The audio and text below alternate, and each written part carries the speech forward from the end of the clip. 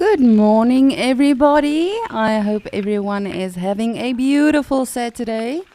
Welcome to the lovely Okukoyo in Namibia, and thank you so much for joining us for Escape to Nature today. My name is Lisa, and I will be the naturalist looking at Okukoyo as well as Gowrie Dam, of course with the help of our Zoomies. But I hope everyone is ready for today. I'm very excited. I am hoping for a lot of animals. Yes, Mother Nature. I'm going to be a spoilt brat today. No, I really hope we get to see some wonderful things today. But of course, we are blessed every single day, whether we see a lot of animals or not. But remember, this is a live and interactive journey we take together. So as we are watching all of these animals in real time, you can always send us your questions, your comments, your suggestions, and we look forward to hearing from you.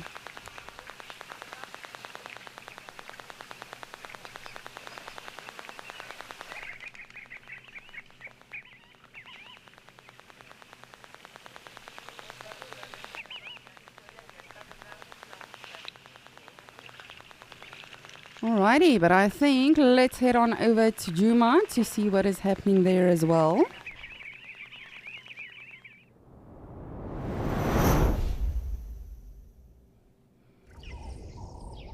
We've got a waterbuck!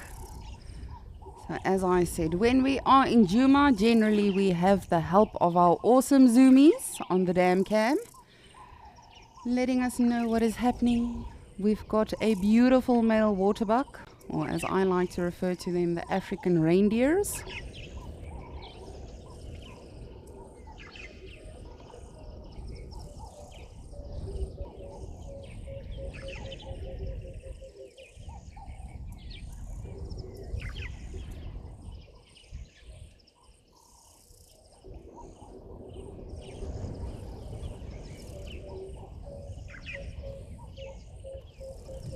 Oh look, it's my favorite, a Hadida ibis.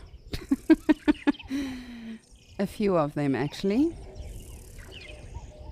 They really are probably not all that bad looking. Not at all. Well, I mean, I've seen prettier birds. I've definitely heard prettier calls from birds. They really are almost like a lilac-breasted roller. It's a beautiful thing, you know, especially if it's in the sun, hitting those colors until it opens its mouth.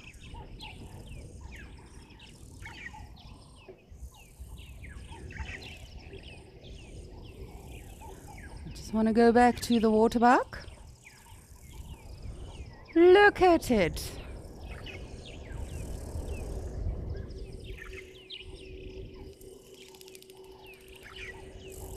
But as you can see, it's nice and sunny today in Djuma.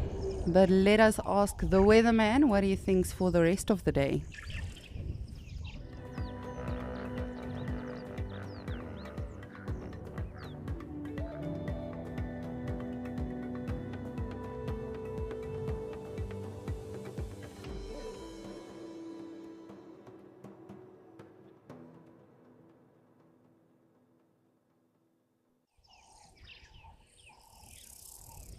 Oh, lovely. Seems like it is going to be nice and fair and hot in most of our locations today. But as I said, this is what we call the African reindeer. Beautiful waterbuck. It is a male. Very obvious this one when it comes to sexual dimorphism. The males have the horns and the females do not. But they really can be quite ferocious animals when it comes to defending themselves. You can imagine those horns can do quite a bit of damage. Oh, lovely. Oh, good morning, starling. Oi, don't chew with your mouth open. That's very rude.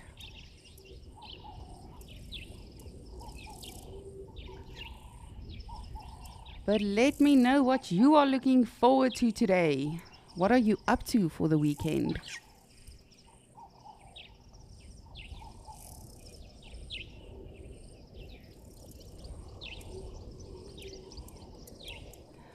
Darcy Miller, good morning. So good to hear from you. Hoping for some quizzes, you say. Well, you read my mind. We are going to be doing some quizzes today and tomorrow. But I thought, what can we do to be a little bit different? So, what we'll be doing is I will be throwing a quiz out every now and again on the Wild Earth naturalists, the tech teams, the directors, the camera operators, just to see, what do we not know about everyone. Unfortunately, I did not have time to conduct background checks on everyone, so I cannot tell you their blood type and everything. But I'll definitely throw out a quiz or two just for you, Darcy Miller.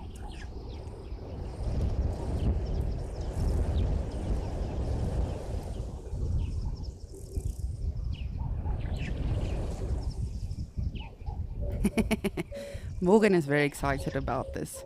Morgan, unfortunately, I don't have any gossip for you or anything like that. Hopefully we'll get some interesting info about the naturalists today. But yes, definitely. I mean, we can always start with an easy one if you like. Get that one out of the way. Because I know I definitely have spoken about this a few times on Escape to Nature, but how many siblings do I have? Brothers and sisters. How many siblings does Lisa the waterhole naturalist have? Let's see if you pay attention. We'll just get that one out of the way and then I won't speak about myself again. Just to make it easy.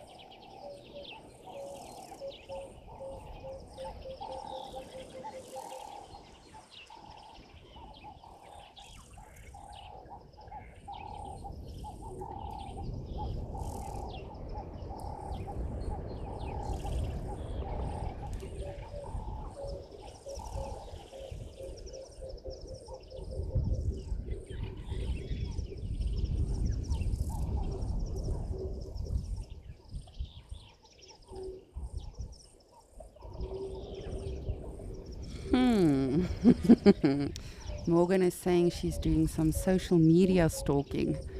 I don't think it's on my social media, especially since my one sister deleted hers.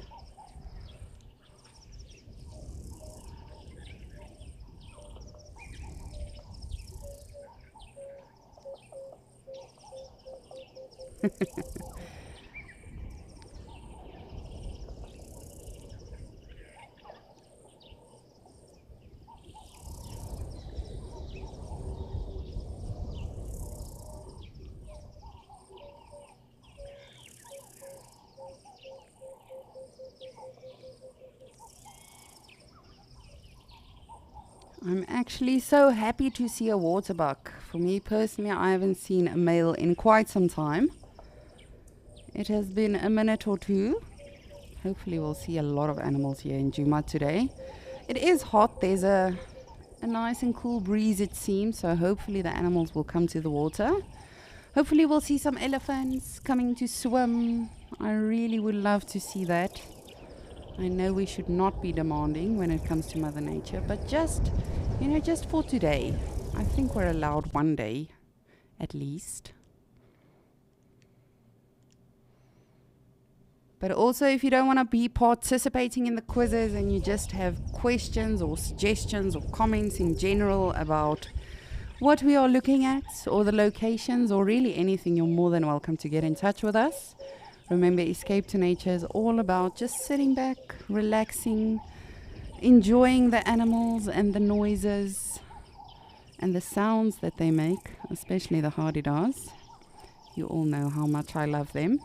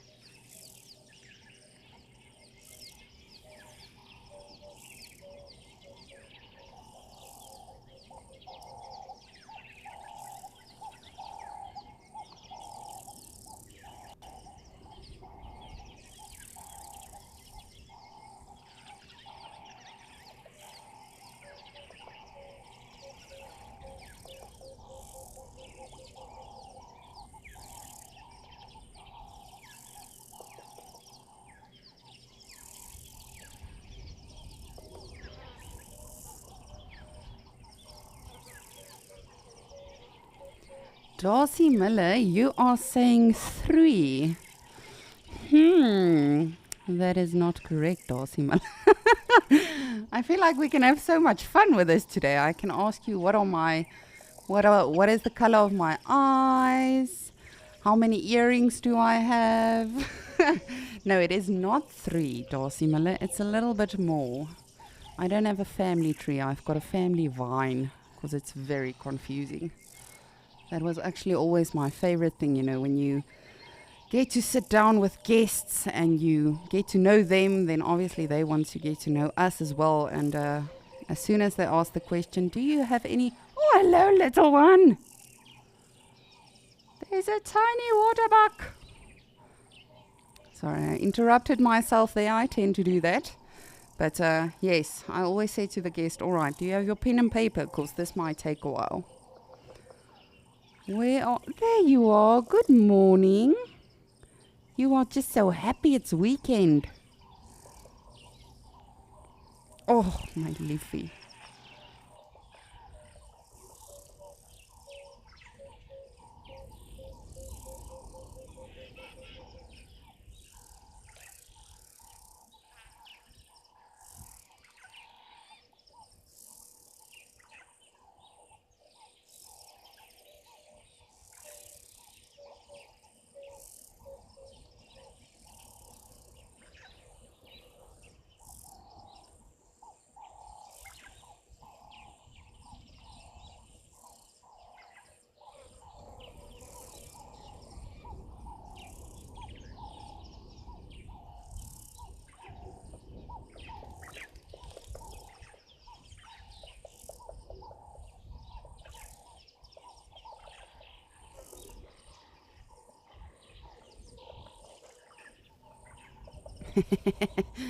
Darcy Miller, you are saying that you know more than we think you know.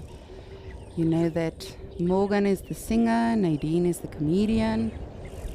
That is true. However, I will tell you, Nadine can be I appreciated this about her so much. She can be very sarcastic, which is right on my level. So some people think she's very serious.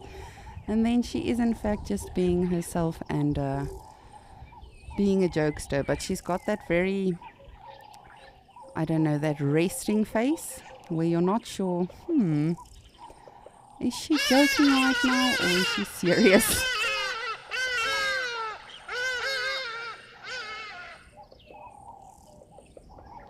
Well, yes, Morgan, but I can't say that on air.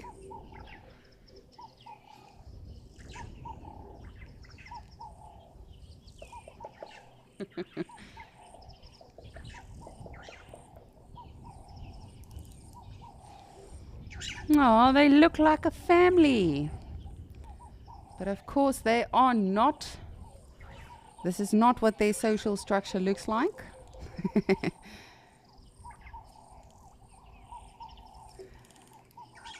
Yes, you can find waterbuck male and female together with a little one, but it's not always like this. I have to tell you, that was probably my biggest disappointment in life. After watching Lion King for so many times and getting into what I do, finding out that they are not monogamous. The deceit.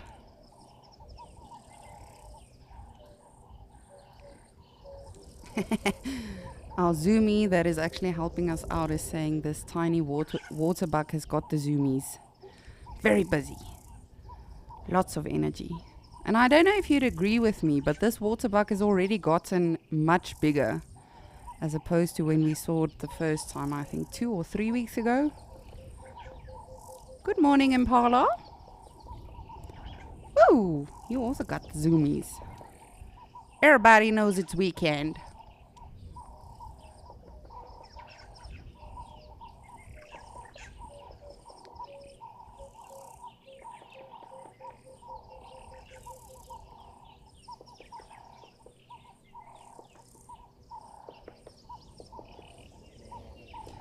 Shelly, good morning. You are saying 5 siblings, 3 sisters and 2 brothers. Shelly, you are very, very, very warm. Very warm, but not completely correct. Almost, but not yet. I feel like we are going to be stuck on this question the whole day. I do not want us just to focus on me. Of course, we've got a lot of wonderful people. No, seriously, man. Look at this water bug. Dude, she just had a baby. What are you doing?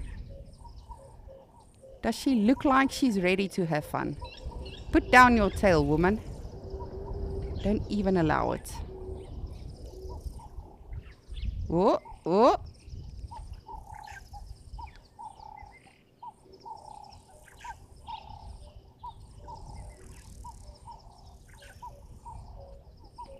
Lenny, yes, you've got it correct. 6.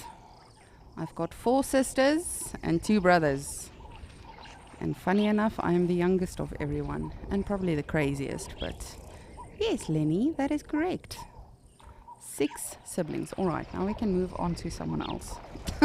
I feel very shy now.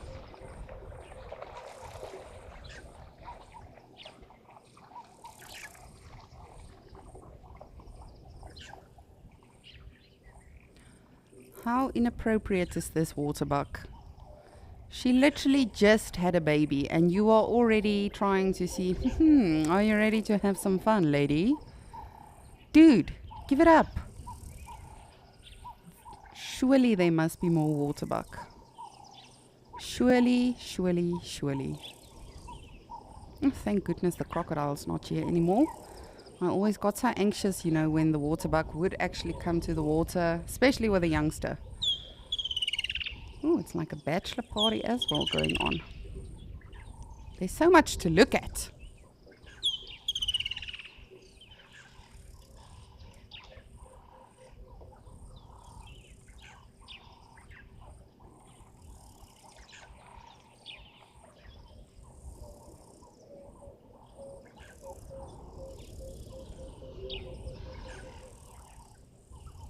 So yes, that is enough about me.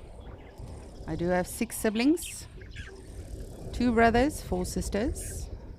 My sisters all do something completely different than I do. My one sister is a lawyer, one is an accountant, one is a teacher, one is in marketing and sales. And then my other brother is also in marketing and sales. No, seriously, this water bug, I cannot deal with this. It's early in the morning. Really, do you think she's got the energy? Do you think she wants to? And in front of her child, how inappropriate. Sis man, calm down.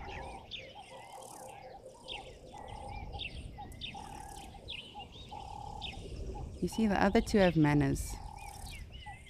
They know.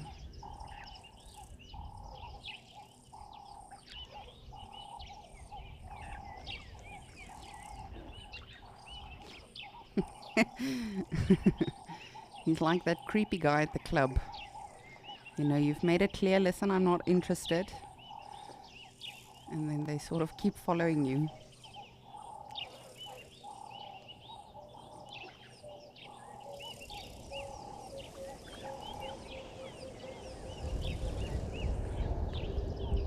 Ooh, I've got a question for all of you.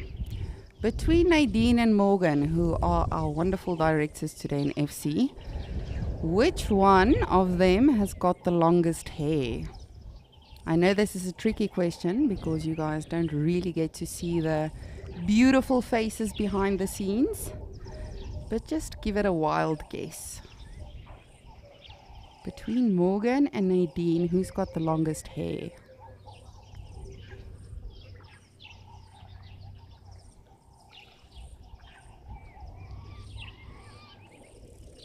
And I know this is very random today. This is not generally what we do. We are here to learn about the animals. But I thought, let's just... Oi! No. You are not going to be hurting the little one. I will jump in and I will wrestle you like a crocodile. Sisman. But baby, you are also being a little naive, playing with the big boys now. I don't believe any of them are your father. But yes, I thought, let's just have some fun today. Talk a little bit of nonsense. You're probably thinking, Lisa, you talk nonsense every day, so I don't know what makes this different, but just play along. Perhaps I can share a secret or two with you that you did not know about the naturalists, the tech team, the directors, the camera operators.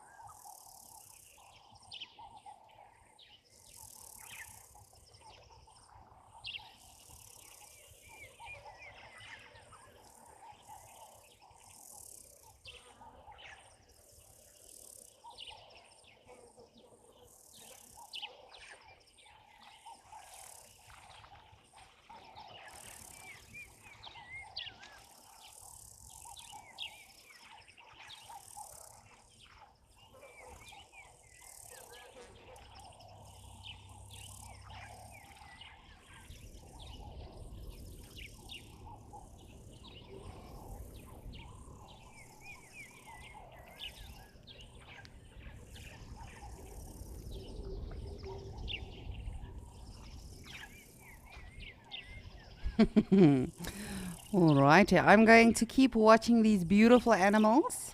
And for now, I'm going to send you over to Cedric and Igor, who's in Madikwe.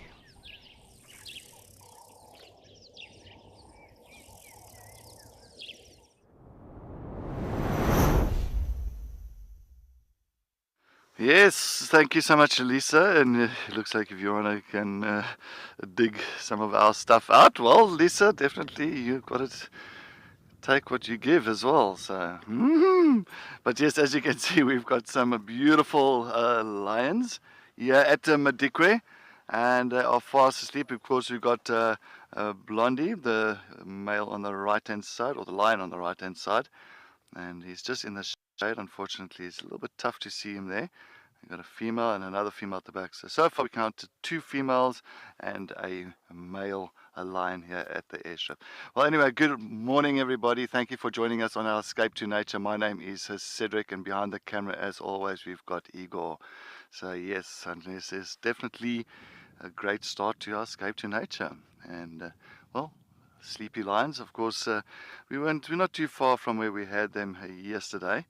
And as you can see, they have moved a little bit further west towards the airstrip side. And they did finish off. Apparently, they had a kudu kill that side yesterday. So they have devoured that entire kill. And now they are resting. Typical with lions. But I mean, I think that one female might get up very soon and all that.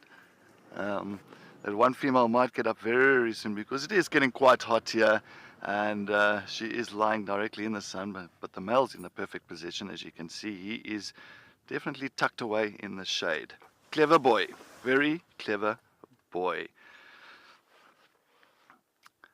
But there you can see the female. So I think this is the female that's just to the left of him, and she's the one that's pretty much got the youngsters. So yeah, little ones. I don't know how old. I think they might be like 3 months old or something like that. Hoping that we will be able to get to see them very soon. But yeah, she hasn't really brought them out as of yet. But yeah, this the other male, the other dark male. So this male belongs to a coalition of two males or two brothers. It's this one, the blonde-maned male, and then his brother has got a much darker mane. We call him the dark mane male. And apparently they had a visual of him this morning, a little bit, not a little bit, maybe about 2 kilometers, 3 kilometers west from where we are now, to a dam called the Chukudu Dam. Apparently they had a brief visual of him that side. So yeah, it looks like he might be making his way down the side. Maybe tonight they will link up. And that's typical of the lions. That's why they do call it nighttime. It's just to kind of get exactly each other's positions. So the one male's calling the typical and I do that very loud. And of course, when he does that, his brother now could be maybe about 5, 6, 7, 8, 10 kilometers away. He'll hear him, and he'll also contact. He'll also start calling like that as well. And then this male will hear his brother calling, and then they'll realize, okay, well, this is how far they are apart. And sometimes they just communicate that way. And then, of course, the dark male decided, okay, well, let me start making my way down this side and link up with my brother. because they remember they hold a territory together. These males, they hold a very large territory together as a coalition. And sometimes these coalitions can be big. I've seen coalitions of 6 males, so they can become quite large. And all direct brother, not direct, they're not all of them, so they're all direct and half brothers, same genes. Carla, yeah, it is exciting to see sleepy lions to start off with. I think it would be nice to get a little bit of action here. Maybe you never know, because we are close to the airstrip, so sometimes this airstrip is so busy. You'll find zebras and wildebeest and impala, warthogs, things like that will come down here, and the lions, if they see something that is, if there's some potential on, stalking and being successful on a hunt, then they'll become more active even during the daytime. So things can change up very quickly, from a very sleepy, lethargic lions to all of a sudden stalking action, and those things can really change up quick. But just for now, I can just see they are definitely fast asleep. But they're not going like us. When we sleep deep.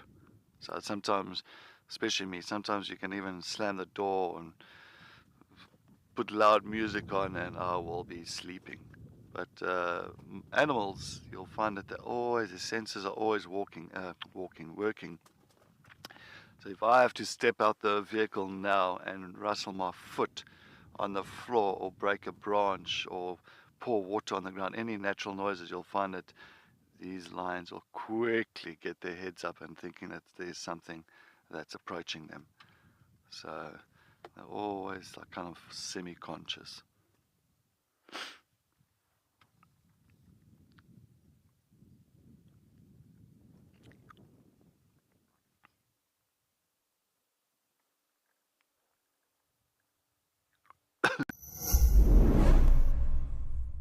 Wild Earth's mission is an expensive one, but we know that our live experience is important to so many people that cannot afford to pay for it. We have added a donate button to our website. By donating, you are directly helping us share our free nature experiences with the world. We want Wild Earth to reach children, budding conservationists, and the less fortunate. A little money goes a long way. You can make a difference to someone today.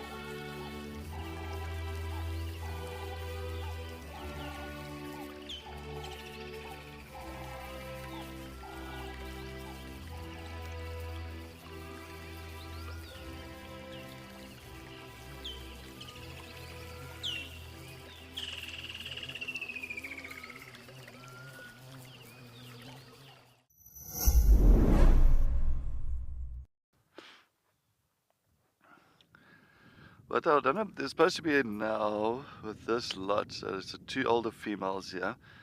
The 2 that they're missing now are the ones that we can't see, is a younger male and a younger female that is supposed to be part of this pride now.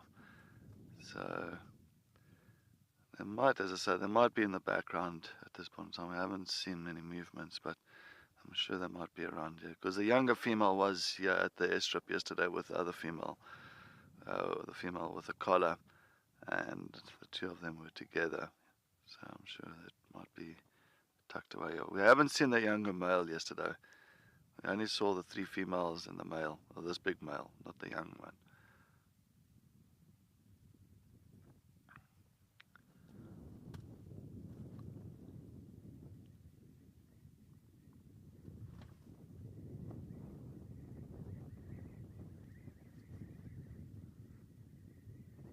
This is a nice breeze. That's one thing for this morning here at Madikwe. Because usually usually if there's no breeze now, it's quite a scorcher. But at least this breeze is like a nice little cool breeze. And it's amazing, the temperatures have changed quite a bit here at the moment. I think that's why I've got a bit of a cold in that, because when we got here, Igor and myself, it was absolutely scorching hot, got properly burned, nicely, it was nice and hot. But then over the last, say, week, every single morning, early mornings and that's when the sun is setting as well, the temperature has really dropped quite a bit.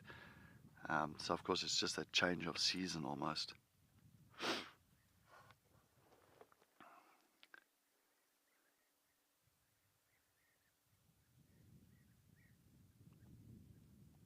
But of course there's nothing else, there's nothing better to make a person feel better than just sitting with these beautiful tawny cats.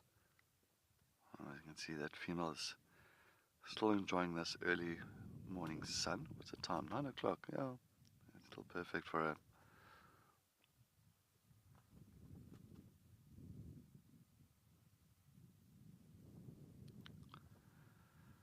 Darcy Miller, which male lion has been the most impressive male lion in my career? Darcy Miller, that's a very good question. Very good question. Darcy Miller, I'm trying to figure out. This is, the one that comes to mind. I don't know why, but then again, as well not, is Mr. T from the Mapogos. The thing is, he was with Kinky Tail when he was killed, and he came in. The problem is that he was, when Kinky Tail was attacked by the 4 Majinga lions, by the 4 male lions, what was quite impressive was that Mr. T turned around and he came straight back into that fight and tried to help his brother, but unfortunately they were outnumbered, and then he turned around and he bolted.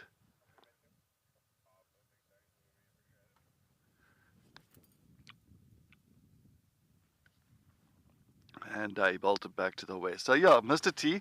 But Darcy Miller, to me, Birmingham, Matimba's not so much, because I was at a sighting where the Birminghams took over the north, and the Matimba, 2 of the Matimbas, Hairy Belly and...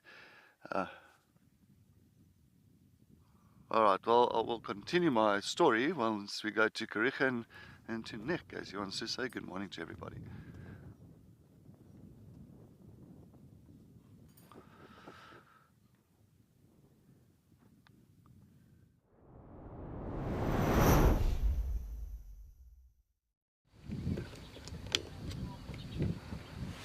Good morning from Kariega Game Reserve here in the Eastern Cape. Yeah, I'm so glad you could join us here this morning. My name is Nick and I'll be your photo naturalist for this morning. And what a way to start our escape to nature with a lovely group of giraffe. Slowly making their way along here. So we have started right at the top of the hillside, right on the edge of the reserve here, so you might hear 1 or 2 passing cars, but it is an absolutely incredible scene here. Look at that view.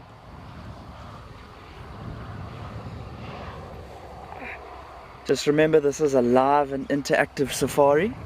So if any of you do have any questions, any comments or anything like that, please do ask away. And thank you to everybody who has donated so far, and to everybody who will continue to donate. It's really very much appreciated in helping us to connect people to nature and incredible scenes like this. So remember, we have had a little bit of rain overnight, sort of 2 nights ago. So the air has been cleaned, all of the dust has been kind of filtered out of the air. And we've just got this lovely landscape in the background. 1 or 2 of those little plumbago flowers in the foreground that we can see, adding a little splash of colour.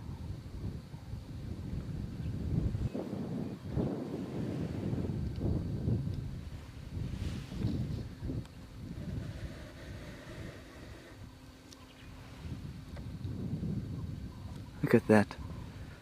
Absolutely incredible.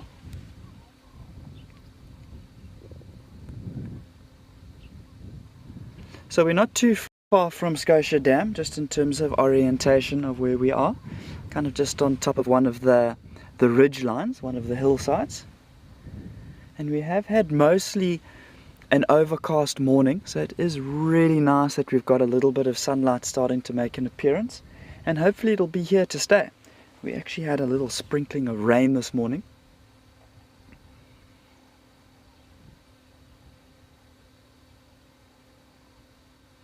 So a massive change in conditions from what we had yesterday. Yesterday we had that absolutely stinker of an afternoon.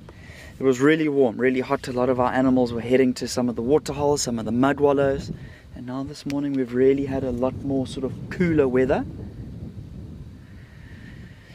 And in terms of my plan for this morning, I think I'll head further west of where we are here, go deeper into the reserve and have a look and see if we can't potentially get lucky with some lions. I was actually heading in that direction to have a look for them, and these giraffe were on top of the ridge line here.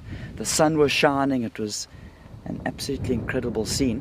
So I couldn't resist following them here and just having a quick view of them.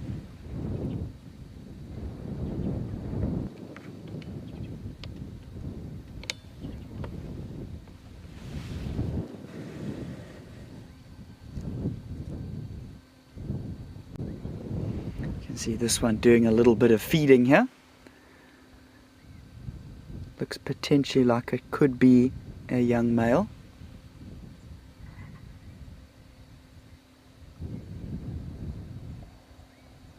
These giraffe playing slightly hard to get here. They were standing in the most beautiful sort of open area, and they did start to shift away from that, which is fine. You know, we can't get them to read the script perfectly every single time.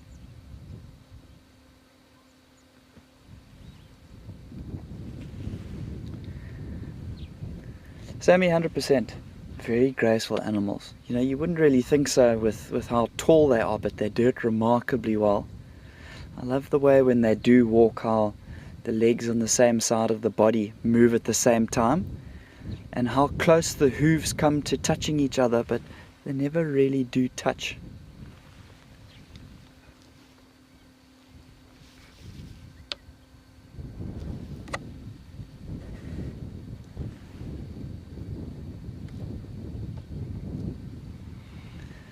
This one playing hide and seek behind the tree with us here.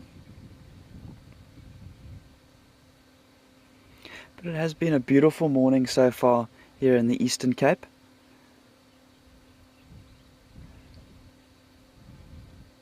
And between this area where we are now at the top of the ridgeline and the area where we're hoping to go and follow up on the lions, there's lots of open areas we'll go through. So there's a really good chance of things like impalas, zebras, wildebeest, possibly ostrich as well. I'll be going through a few sort of deep valleys and things like that. So in those thickets there's the chance of some of our shire antelope species, maybe a nyala, maybe bushbuck. So I'll have a look and see what the morning produces. I mean, what a way to start our morning with this lovely group of giraffe.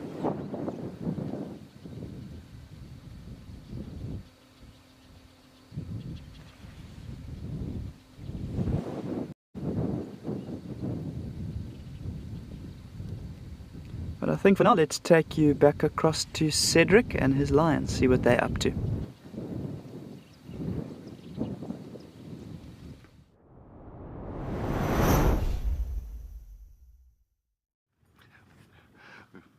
Yes, okay, well, welcome back. So I just had to quickly talk to this other guy that just came into the sighting now, and he just wanted to make sure that he's not going to be in frame. But yes, we are still with the lions here at Madikwe, and Darcy Miller was asking me earlier, before we actually got linked away, what is my favorite lion and which male lion that I enjoy the most in my career and thought was the most formidable. Well, as I said, I thought Mr. T was quite a formidable one, but then I came to the story about the Matimbas. So of course the Matimba coalition was two brothers as well. So funny enough, it was a male called Ginger and a male called Hairy Belly. Beautiful males, absolutely stunning. I mean, Hairy Belly was huge. He had a beautiful mane, hence the name Hairy Belly. I mean, that mane stretched all the way down his belly area, and they were absolutely amazing. I loved the Matimbas until the Birmingham males came in, and it was 5 males when they came in and when they took over the Northern Sabi Sands. And when those 5 males came in, we followed them, and we bumped into the Styx Pride. And the Styx Pride at that time, the one female had 3 cubs with her right there at that time, where those males, of course the Birminghams were like kind of just about 100 meters away from them, and she had 3 cubs with her. And she could see the males, so she was just trying to get away with her. I think it was her sister or it was her daughter, also an older female, and they were trying to take them to, take the cubs away from that area. And those Birminghams saw the cubs, they saw the females, and they were hot on their trail. And they ended up not too far from where the 2 Matimbas were lying down. So the 2 Matimbas were lying down, sleeping, fast asleep that morning. And all of a sudden, the 2 females started growling at the Birmingham males, because now they were coming very close, and started growling. And of course, with all the growling and contact calling and actually even roaring, the Matimbas did not even lift their heads to come and protect their cubs. And unfortunately, hold on, we've got something happening here. She wants to kick him away there now.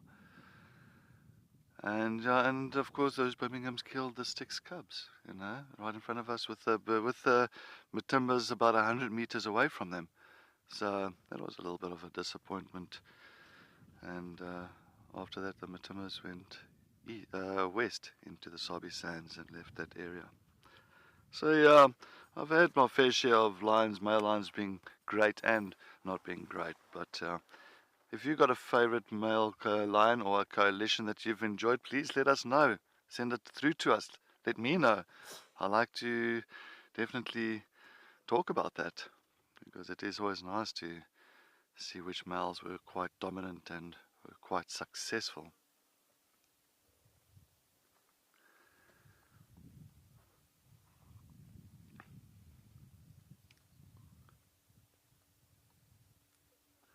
Oh, thank you so much, Darcy Miller. I also do.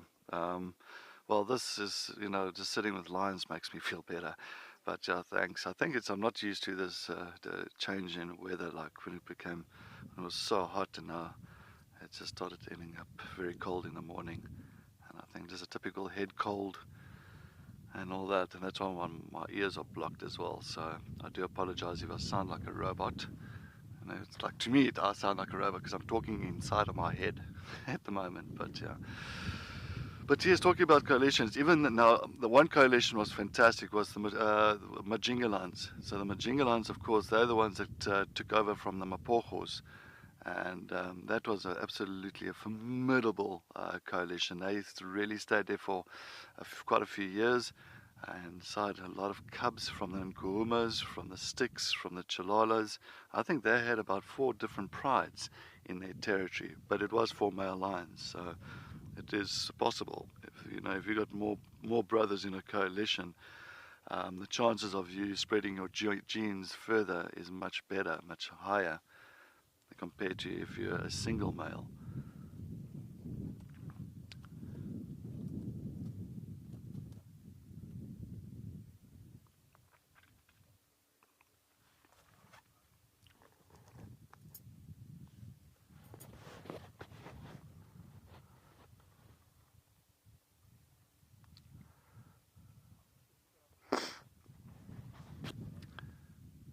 But now, interesting that this male did not want to leave this female at all. When I just looked at the behavior between the two there, as soon as she got up and even him just licking her coat. Sometimes when that happens, maybe she might be in heat. Maybe he's trying to entice her. For a bit of a copulation here. But I thought she might be the one with the cubs. Maybe I'm wrong. I haven't really seen her teats yet, so I might be completely incorrect here. So I just want to, if she just turns around again, then I can at least double check if she's got suckle marks, if she's the one with the youngsters. So yeah, it is very, very interesting to see what plays out here.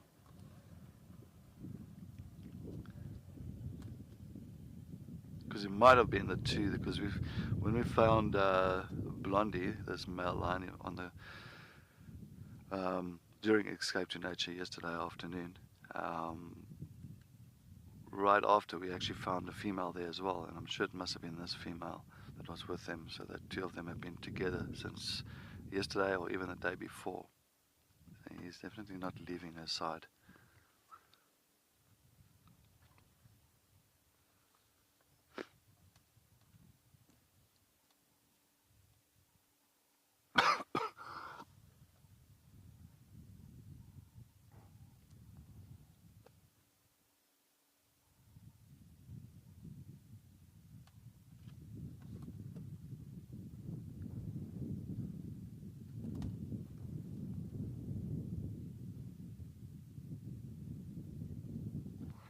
See now, she's definitely climbed more into the shady area, so it's perfect for her, ideal. So definitely not going to move anytime soon from here. I might reposition just now, just to see if we can see that other female, maybe the fourth one as well.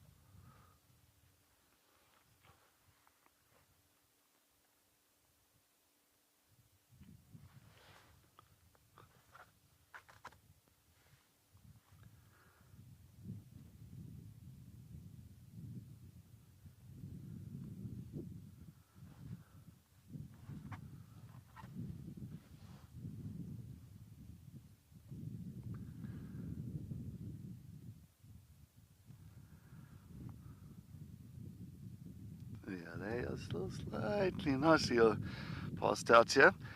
I think I heard something about who's got longer hair as one of the directors is Nadine or Morgan.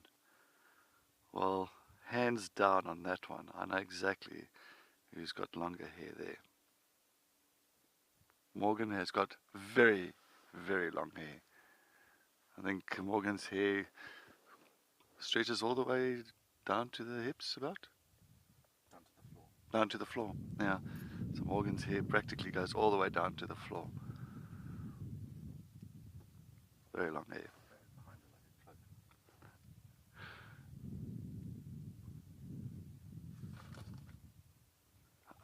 No, Morgan, I was talking about the two directors now, you and Nadine. Seeing who's got the long hair. No, are you talking about the Morgan Kamop? Because Morgan Kamop, oh well, I don't know how long he's hair. He's got dreadlocks. To me, it's difficult to tell on that.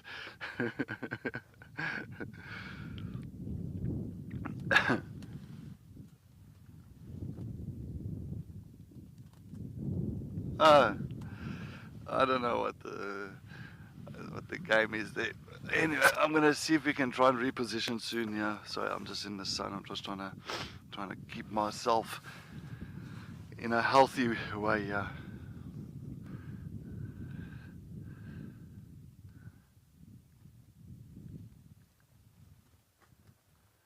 We might also just head over to Chikudu. I think Chikudu Dam might be a good deal because, a good bet there, because I think Chikudu Dam, apparently dark main is seen around there, plus it is getting quite warm, so maybe a dam would be fantastic. Maybe get some elephants, maybe buffalo, and we get some interesting things coming down to drink for the morning.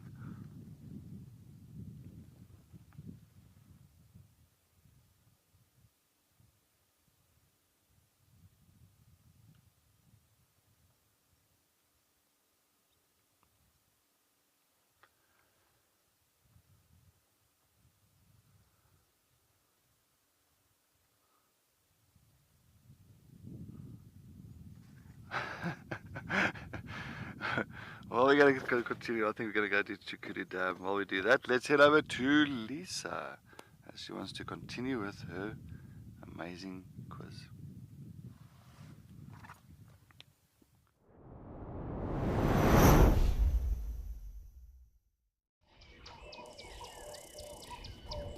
Well, Cedric, you weren't supposed to give the answer. Come on, man. But yes, it is hands down Morgan that's got the longest hair between herself and Nadine, our two lovely directors today. But both of them are beautiful ladies with beautiful hair. Morgan is just technically Rapunzel when it comes to the hair length. But indeed, thank you, Cedric. As you can see, we've still got our waterbokkies or waterbuck. And this little one, oh, ooh, what did you see? What was that? Did you not like it? Mom, that fish looks weird. Why is it looking at me? I saw the most adorable video yesterday on social media of this massive koi that is sort of, swimming around in the pond, and then this cat comes along and just sits on the edge of the pond, and he sort of puts his paws in and he waits for the koi, and they give each other kisses. It was the most adorable thing. Very random, I know, but that little waterbuck just made me think of that. But yes, indeed, Morgan has got the longest hair. But our next question has got to do with Cedric and Nick. So when they get excited, they've got something in common. They both say something. Nick not as much as Cedric, but there's a certain saying that they have when they find a sighting of an animal that they've been trying to find, or when they are super happy about something. What is this saying that Nick and Cedric both say sometimes? I think it's a fairly easy one. I think so. If it's not, let me know. If my question does not make sense. I find this dynamic very interesting between the waterbuck right now, because they, especially the females, as soon as they have the young, they sort of maneuver around on their own. But she's very tolerant of the other males. I don't know where that weird one is now. Or perhaps that is him, one of them. But we did have 3 males around. But I think this behavior could be due to the wind. I think so. They might just be herding that little one. Which is incredible if you think about it. Because of course that little one can't belong to both of those males. No, baby, you are following the wrong... Goodness, turn around. Turn around. There we go. There we go. That's your mom. Please follow her. Machtig.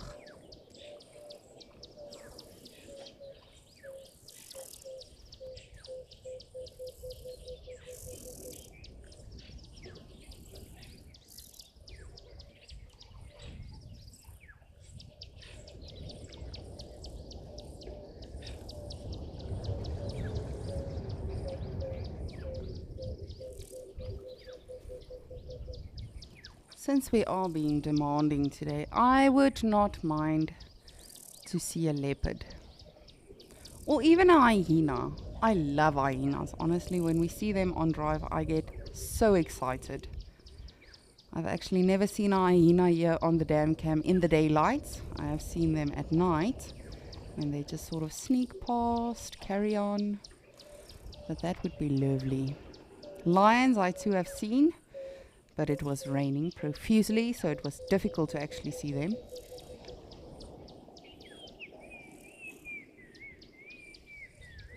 Or as always, just some elephants.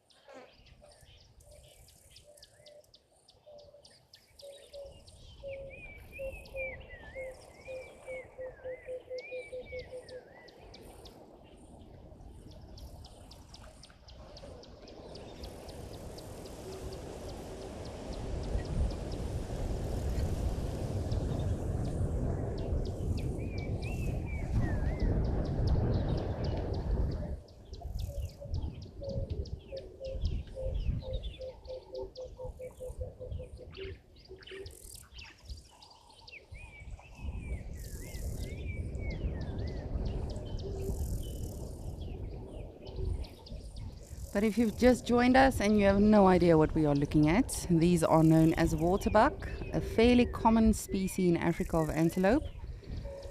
And this baby had this look of like, Mom, your bum's in my face, please, please, please. But of course the two in the middle is mom and baby, and then the other two with horns, those are male waterbuck. And I mean, it's probably one of the most, for me personally, the easiest antelopes to identify. There's a lot of things about them. They are really shaggy looking. They've got this beautiful white ring on their bum. But then also you'll always find them close to water. Even if you see them perhaps on an open area, you are most certainly going to see a puddle, or at least a puddle, or a definite water hole close by. So they are very water dependent. They love drinking water. They have to drink a lot of water. But also when they do feel threatened, or they are perhaps in danger of being chased by a predator or anything like that, they just run into the water, and that way they can evade them.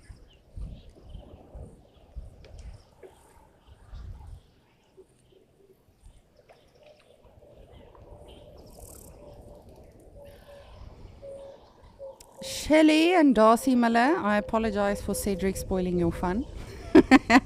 I'm told that you did get the right answer for who's got the longest hair between Morgan and Nadine.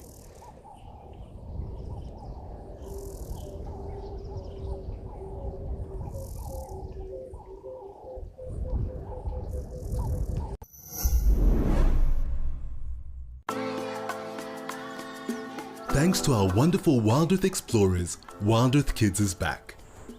Your monthly subscriptions have allowed us to relaunch Wild Earth Schools on a weekly basis.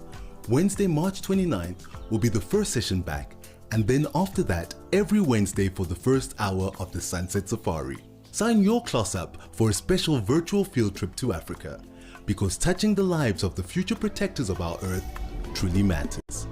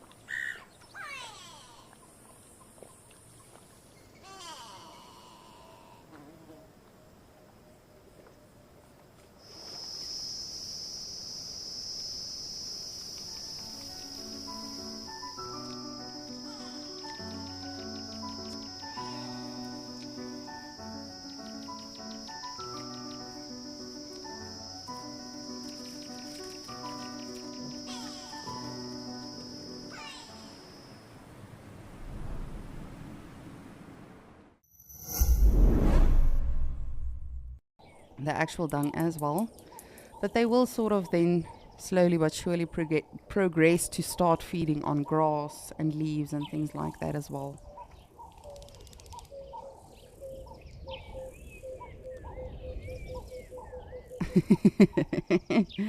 Oh, this baby is precious.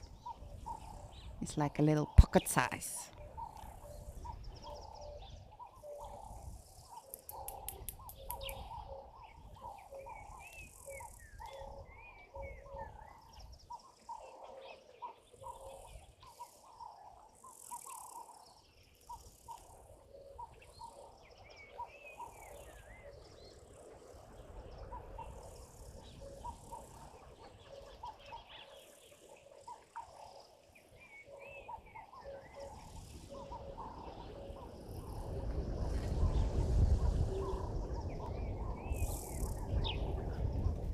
Michelle, Lenny, Charlene, the rest of you that also got it correct, good job.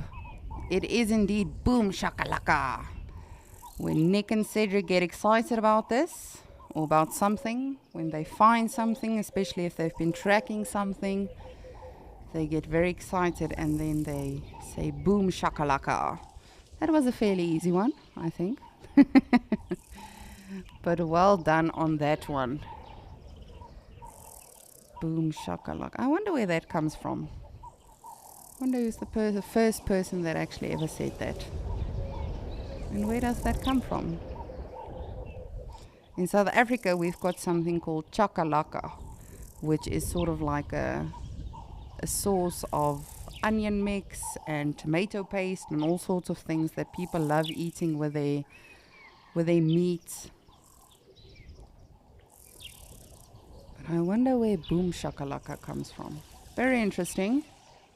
But remember, if you don't want to participate with all of these silly questions, you can still send your questions with regards to the animals or the locations. If you have any questions for us, you are more than welcome to send them through. And remember, if you are watching on the app or the website, you can just register and that way you can send them through for us. We love hearing from all of you.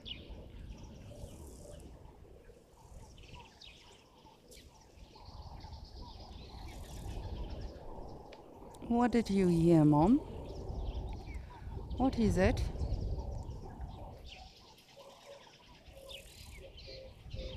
Oof, this male is very antsy. What's going on with you? Calm down.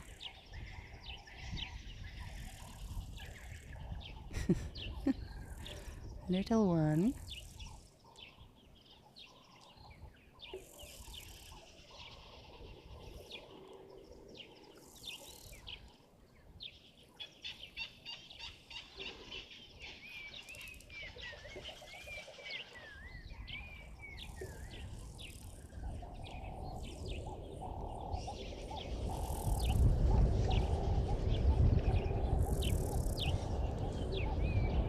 Isn't it incredible? And again, we don't know if they do this on purpose or subconsciously, but how they all just sort of stand in a different direction, listening, watching, smelling. And you see this with a lot of animals, particularly animals that could potentially fall prey to a predator. But they all just sort of have a lookout. It's always so fascinating for me, for instance, with the three amigos in Amakala, the cheetahs. And for me personally, in my experience in Korea as well, you know, seeing cheetahs feeding specifically more than one cheetah, if it's like a coalition or something, it's amazing to see that animal. One is on watch and the other one will be feeding, and they literally make turns. I mean, the other day we saw that, or we've frequently seen that, but we saw that particularly the other day in Okokoyo with the Egyptian geese, where one of the parents went swimming with the little ones, and then, not that we can really call them little ones anymore, but the other parent was just on the outskirts, you know, keeping a lookout, making sure everything is safe. How do these animals know that? How?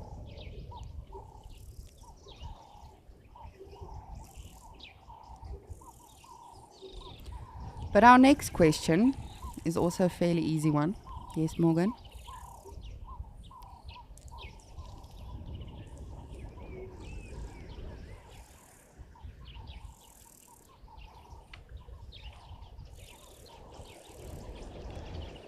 All right, Nadia, we will do your question first. You are asking, does she still have some smells on her from giving birth? Never say never. It's not impossible, but I don't think so. This waterbuck is not tiny anymore. I mean, the umbilical cord is not attached anymore. I do believe it's the same waterbuck baby that we've been seeing for quite some time now. It could, of course, be a different one. Unfortunately, I don't have name tags for the animals. We do give them it, but they never actually wear it, so it's not a lack of trying. But it's possible, definitely possible, but purely by looking at the size of the baby. I think I would say at least probably already 3 weeks to a month old. So, but it might be, you know, that male is just getting a whiff of something and he likes it. He likes what he's smelling. But yes, this tiny one is precious. But our next question with regards to the Wild Earth team. Mpho is one of our cameramen. He's of course currently with Rolf in Amakhala. But Mpho is known for something particularly. A lot of the naturalists, before they introduce him, they use a certain word before they say his name. What is Mpho known for?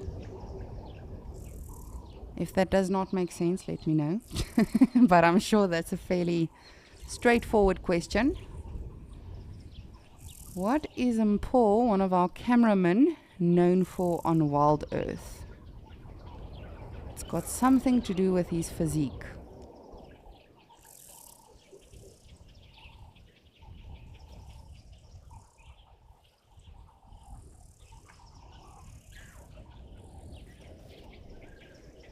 And I'm sure many of you will know who Mel is. Mel is one of our directors that recently left Wild Earth as well, but she actually just sent me a message.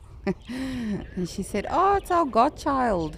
Of course, she loves the waterbuck as well, the baby.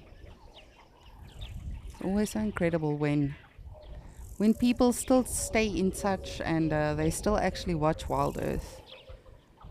Even some of our naturalists, when they're on leave, they send me a message saying, oh, I love that animal. That was really a weird thing to say. And that's what we do, you know. When you are a wildlife enthusiast, I don't think it's something that ever leaves you.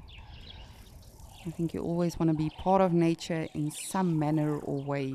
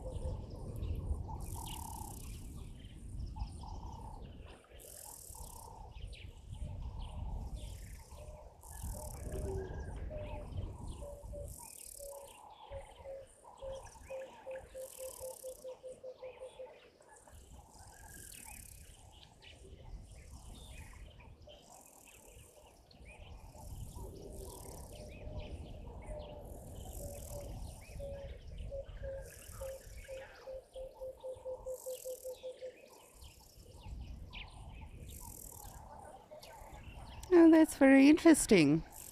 You see, I've got so many people helping me out. One of our awesome Zoomies that actually is helping us now on the dam cam is saying that Boom Shakalaka may have roots in the 1969 song I Want to Take You Higher by Sly and the Family Stone. The song includes the funky nonsense vocables, Boom Laka Laka. That's interesting. You see, we learn something new every day. What would we do without technology? I would take years to find that in a library now and look that up. Probably not, but I don't know if if it would be that descriptive. I wonder if Cedric even knows what Boom Shakalaka means.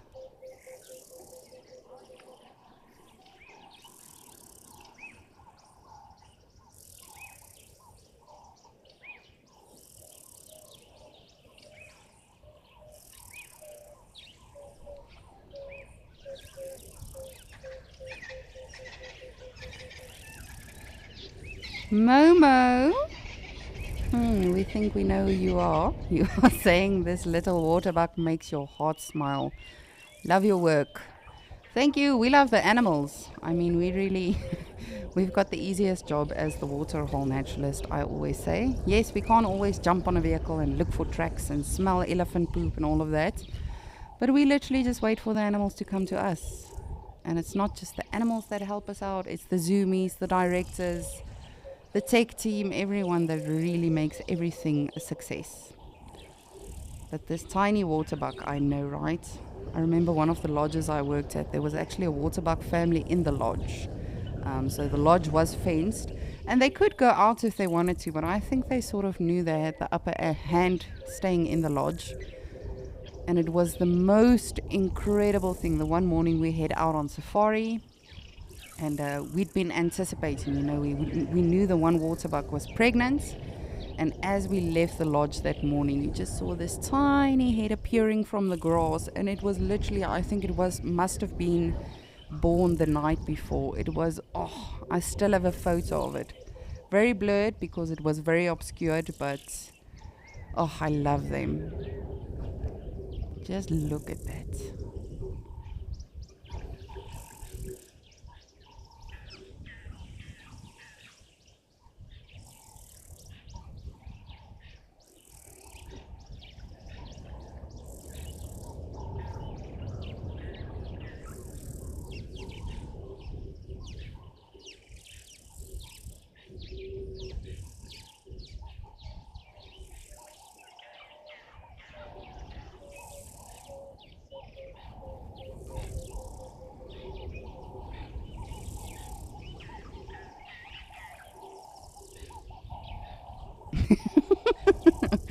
The little one is like, I just want to smell you.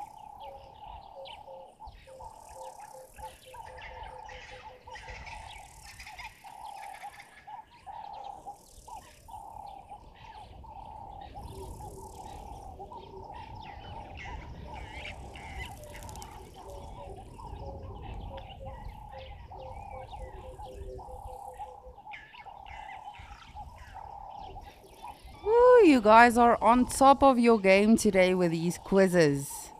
Lenny, you are saying mussels. Darcy Miller, you also said mussels. And then Shelly B, you also said mussels, man, and Paul. Yes, indeed. If you do not know who Paul is, it's one of our cameramen. He's currently with Rolf in Amakala. But he is always known for his mussels. A lot of the naturalists, before they introduce him or say his actual name, they'll say, and today on camera we've got Mussels and Paul. Indeed, you have got it correct. I don't know, I've never met him, Paul, but I believe he probably works out often then. Hopefully I'll meet him one day. I have to say it's so incredible at Wild Earth. You know, we are obviously a very big team. Tess and I were actually just having this conversation as well. We've never met, but it feels like we've known each other for years. And a lot of the people at Wild Earth, you know, it really is so incredible to work with so many amazing people, and just to be able to know that they have our backs, we've got theirs. Oh, tiny one. You just want to sniff everything. Very curious.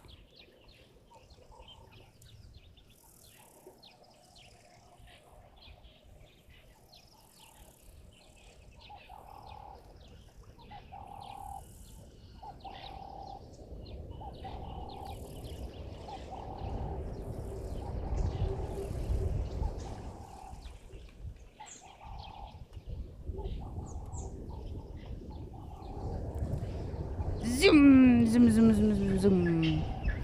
And just to get back to that question as well with regards to the female still perhaps having afterbirth on her, you can see this baby is also very confident and independent, moving around by itself. That's why I said I think it is the baby that we've been seeing for a couple of weeks now.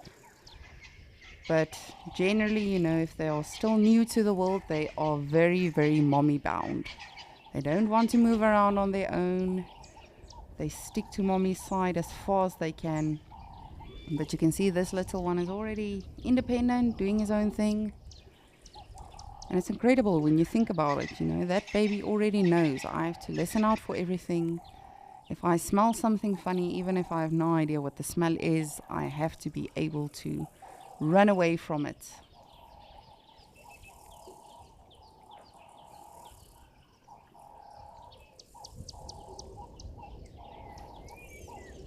There's an African monarch butterfly that just landed behind it, but actually yesterday I saw one of the most incredible photographs as well of I have no idea who the photographer was, but it was this leopard that sort of had a butterfly just in front of his nose.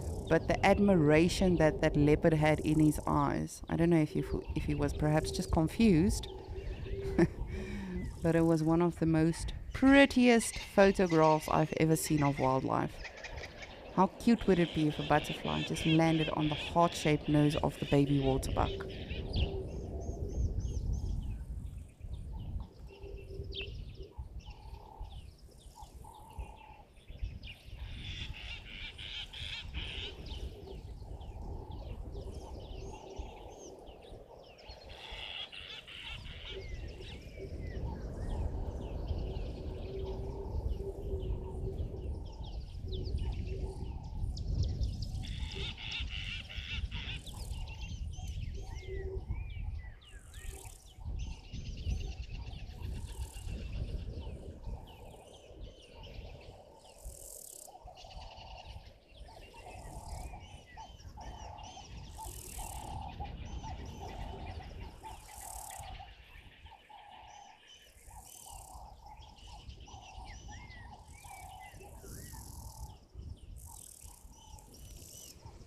Right, so I feel like I've been making these questions too easy.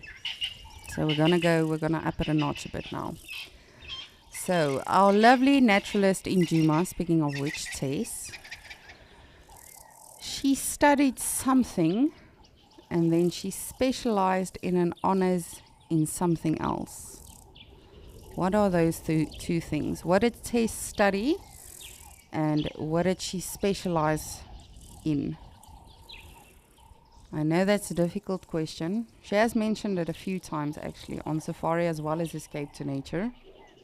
If you can't get it, don't stress. I actually had to double check with her just to make sure I worded correctly and I don't swap the two. But Tess, our lovely lady in Djuma, studied something and she specialized in something. What are those two things?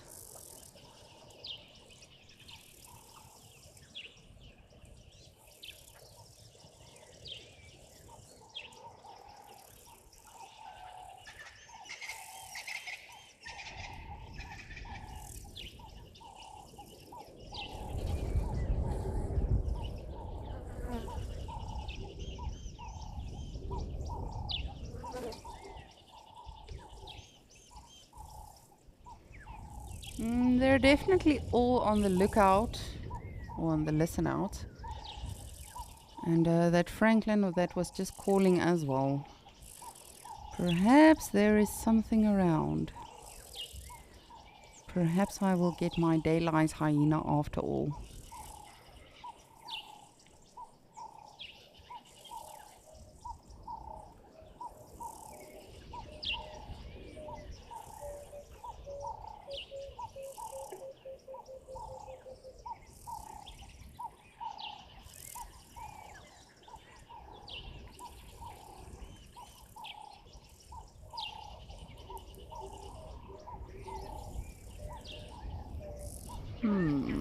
Mom definitely seems to be extra alert.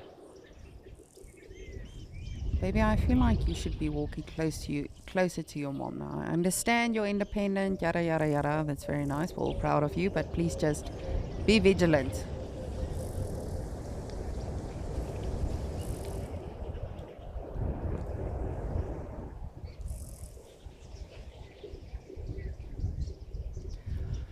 Alrighty, we're gonna keep a lookout, see if anything is around, and I'm going to send you over to Nick, and we'll hear if he knows what boom shakalaka means.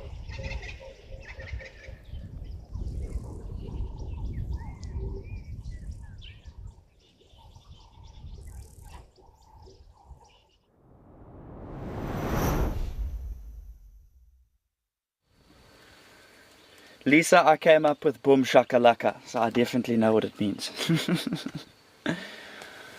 But lovely to be up close and personal with this elephant. I mean, it is right next to the vehicle here. Temperatures have definitely gone through the roof, getting a lot hotter. I've even put a little bit of sunscreen on. You can see this elephant is flapping its ears gently here, trying to keep itself cool.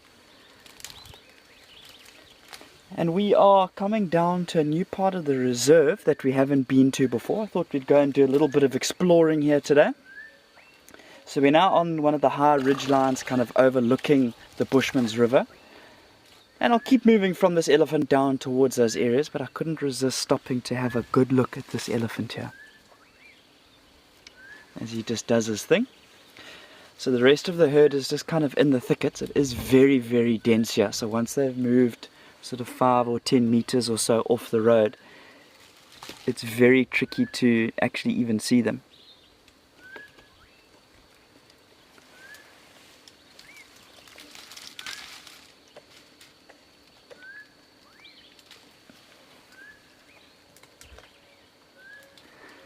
It's unbelievable how relaxed he is.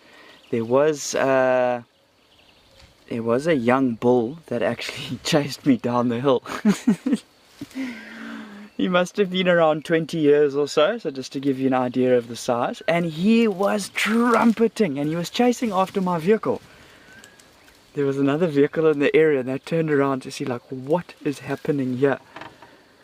And I think he was just having a typical teenage day, where he was just a little bit cranky, trying to show me that he was boss. And you can see we do have another elephant just kind of in the background here. Unbelievable to be so up close and personal with them though. And they're going upon about their day as if I wasn't here, just continuing to feed.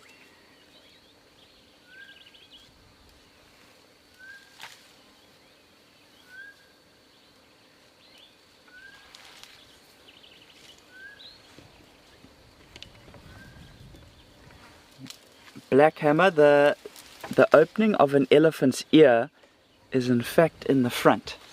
So it's not behind the ear.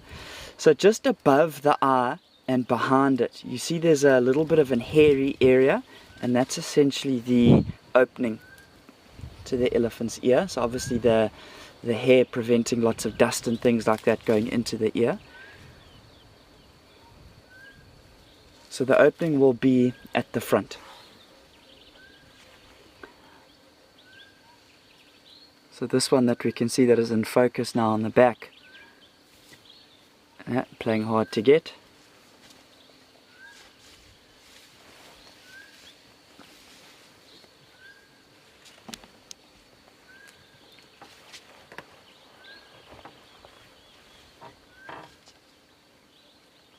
That is an up close and personal view of an elephant's bum.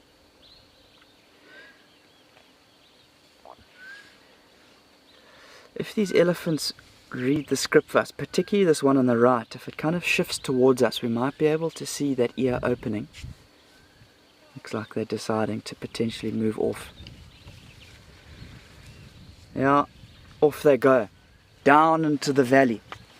See, that's the thing with the elephants here. If they do go off into the thicket, unfortunately that is that. They don't really stick around for you to see all too clearly. But you can see that's the type of environment that I'm in at the moment. It's very thick, very dense. I'm going to keep going down all the way to the bottom of the valley, where there is the Bushman's River. It does open up into 1 or 2 nice open areas. And reports of lions have come from some of the guides down in this area in the morning. So I'm hoping to keep going down here, potentially even bump into the rest of this herd of the elephant. And if we're lucky, find ourselves some lions as well.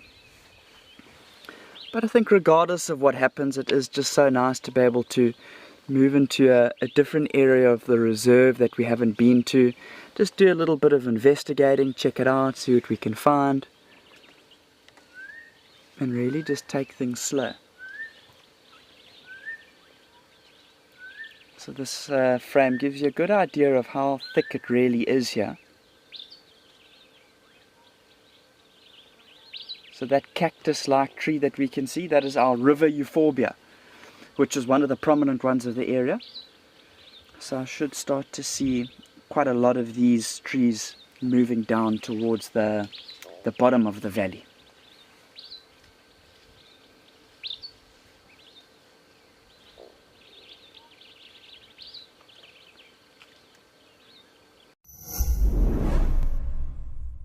Did you know that explorers are watching ad-free right now?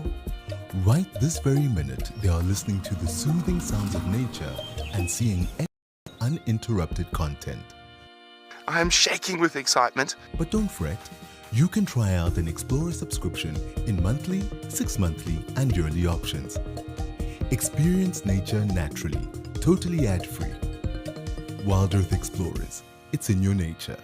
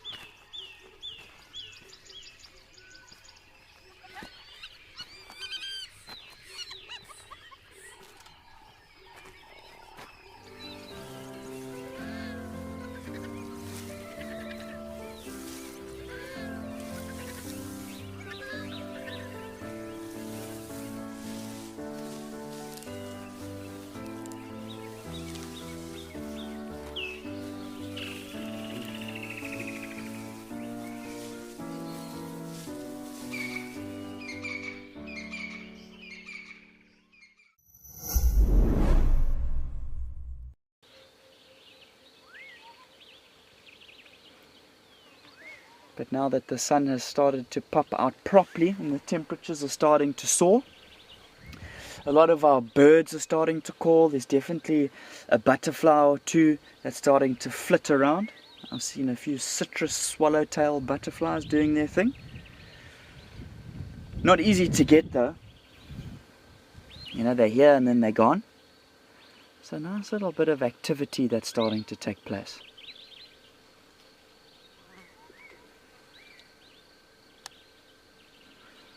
But I think I'm going to continue to make my way down into the bottom of the valley here, see what we can get. And in the meantime, we're going to take you across to Lisa with the Djuma Dam Camp.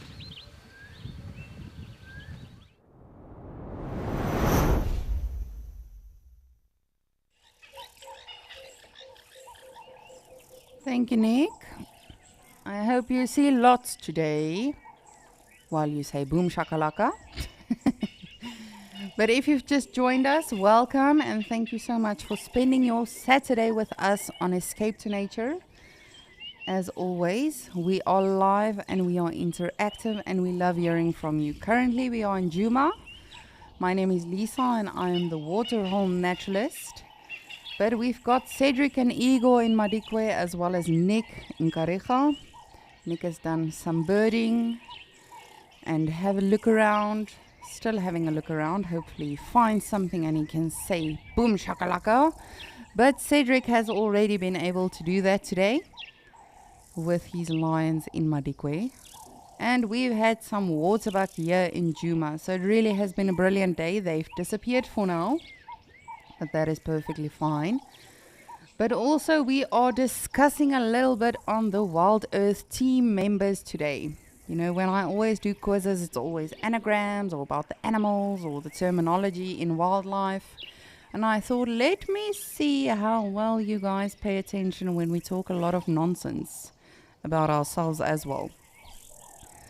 So the previous question, or the latest question we had, was Tess studied something, and she also specialized in her honors in something else.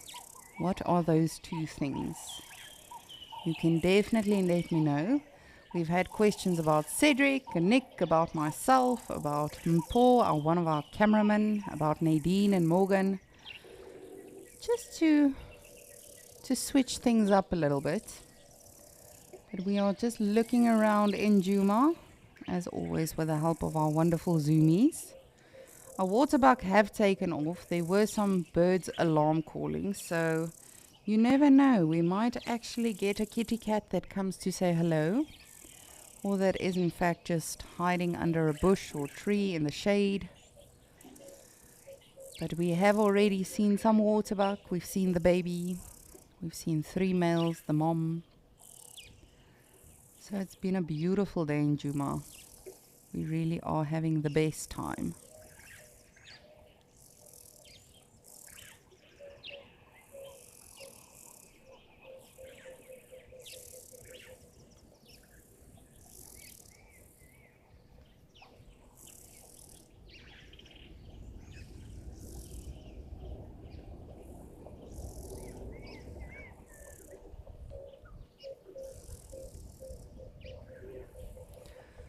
Starbuck, you are saying anthropology.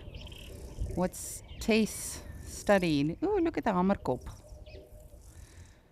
No, it is not anthropology. But what else do you think it is?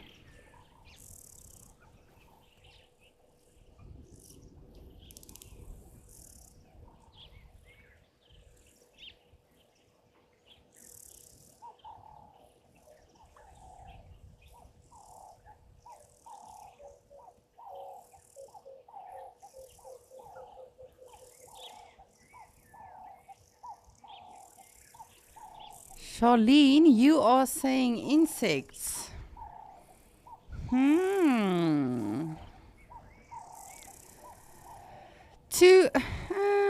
That's not incorrect, but it's also not the correct answer, if that makes sense.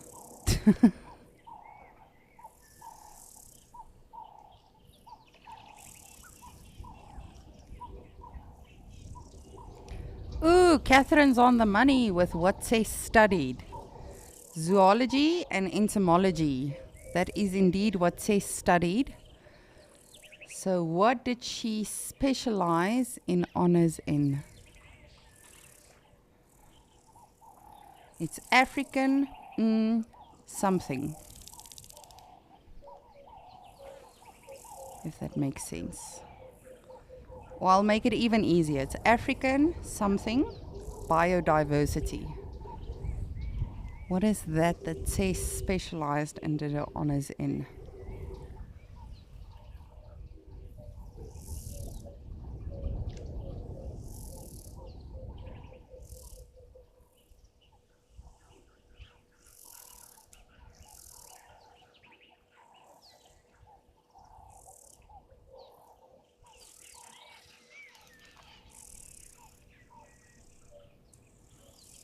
Oh, what a lovely Saturday, just chilling, sitting on a branch. I'm going to send you back to Cedric so we can see what they have been up to.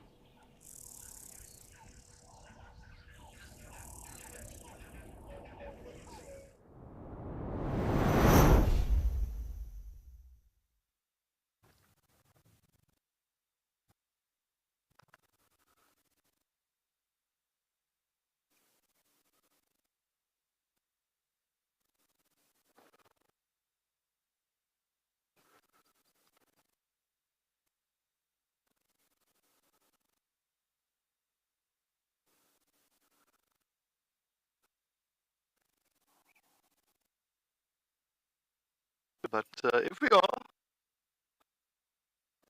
sitting right on very, and we are definitely see coming down for us, just resting up. Oh, sorry about that. Cedric does not want to talk to us. He is afraid we will find out some more secrets about him. And no, I'm just kidding. We'll just ask them to reposition and then see what they are up to there in Madikwe. I would love to actually be a fly on the pole, because the vehicles don't have walls. But a fly on the pole when Cedric and Igor are not live. I think the nonsense that those two can talk is probably very extensive.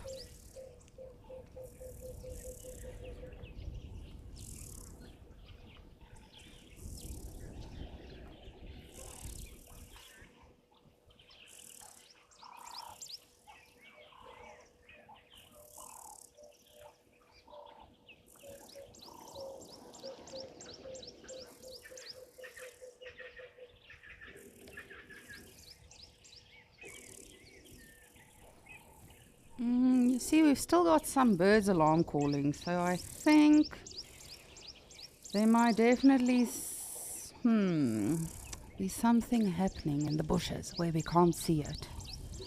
Dun dun dun. We just need that something to come out. I always say, you at least do one safari a day that you drive past a leopard. Whether that leopard is in the tree, or on the ground, or in a drainage line. They literally make sure that you don't see them if they don't want to be seen. But you never know. Perhaps we see a hyena or a leon. Would be very lovely. We're just gonna see if the parrots are still here. The brown-headed parrots. They were around earlier on. For those of you that do follow, you will know that they are nesting here currently.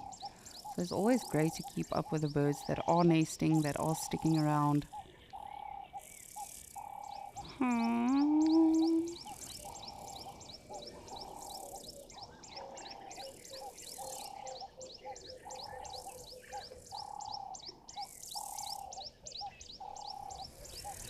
Michelle!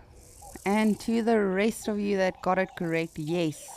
Tess has got her honors in African vertebrate biodiversity. It's literally, I always find it so fascinating, you know, even if she starts delving just a little bit into it, then I'm always amazed at, you know, what she has learned and the knowledge she has on all of the various things. I remember the one time she was specifically referring to when animals do, in the rare occasion that they generally don't, but when they do have twins. I will never forget that day. I actually took notes and I was like, oh, that's fascinating. Oh, wow, I didn't know that. And again, we all have access to learning these things, but it's just really, it's so incredible when someone has studied something and they get to share that knowledge with you. So yes, that is what Tess does for, or has studied, for those of you that did not know. She studied entomology and zoology, and she's got her honors in African vertebrate biodiversity. What should we ask next? Ooh, I learned something today about Cedric that I did not for the life of me know. What musical instrument does Cedric play? Which I'm very jealous of. I've always wanted to play that instrument. And Morgan, Nadine, when we do go back to Cedric, please tell him to shush and not give away the answer. But what musical instrument does Cedric play? If you know. If you don't know, just guess. Perhaps he plays the ukulele. Or the didgeridoo. or the bagpipes, or the triangle. I can play the triangle very well.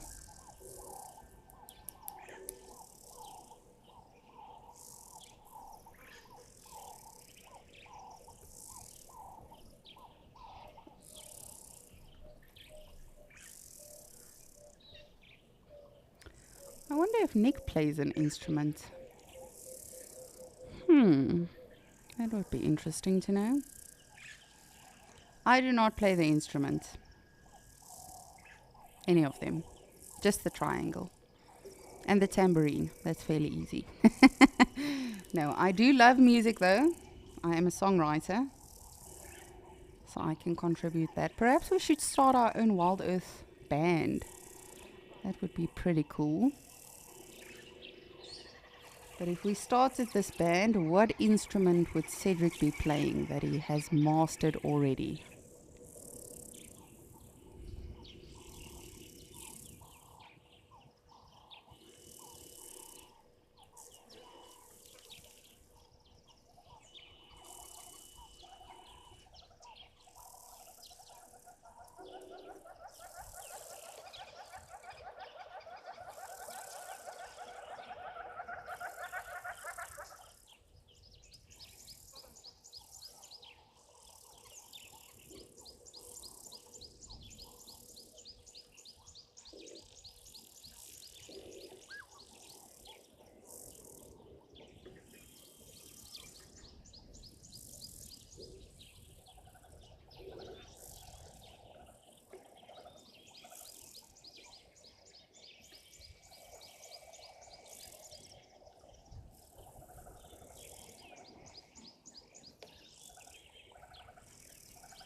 Yay, they are still around. Just look at the baby.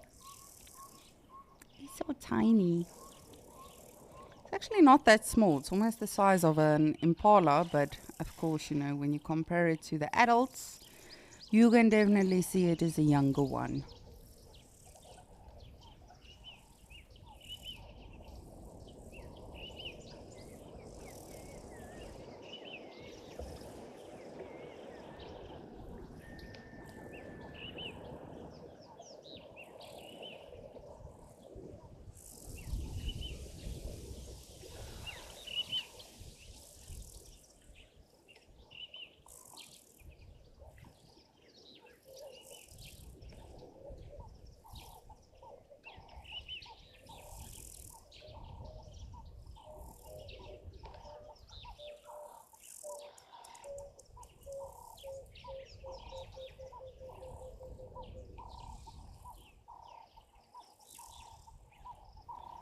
Oh, yes, baby, it's nap time. I like you. You and I would get along.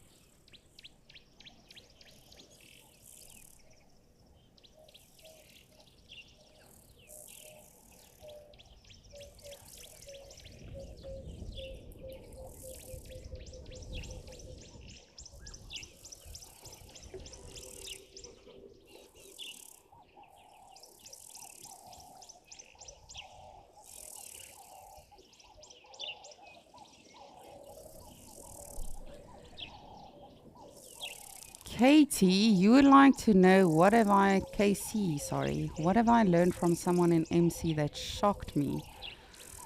Ooh, that's a difficult one. People shock me every day. I'm just kidding.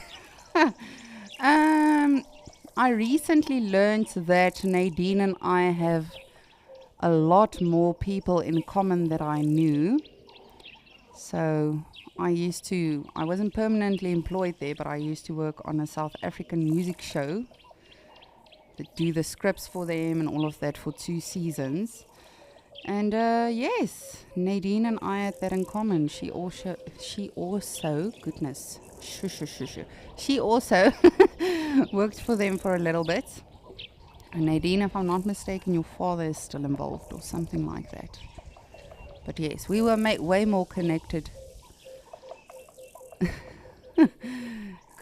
than we realize, which, you know, is a fairly common thing. There's always someone that knows you. But I'm trying to think that shocked me. I'm not easily shocked. However, I was shocked when I found out about what Cedric enjoys when it comes to music. The instrument he plays and something else. So he's not an MC, but that did shock me today. What else?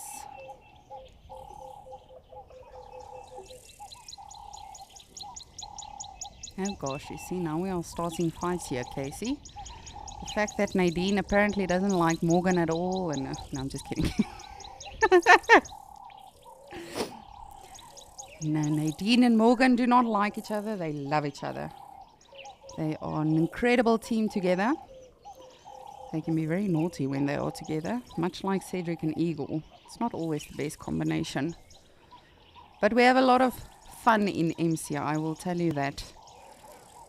The other day we actually had a Tadiwa was my director, and I could just literally from my studio hear everyone bursting out laughing in FC, and I had no idea what's going on.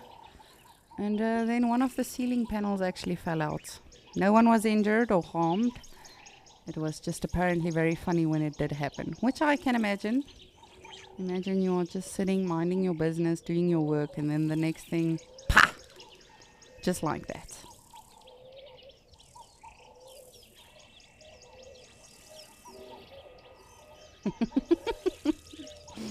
You see, this is probably why I'm not in FC. I would laugh at everything and everyone, and I would never get the job done.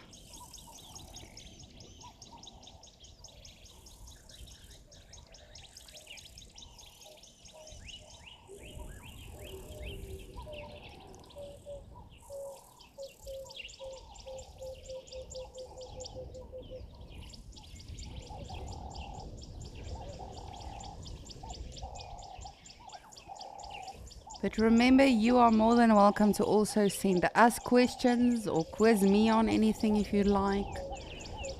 I will just use the excuse that I'm still fairly new and I don't know everyone, so. But my question to all of you is, which musical instrument does Cedric play? I would actually love to see him play. I think that could be quite something to see.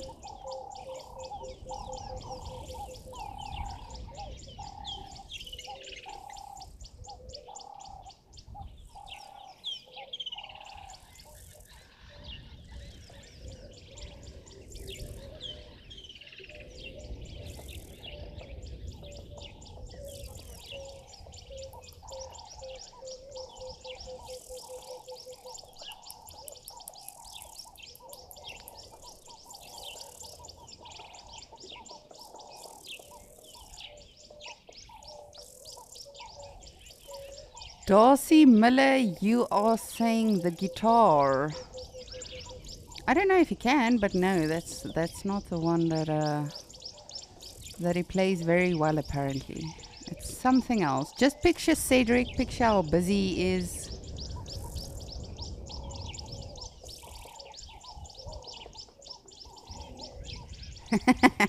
Catherine, you are saying the saxophone. I would pay to see that. I would literally... I've got a very big mouth now. I can't play any musical instruments, but it is not the saxophone. Again, not that I know of.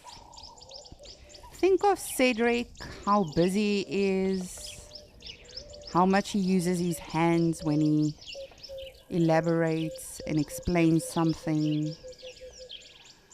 What can you picture Cedric doing when it comes to music? It's a musical instrument that I have always wanted to play. I actually did play this instrument to some extent while I was working at Disney.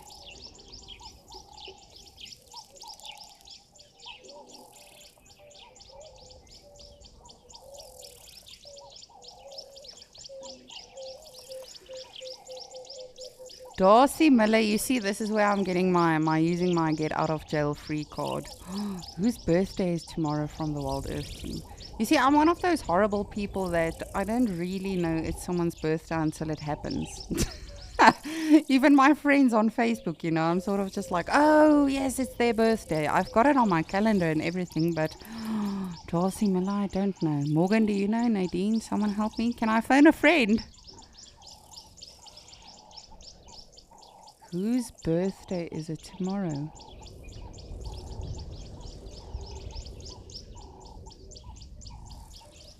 Oh dear. Darcy Miller, is this a trick question? Is it anyone's birthday tomorrow in Wild Earth?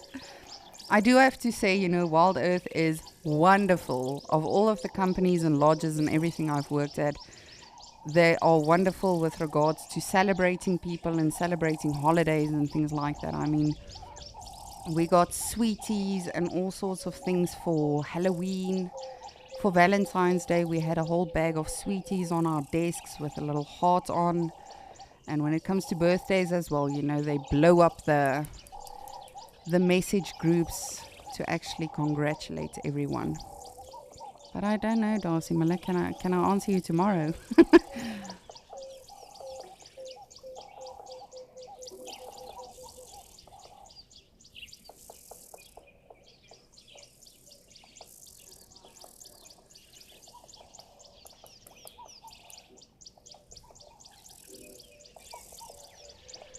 Oh, Darcy Miller, I should have guessed that.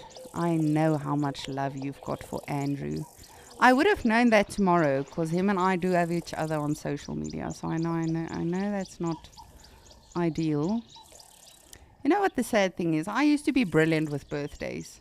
I would know it's your birthday 2 months beforehand and have gotten you a present, made you a card, and then I became an adult and life became difficult. Now, of course, we'll definitely congratulate him tomorrow, but I would have known tomorrow. I promise, Darcy. I do have him on social media, so I would not have forgotten. And again, the team would have blown up the message groups with congratulating him.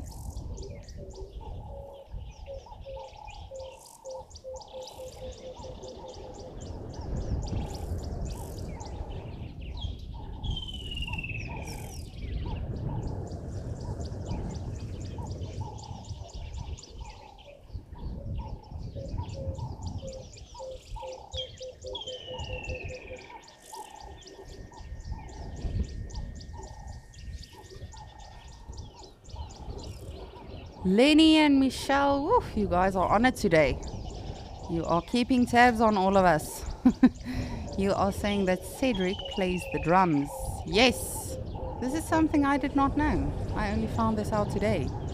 And for those of you that also don't know, Cedric is also a DJ, or he enjoys doing that in his free time as well, which is something I also did not know. But I mean, drums, if you think about it, it makes sense. Cedric loves talking with his hands. He's always busy, so I can just sort of picture him rocking out on the drums. I would still love to see it though. I think it would be very interesting. Very, very, very interesting. Next question, if you are ready. Tristan recently saw something amazing. Of course, he's seen a lot of amazing things. But everyone freaked out, I know, on social media and reached out to Wild Earth as well to congratulate him on this specific sighting that he had. What did Tristan see not too long ago that was something that's definitely always been on his bucket list? I know Tristan is not always with us at Wild Earth, but of course he is a veteran here. What did Tristan recently see on his travels? An animal that he's always wanted to see and photograph, and he finally got to do that.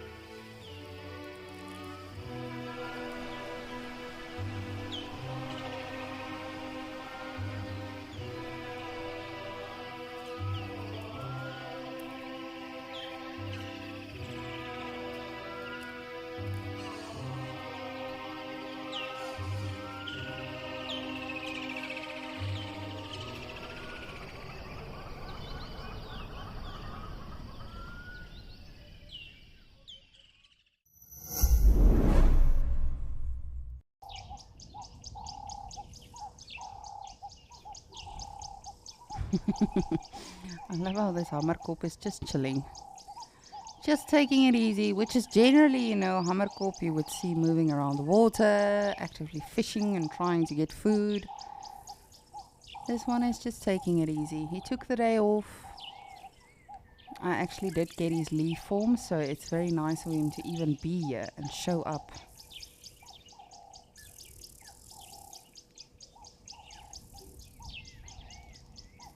What an odd looking bird.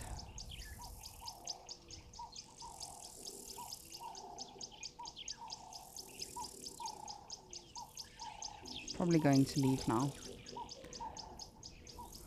I did not mean it. I just meant you are very... Okay, never mind. Very sensitive, I see.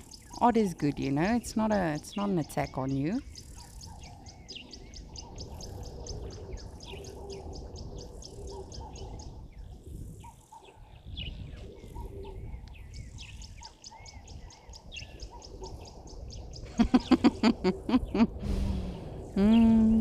Morgan is saying it lives in the bush. It needs to toughen up a little bit.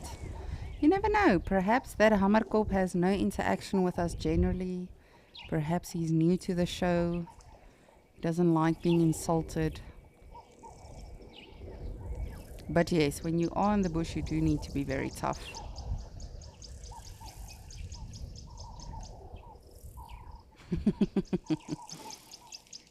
Morgan, I've been in the bush for like over 10 years and I still haven't signed a consent waiver.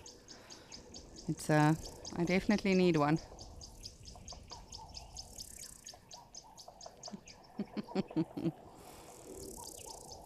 Hello, Impala. Lovely of you to show up. Look at your lovely dashing coat. It's almost like this Impala is sneaking in, like, don't mind me if anyone asks you didn't see me.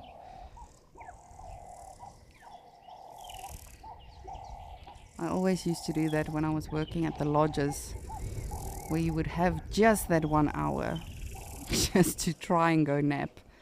I would literally tell my best friend, you did not see me. If anyone asks, you have no idea where I am, just, you know nothing.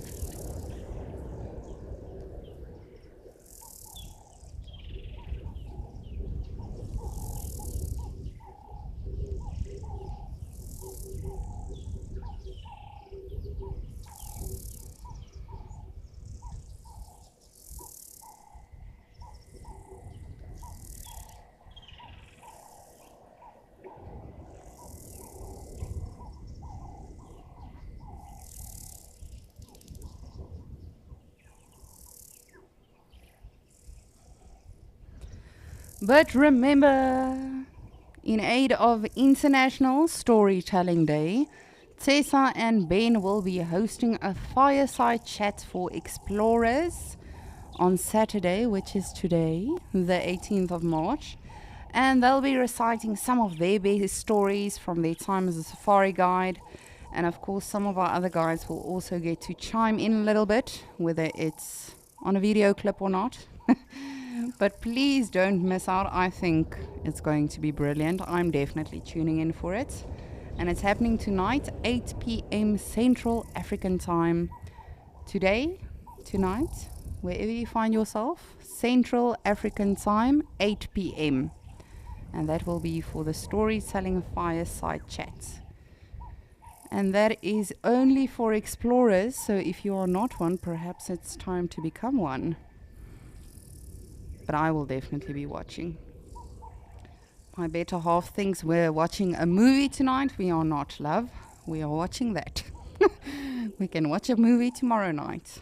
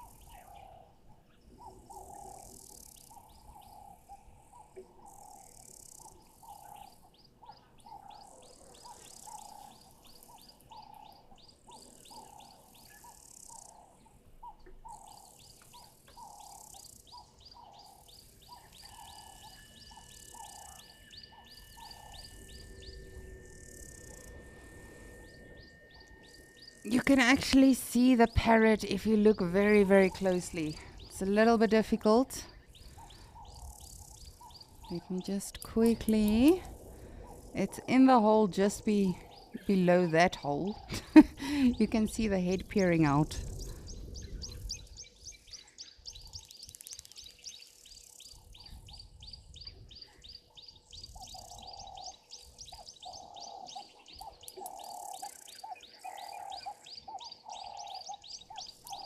Shelly B, you are saying pangolin.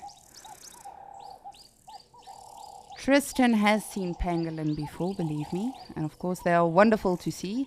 But no, this was something that he's always wanted to see and photograph. And he recently finally had the chance. I know when it happened, you know, a lot of the naturalists actually said on air that, wow, that's incredible. We're also jealous of him. I've never seen this animal. I can't say that I will ever get to see it.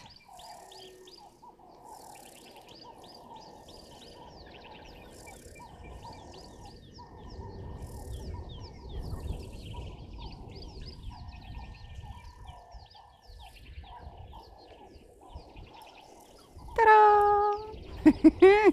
Darcy Miller, you are saying tiger. I don't know if Tristan has seen a tiger. I assume he has. But no, that is not the one we are referring to right now.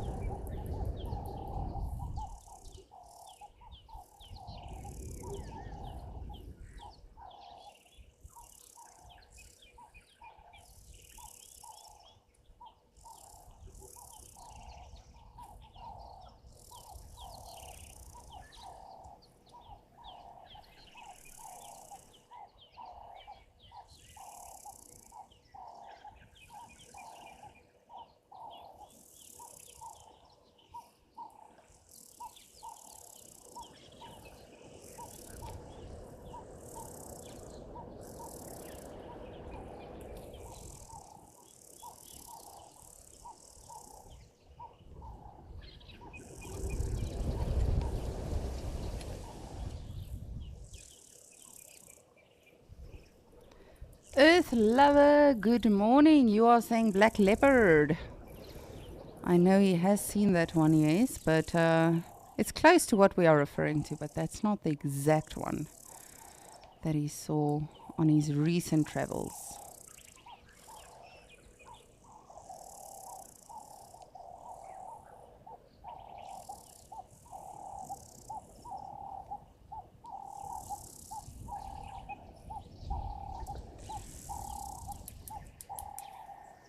Oh, you see, there's the other one with the head peering out. Lenny, Suzanne, Leopard Queen, Catherine. You guys are all saying snow leopard. Indeed. That is the one I was referring to. So I apologize if that question was a little bit confusing. But yes, I know he was stoked about that. I saw so many posts and so many people reposting that he actually got to see that. So that is indeed the one that he saw recently, a snow leopard. I am super jealous, and I know all of the naturalists were jealous when we saw that initial post and when he actually told people. So good on that. Thank you all for your answers. You see, I'm either making this too easy, or you guys are just really dedicated and devoted Wild Earth watchers. Because you can't Google this. It really shows that all of you are paying attention. Just look at these two lovebirds. Of course, they are not lovebirds. It's just a saying. These are the brown-headed parrots.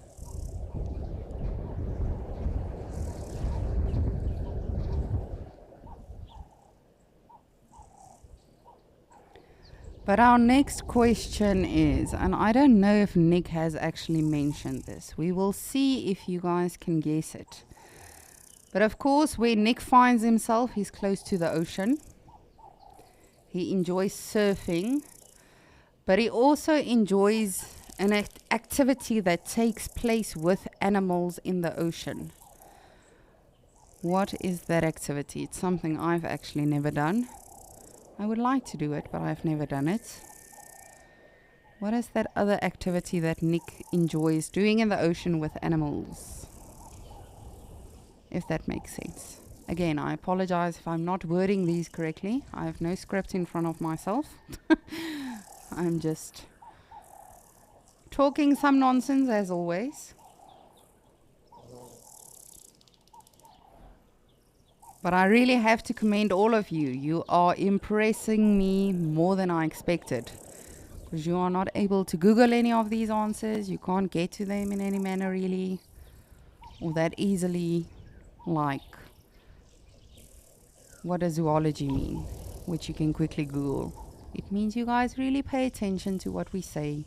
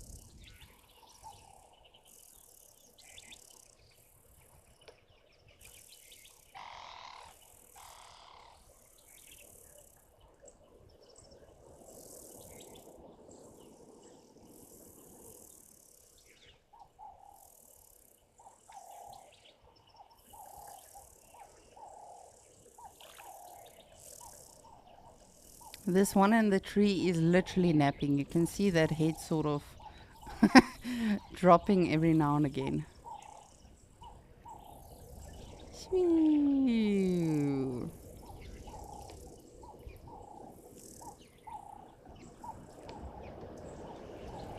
I feel like when the birds fall asleep like that, or the animals in general, like the lions, we should actually have that windows shutting down song. Ta-dum.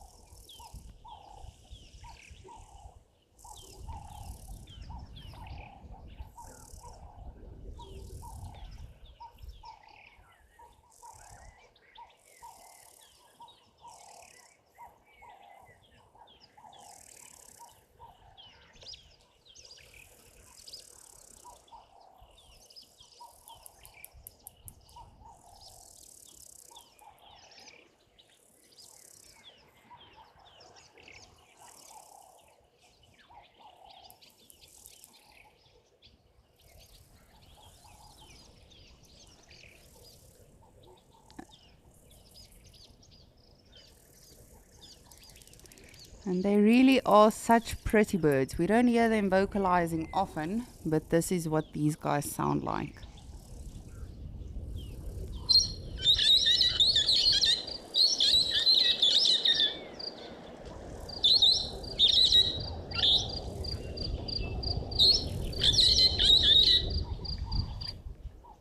Isn't that pretty? As I say, unfortunately, I have personally not heard a lot of vocalization from them here on the Djuma Dam Cam, but hopefully they become comfortable and they'll start talking to us. I do apologize for the shaky shakes. It is a little bit windy in Djuma today.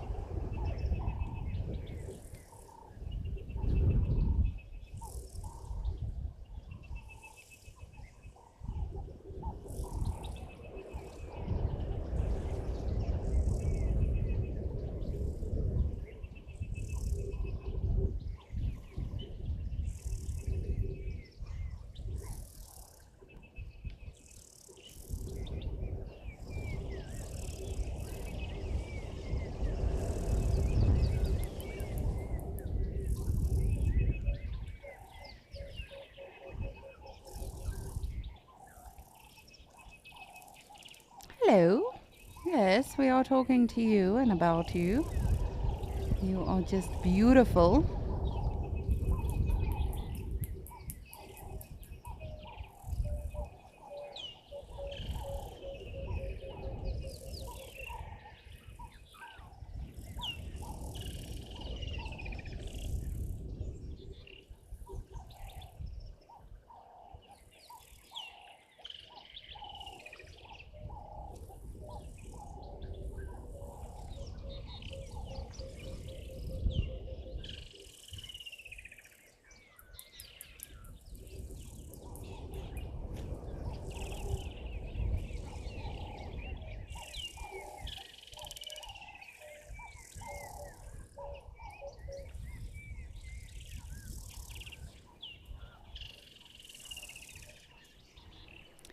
And it's definitely becoming less and less and less each and every single day.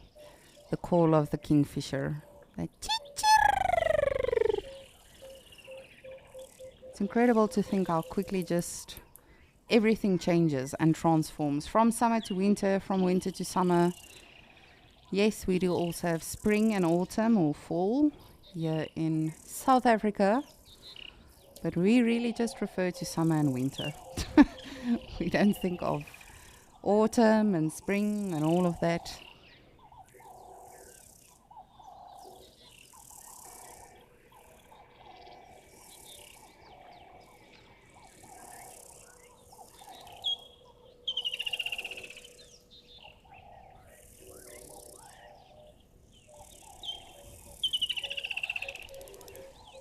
MP and Darcy Miller, you guys have got it correct. That is also something that Nick enjoys doing in his free time, apart from surfing, swimming with sharks.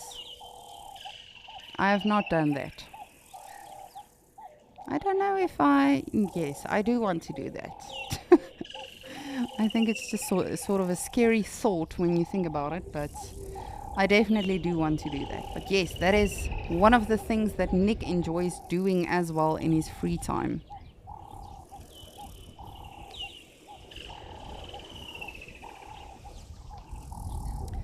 But speaking of the man of the hour, I'm going to send you over to Nick so he can tell you something else about himself.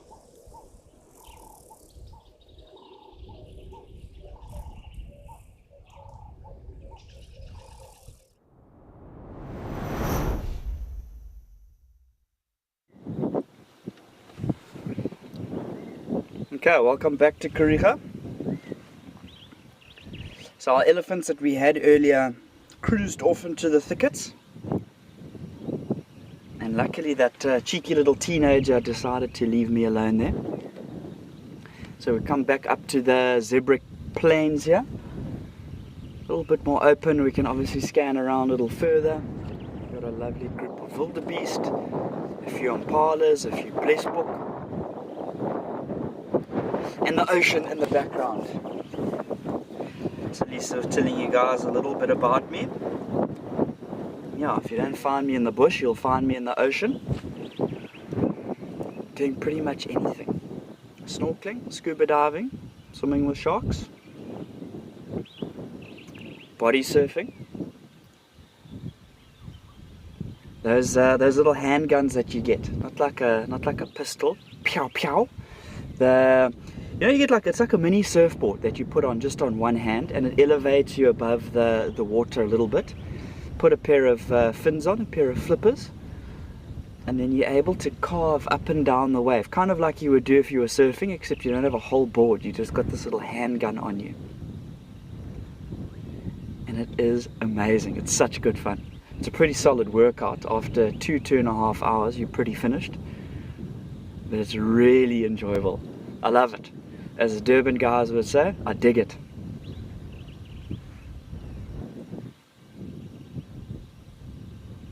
So I've got the best of both worlds here. I can see the ocean in the back. I've got a few animals in the foreground here. So we are winning at life.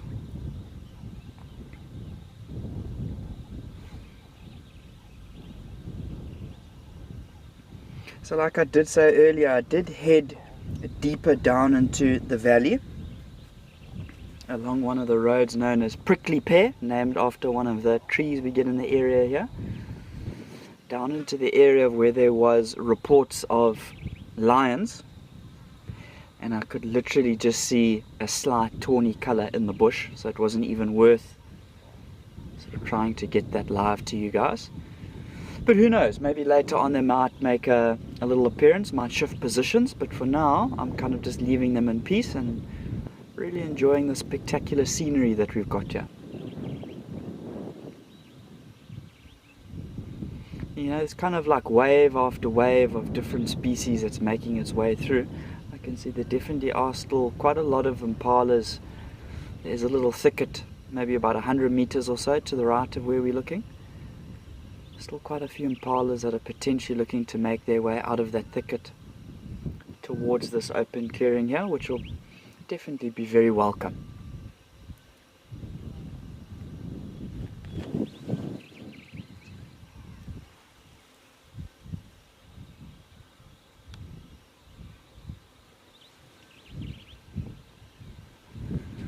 But a nice, restful, peaceful type of day here today. A little bit of a breeze which is picking up as well, which is quite nice. There's also been a lot of white-necked ravens flying around. When I went down into the valley along that Prickly Pear Road, it took me down into a very thick area, and obviously it's quite favoured by the ravens, because when I flew down, at least when I drove down there, it obviously disrupted the ravens and a lot of them flew out. Probably like a good 20 to 30 of them or so. I mean, it wasn't like it was just one or two.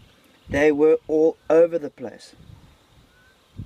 So I am keeping an eye out to see if I can get lucky with any of those ravens, and I'll definitely try and bring them to you. I'll definitely show them to you.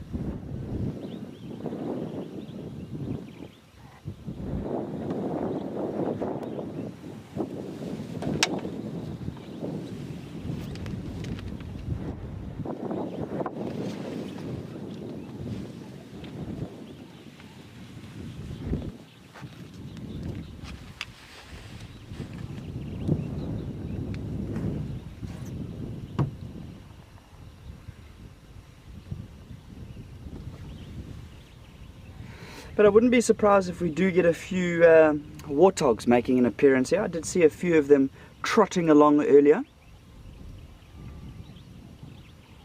And they were actually quite reddish in colour, so they'd obviously been rolling around in some of the mud wallows and things like that.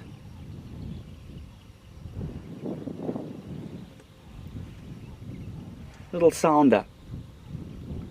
I think it's a cool collective noun, that. A sounder of warthogs. Earlier on, I think it was in our sunrise safari, I was talking about a business of mongoose. I'm a big fan of collective nouns. I quite enjoy those slightly different ones. Business of mongoose. I've heard for wildebeest, I've heard of two different ones. I've heard of a implausibility of wildebeest, as well as a confusion. So my previous tracker, who I used to work with, his favourite was a implausibility of wildebeest. Mine's always been a business, just because no one ever knows it's a business. I think it's a really cool one. But there's some other really nice ones around. I mean, I'm sure we're all aware of a dazzle of zebra. And I'll throw one question out to you guys. The collective noun for rhino, which will obviously be white rhino, because black rhino aren't really sociable like white rhinos are. So I'll wait for your answer. But the question is, what is the collective noun for a group of white rhinos? I'll be impressed if you guys can get that. It's not very tricky, but it's also not easy. Somewhere in between. We've got to start on a good level here. As far as I understand, for blesbok, it's just a herd of blesbok. A herd of impala. But if anybody else has got any strange or funky collective nouns that they know about, you can definitely pass them through. Let us know.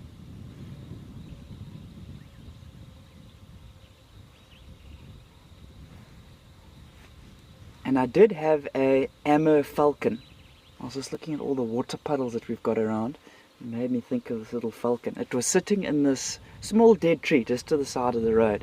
And I got the camera lined up and I was so excited because I've talked about, you know, coming out of the summer season and some of our migrant species leaving. And it's been so hard to actually get one of these little Amur falcons on camera for you.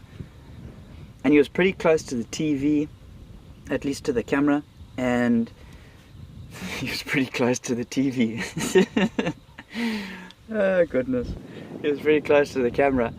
And remember that overall like greyish colour, they've got those flecks and things like that, black flecking on the chest, reddish orangey coloured bill. going to be an amazing view, and literally just at the last minute, I was moving so carefully.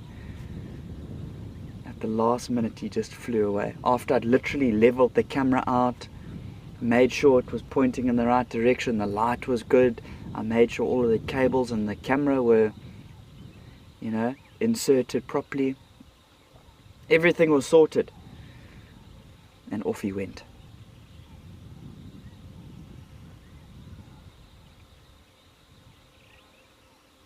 So I'm trying my best to try and get one of those little ammo falcons for you before they leave. It's probably going to be quite soon. I mean, we're almost in April now, which is crazy.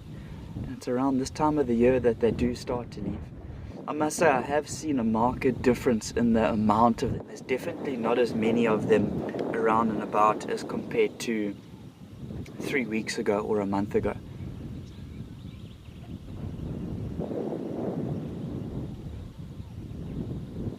So I'm definitely going to try my best to see if I can bring hopefully a whole group of them to you, not just one or two of them. But really cool little birds. Remember, they're migrating from here to pretty much to northern China, you know, like the Mongolian highlands, China, northern China area. So it's quite the journey, you know, just short of around 14,000 Ks. Which for a little bird is incredible. I mean, how do you, you think, how do they navigate? How do they actually get there? I mean, in terms of how they figure it out, I'm not too sure. But I mean, in terms of the route that they will take, so they'll fly from here and head north. You know, they'll go through Botswana, through Zambia, you know, going all the way north until they get to pretty much Somalia, which will be their first proper spot where they do kind of stop. And from there, they'll then fly across the ocean using the sort of the winds of the monsoon to kind of give them a tailwind, which is really amazing. And they cover that whole sort of distance in a pretty short period of time. And remember, they're flying all the way up to those areas to breed. That's why they're wanting to go all the way there and escape the winter that we have here.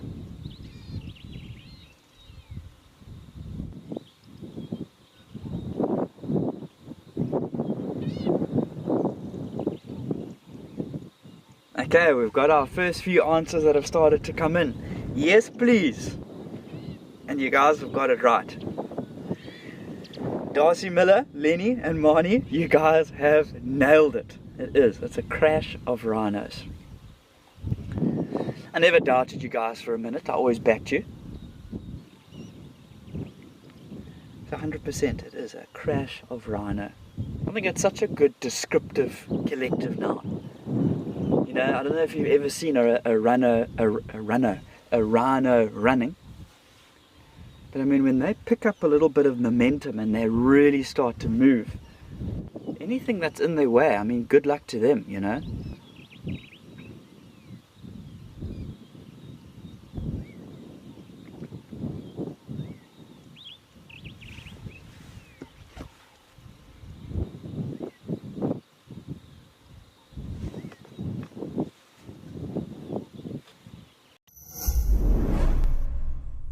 We hope that when you watch Wild Earth, you will fall in love with nature. We know that our explorers share a passion for nature and want to make a difference. Wild Earth Schools is back. Sign up to be an explorer, and your subscription will help us reach the future conservationists of our planet. Invest in something that truly matters, encouraging children to care for our beautiful wild earth. Wild Earth Explorers, make a difference.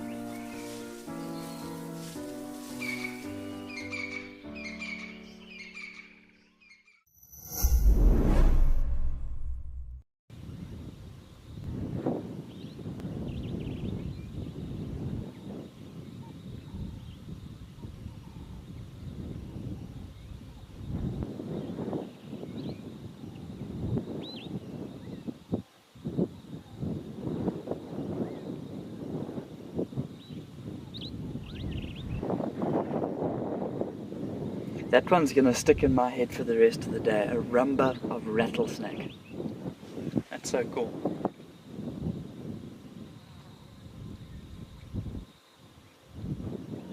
A rumba makes me think of like a rumble. A drum beat, Just trying to think of another one.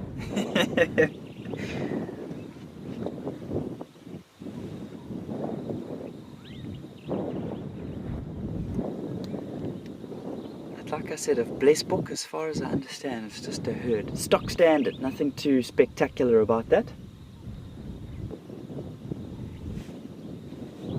But a bike of bees, I feel like that's such a cool one as well. I'd always thought it was a swarm of bees. I feel like a bike of bees. That's a really cool one. You see a lot of guys like cruising, there'll be a whole group of people with like a Harley Davidson, maybe a group of 20 or 30 of them all cruising on some Harleys, and it's loud, it's noisy when they come past. You think of when you get a massive group of bees coming past. It's noisy as well. I guess there's a few similarities in terms of that.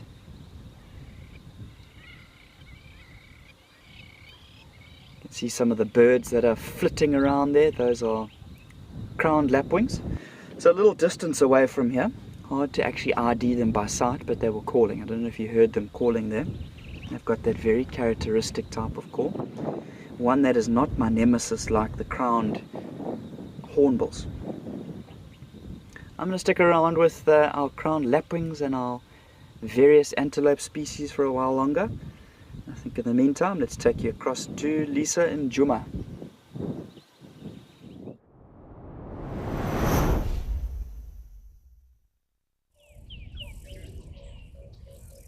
Look at this. Our Zoomy has managed to find not only a lilac-breasted roller, but a lilac-breasted roller enjoying some brunch. Just look at that. I have no idea what it's eating. It's a hoho. Creepy crawly of some sorts. But it's always fascinating, when you see some of these birds, whether they eat fish or insects. I particularly enjoy pied kingfishers, when they've caught a fish, they actually smack that thing. And it's like they are making sushi or soup or something, and then they start eating it. But much like this lilac-breasted roller as well, just sort of squishing it a little bit, which sounds gross, I know, but ultimately everyone's got to eat. But just look at that. Oh. They are beautiful. Hopefully it'll come back. We'll just see. It most probably will. Yep, there we are. Generally your insectivore birds are very easy when it comes to finding them again. Because generally if they fly off, they come back to the same perch. So if they've spotted that, particularly when they are successfully hunting. So if they are on that perch and they know, ooh, we've seen a lot of bugs and creepy crawlies and all sorts of good stuff, they'll come back to that exact same spot. But if you are not familiar, this is a lilac-breasted roller. And they too are birds that we see in the summertime. I love photographing them. I think anyone probably does. But what's interesting with them is even in broad daylight, if you sort of put a spotlight on them, not in their faces, but sort of just below them, then you actually get better lighting on them as well. I've done that many a times on safari in broad daylight, where you sort of take out your spotlight and guests are like, oh dear, can she not see anymore? What is happening? But they are really pretty to photograph. I'm sure Nick enjoys them as well. Just absolutely incredible. But Darcy Miller, the next question is for you. Since I know how much love you have for Andrew, and it is his birthday tomorrow. What is Andrew's surname? For those of you that are not familiar, Andrew is one of our freelance guides, and he was the naturalist that trained me here at FC in this position. And we've seen him at Madikwe, we've seen him at Kariga, Amakala. But what is Andrew's surname? Darcy Miller, I'm sure you'll get this one immediately.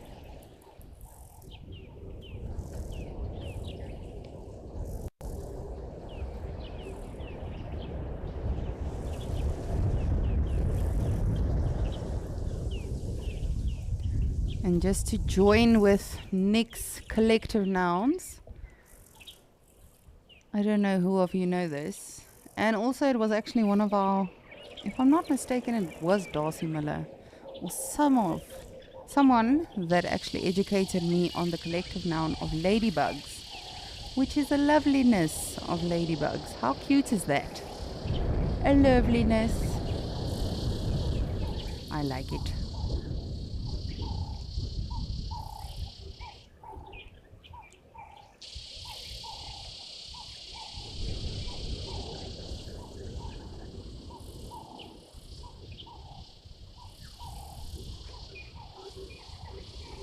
I have to say, I'm fairly surprised that the rollers are still around. We've not seen one in quite some time.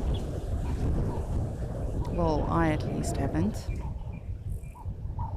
But you can definitely hear the insects making noise in the background. Where there's food, there's animals.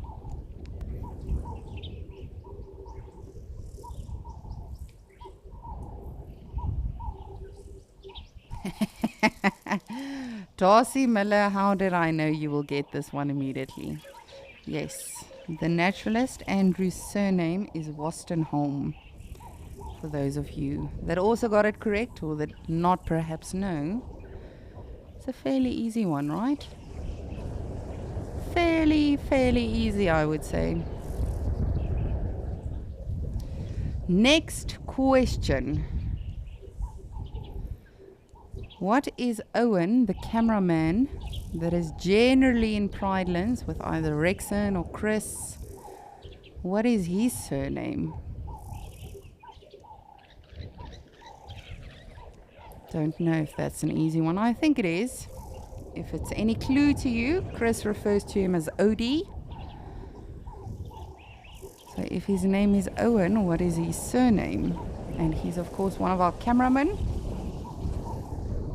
Wonderful camera guys. I always think they do brilliant work and they must be so patient. I think it was either BK or Olaf the other day that was out with James, and he literally forced James to sort of tell the viewers something by making eye contact, but he had no warning or anything, and you could see James was immediately like, oh, thank you. But they do phenomenal work.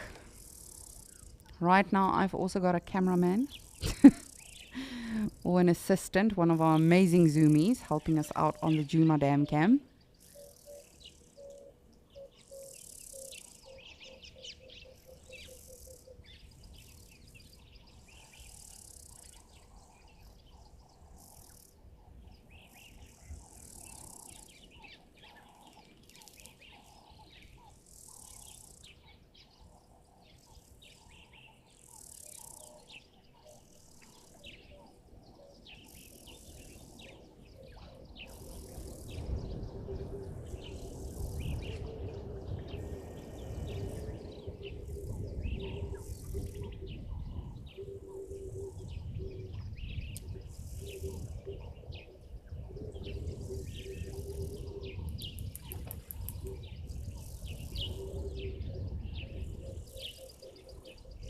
Not always that we actually get to see a roller sitting this still. Again, I do apologize for the shaky camera. It is fairly windy in Djuma, as you can see the background. The trees are saying woo. They look like one of those, what do you call those balloons that some businesses sit outside, you know, that sort of dance with the wind? They look like those balloons.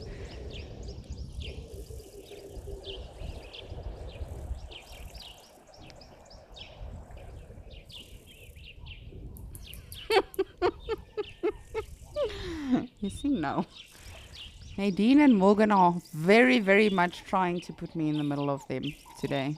Nadine is saying, don't I think that's what Morgan looks like when she dances? I don't know, Nadine. I've never had the privilege of partying with you guys, so I don't know. I don't know. Hopefully I will one day.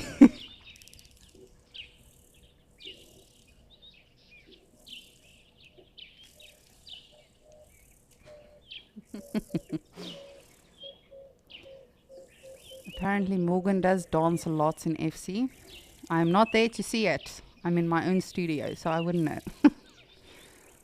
All by myself. I can't see the dancing.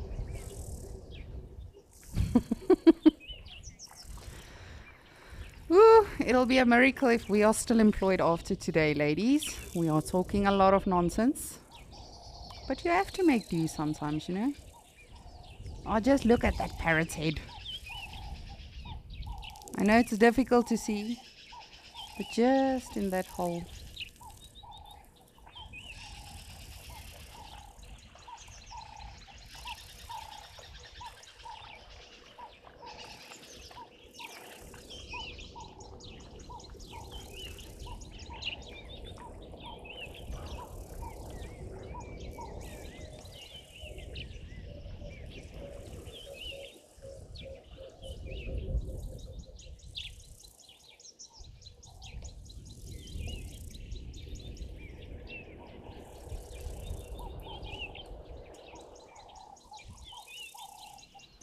I'm just loving this parrot. It's literally just napping for the whole day. My kind of bird. But speaking of birds, let me take you over to Okokoyo so we can see what's happening there.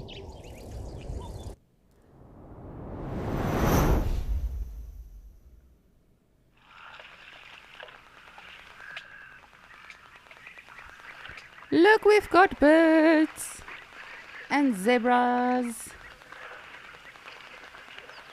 We were experiencing a little bit of funny noises earlier on in Okokoyo, but we seem okay for now. But you can see we've got the zebras, we've got the Apton stork, springbok. It's a party. Jacinta, I don't know if you're with us today. It's an inter-rave species, as you would like to refer to it.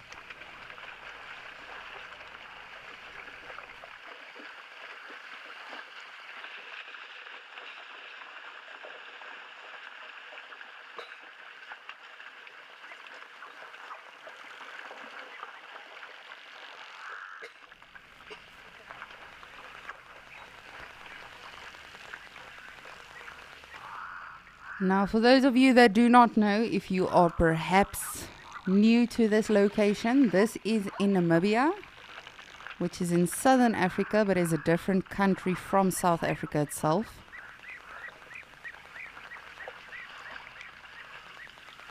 Therefore, you can see it looks completely different to all of our other locations.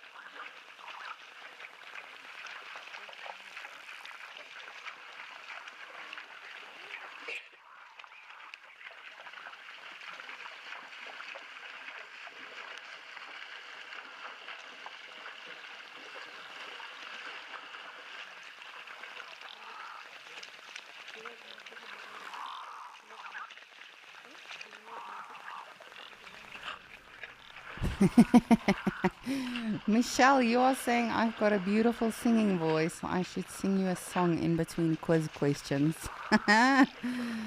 What song would you like to hear, Michelle? I'm not a jukebox, but I can try. Thank you for that. That gave me a good laugh. I appreciate it. But thank you, Michelle. You always know how to make me blush. Luckily, I've got some animals to distract you.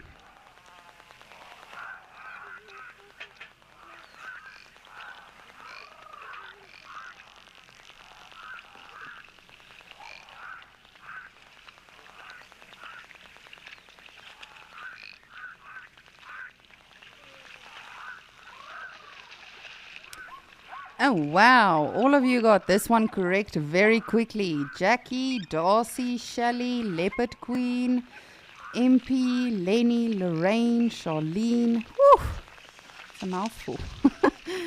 All of you are saying Owen, the cameraman, who's generally in Pridelands. His surname is Dell. Indeed. Very easy. You see, I'm making these too easy. I feel like I should make them more difficult. What can we ask you? Ooh. While we are on surnames, what is our director Nadine's surname? And this is of course a little bit more difficult because you guys don't actually see the straps. You never see the straps for the directors and the tech teams and everyone behind the scenes, which is really, they are the superstars of the show. I know us naturalists get a lot of credit, but really the cameramen, the tech teams, the post-production, the directors, they are really the one that deserve all of the credit and glory. But what is Nadine's surname? If you want to guess.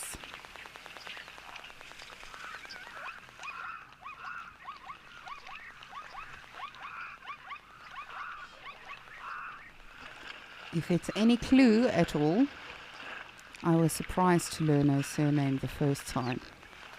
Because generally it is an Afrikaans surname. Where did you get your surname, Nadine?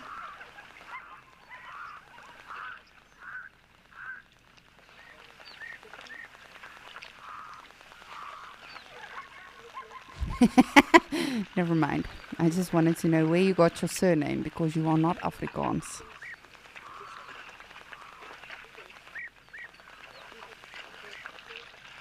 You see? I learn something new every day. Nadine is apparently Afrikaans. I did not know that. She never speaks Afrikaans to me, so shame on you, Nadine.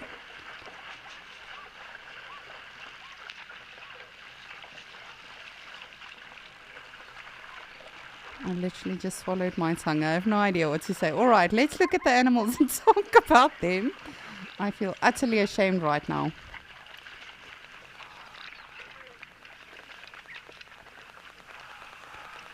So right now, we've got the beautiful birds who are the Abdom storks, fairly common species we see nowadays. The zebras, the springbok, the black animals are the wildebeest, however the blue wildebeest, not black wildebeests. And then those beautiful oryxes in the background are oryxes. Oh gosh. I'm going to send you over to Cedric. Apparently he's got one of my favorite animals, so now you can learn something about me too.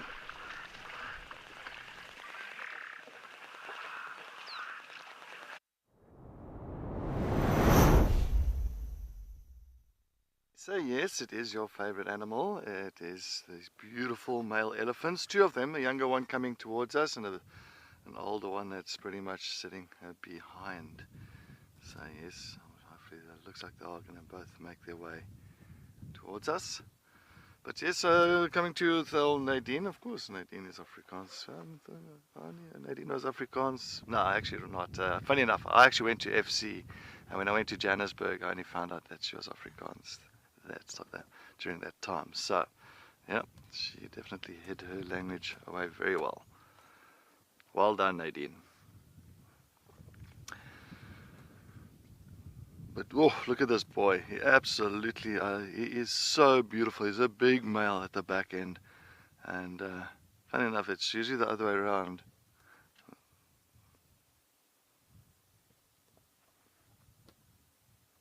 Ah, thanks Nadine. Sorry, I'm just quickly taking a look. I'm on a pathway here. I'm just, I think I need to get off this pathway. Do you think I might have to reverse here? Yeah, I'm just going to quickly reverse. We won't lose signal because it's quite a nice area this. Don't worry. I'm just going to, there's a pathway here. So you never stop on an elephant's pathway. I didn't think that they were going to come this way, but clearly they are. So I think I'm just going to always give them space. There we go.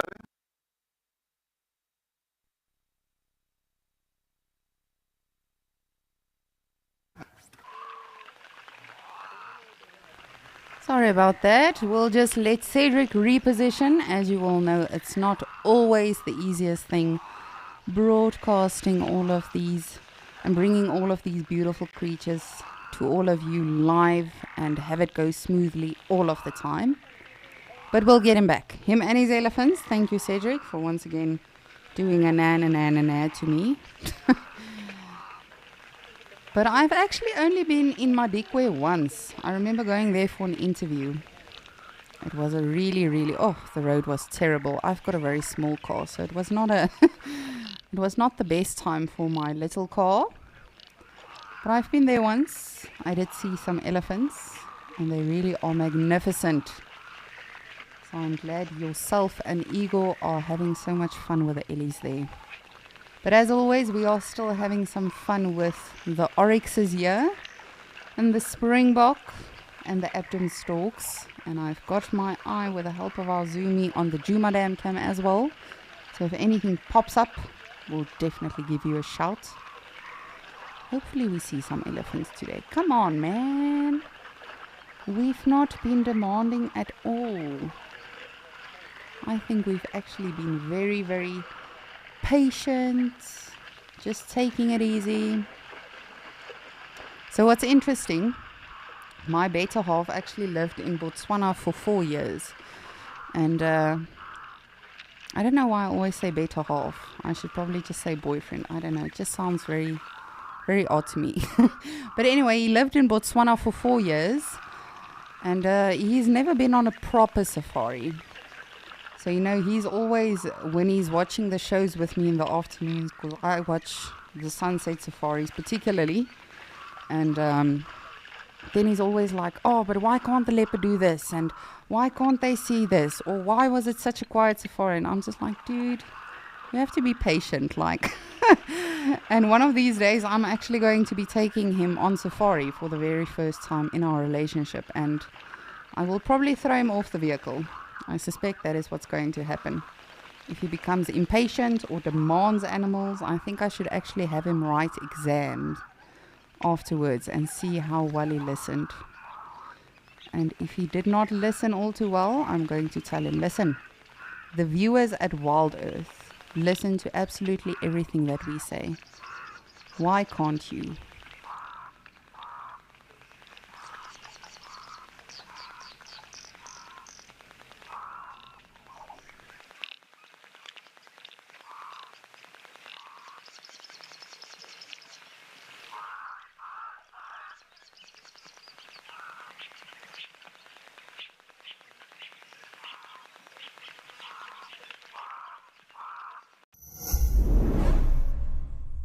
Are you safari savvy? How good is your animal knowledge? Animal Quizmania is back by popular demand. How cool is this? In aid of Earth Month for the whole month of April, we will be hosting Quizmania. Teams will pit against each other every week for some good old-fashioned interactive fun on the Sunset Show. To enter, form a team of at least 2 people. Fill out the form on our website, name your team, and come get quizzing to Wild Earth.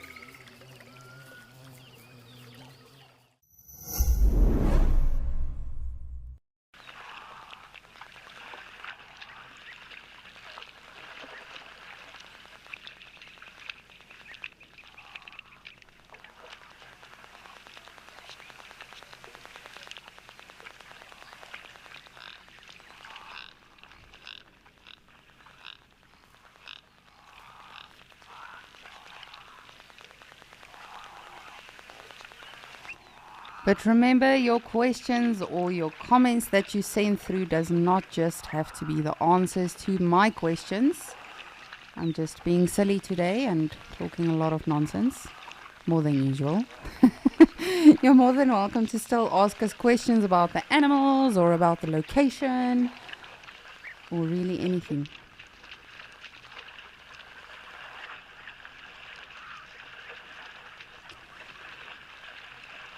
Weber, I believe it is. You, you would like to know if we still get a lot of rain in Okokoyo. Weber, to be honest with you, it's a sad situation. It's a sad, sad situation. I don't know the rest of the words, but that is currently the case in Okokoyo. Because we have not had a lot of rain, Weber.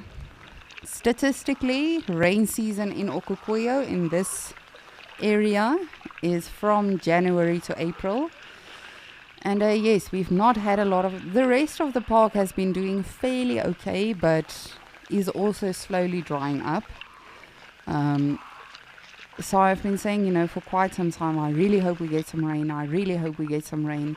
The springbok right now on this side of the waterhole, you can actually see they're congregating at that one area. Now this is a man-made waterhole, so that is where the inlet pipe is. So the animals do smell that fresh water. We tend to always think it's just the elephants that can smell fresh water. I think all animals can. They definitely can tell the difference. But no, in terms of rain, we are very behind, I actually believe. And not doing phenomenal with that right now. And I think that is also why we've been seeing so much activity with regard to mammal activity here at this waterhole, because the rest of the waterholes are, if they haven't already, drying up rapidly. So hopefully we will still get some rain in the next month or so. I don't know. I too am still getting to know this particular location myself. And it's very interesting to see the different dynamics with regards to their movements and, the general patterns that they sort of start using when there's a lot of grass and trees around, when there's nothing around, when there's not a lot of water in this area anymore. So no, in terms of rain, we are very behind. Hopefully that'll change. But again, animals are phenomenal. They adapt. And at the end of the day, as cruel and horrible as it sounds, it is all about survival of the fittest. But all of these animals really, they've adapted to stay and live and survive and thrive out here, particularly something like the springbok, the oryxes. Generally, you will find them in areas like this. So and one stork is like, hey, don't get too close to me.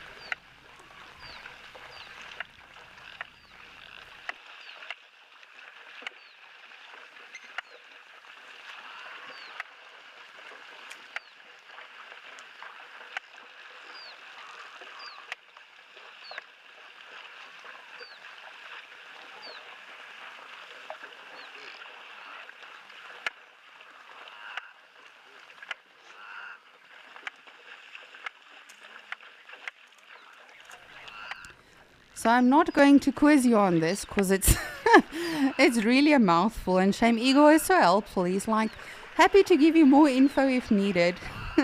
Because I did ask some of the people, what's something that we don't know about you that you wouldn't mind sharing with the viewers. So this is Igor's answer. Everyone take notes. In 2 months we are having this exact same exam. So Igor says, the viewers of course know that he loves diving and surfing, marine ecosystems, marine biology, and ocean conservation. He loves camping, hiking, and adventures of all kinds. And this is very interesting. However, thinking back on a conversation I had in person with Igor, this now makes sense. I've met Igor, believe it or not. Igor and Cedric I've met for real, in actual real life. But he says he also spends a lot of time studying human dynamics. So communication, human behavior, psychology, relationships, personal development, and the mind. That is very interesting. It just goes to show you never really know someone just by seeing them a few times, whether it's virtually or listening to them every day. There's so much that we don't know about each other. That is very interesting. Thank you, Eagle.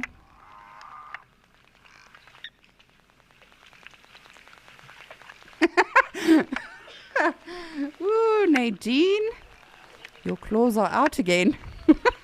She's saying Igor likes to study these things, but he doesn't always know how to behave around people. That's true, though. He's a very funny one. That is very, very interesting. I don't know who of you knew that about Igor. Obviously, you know, the marine biology and surfing and all of that makes sense because he was a cameraman on Penguin Beach. But with regards to the other things, that is very interesting. And again, there's so much more than meets the eye, just like with all of these animals. There's so many things that we get to discover about them each and every single day. But I hope you made notes of that. Today, from 2 months from today, I will be asking you that exact same question, so be ready. I hope you took note of all of that.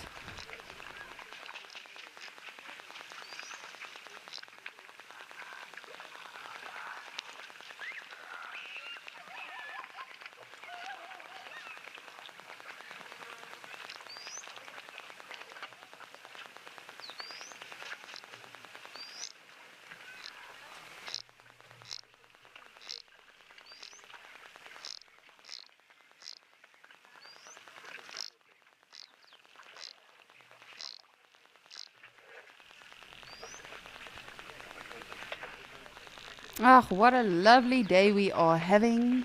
And of course, it's brilliant spending some time with all of you. And Cedric and Igor are very lucky spending some time with elephants in Madikwe.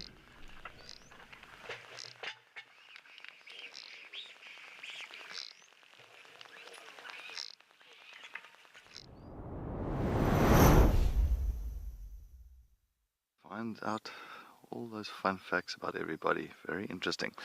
But yeah, we are at Kolobeng Dam, and of course we've got a nice little herd of elephants that's enjoying a good old mud bath for the midday heat. As you can see, this one is so wet. He has been rolling. This little one has been having so much fun. Yeah, you can just see it. You can see the excitement there, and there we go. He's very happy. He knows that he is all set for the day, and that sharp sun is not going to hurt him too much because of all the nice little mud that's sitting on his body. And he's got a bit of a scratch. Yes, scratch that leg. These little ones are so adorable. Is it the mom? Yeah, he's going to mom now. Maybe mom, maybe I want some milk. Yeah, could it be? Yep, there you go. I want some milk, mom. After, you know, kids are after they've had a swim and been quite active, then all of a sudden they want the milk. Have a nice little drink there now from mom. She puts her front right foot forward just to expose that teat for the young one. Yeah, that was a very quick drink. Shame, mom. It was like just a sip. Still wants to drink. It's like, mom, wait, stop, please.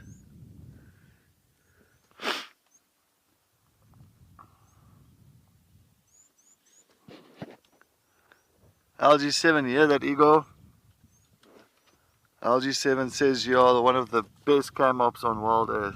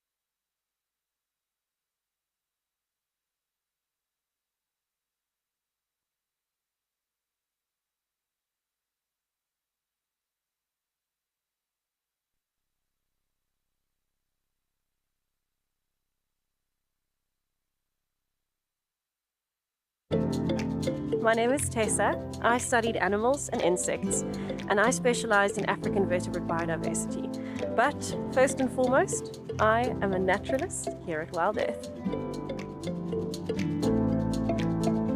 What inspired me to become a naturalist was a combination of a childhood love and passion for wildlife from our family holidays. It just became this amazing passion, and it ignited this fire that just would not go away. To me, the skills that a naturalist should have would be that passion, making sure that you know why you've got that passion and keeping it going no matter what. The determination to never give up, because it's not the easiest place to be, but I can tell you in my experience it's the best place to be with the biggest differences that you can make.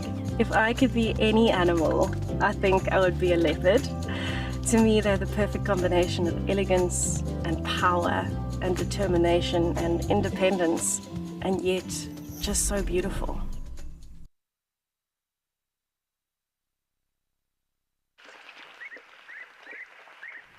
Sorry about that, everyone. We will try to get Cedric back as soon as we can. As always. Things don't always go according to plan, but that is perfectly fine. That is alright. We deal with it, we take it as it comes, and hopefully we'll get back to those beautiful heifer lambs.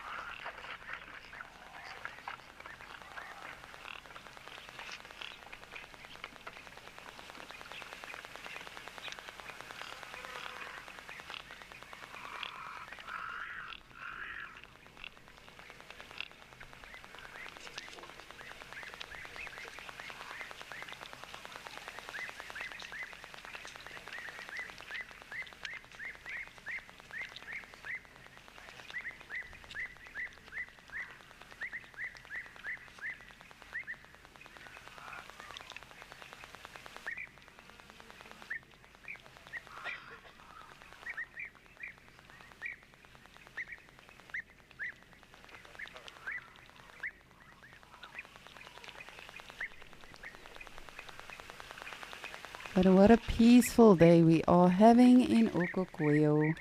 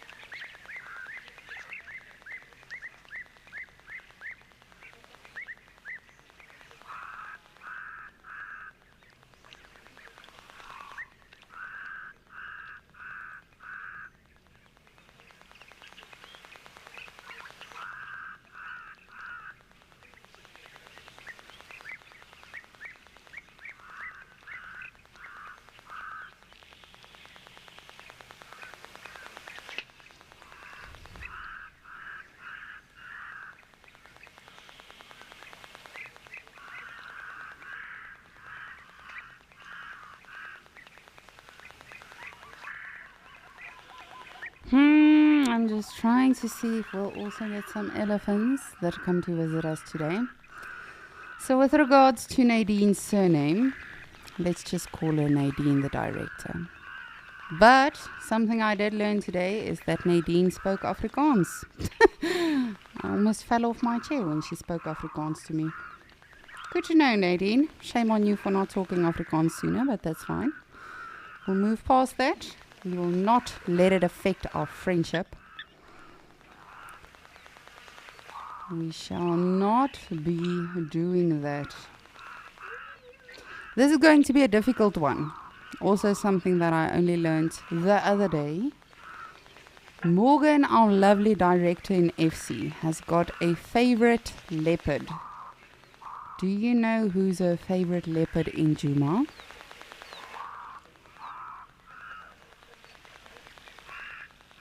If you do struggle, I will definitely give you some clues. It is a female leopard. I can tell you that much. But who is Morgan's favorite leopard in Djuma? And again, it's something I didn't know. I only learned it the other day.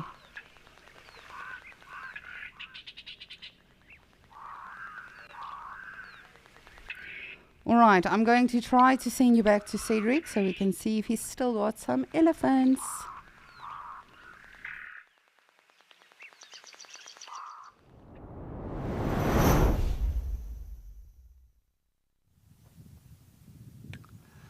Thank you, Lisa. Now, am I also allowed to play? Can I answer that one about Morgan, please? Please. No, I'm just joking. I'm sure I'm going to get an earful now in my ear from Nadine. There it is. I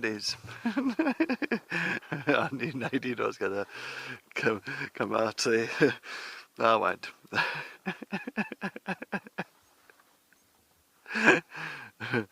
As we get like these virtual zebra stars all walking away. So it looks like the herd of elephants have moved off. And, oh boy.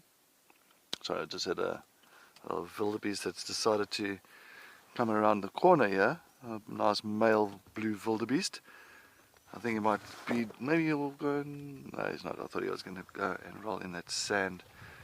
But it doesn't look like it. Oh, well, I can try, yeah. Might head over to the muddy area. So we've got two males there now. Interesting. Two boys. So, unless the one is submissive, I'm sure. Of course, the other one will not mind the presence of another male in the area, as long as it's a submissiveness there. But there's also a warthog that's busy wallowing there as well. So you can see that one there. That's behind them. A couple of warthogs also enjoying this midday. It is midday now, so it is quite hot. And you can just see these warthogs absolutely loving it. Mom is finished off there and looks like the young one still wants to wallow a little bit longer. So, Mom, I'm not finished. I still want to make sure my back is full of mud. There we go. Now that's happy. Only the one little piglet. Oh, looks like, yeah, that's what I thought. These two males are busy sizing each other up. So, you can't have two males in a territory. You can only have one. So, clearly, these two just had a little bit of a moment of aggression between each other. Oh, look at this. Here it is. Competition. I thought, okay. So, what's happening here now? Of course, they're fighting for this area. For territory. Look how they go on their knees, going very low.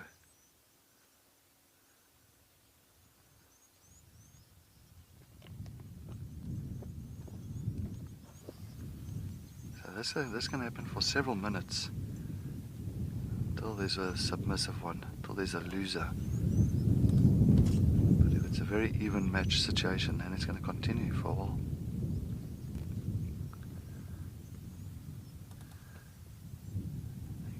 He's showing those horns of protecting their face.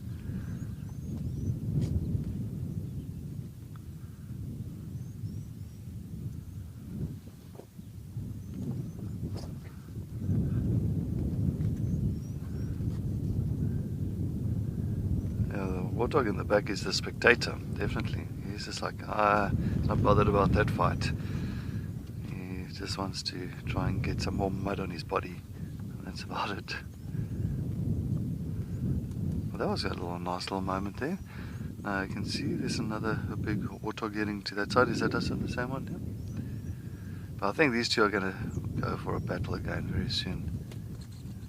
It seems like they're just sizing each other up. That's the main thing what they're doing for now. It looks like maybe the one has just decided to walk off. Oh, he's following.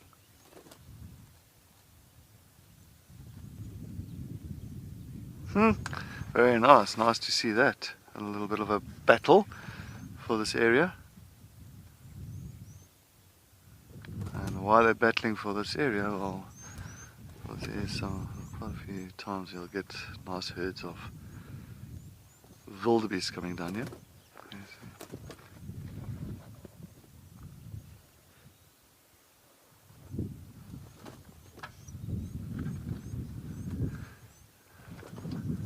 I just want to see if we can get the wildebeest in. Yep, there. So this is exactly why those two males are battling for territory. They battle for territory so they can keep this kind of area where there's nice grazing grounds, there's nice soil, and there's a nice water hole as well. So there's a lot of females that do come through this area, and having this kind of territory, it is almost like a prime spot.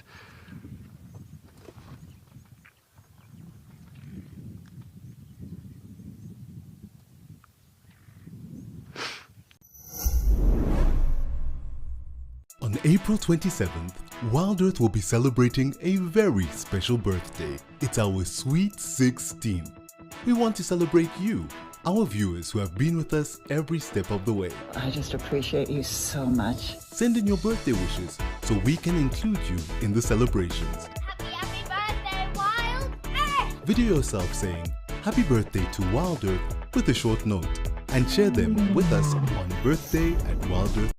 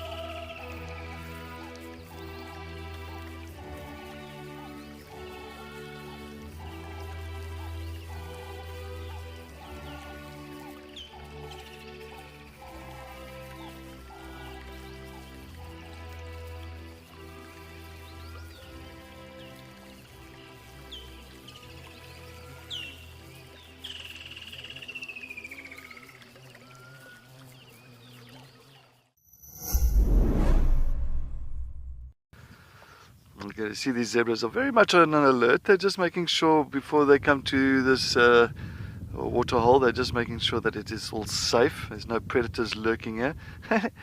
And you'll see little ones. Look at that water. They got a fright. Shame. Oh, little ones. Oh, well, our little warthogs wanted to come and enjoy the mud and they got a fright. Let's head over to Nick as his animals are busy enjoying some mud. Oh.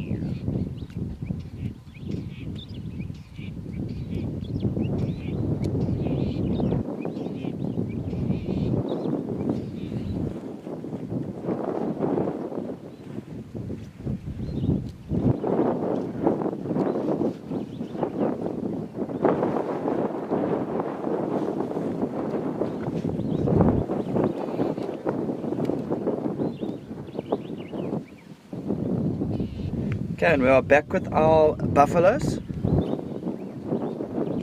You can see this bull here has really had a lovely mud wallow.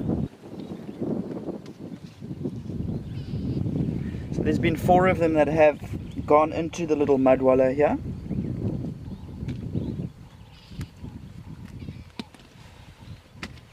And I guess it has been a really hot day, so can't really blame them for doing that. You can see he has really managed to cover himself in mud pretty well. I mean, I can't actually see any part of his body that he does not have any mud on.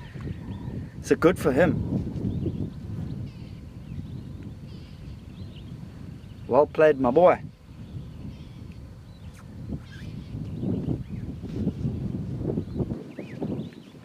Interesting, it looks like it's a group of 3 bulls, 3 males, and it looks like 1 female who's joined them as well.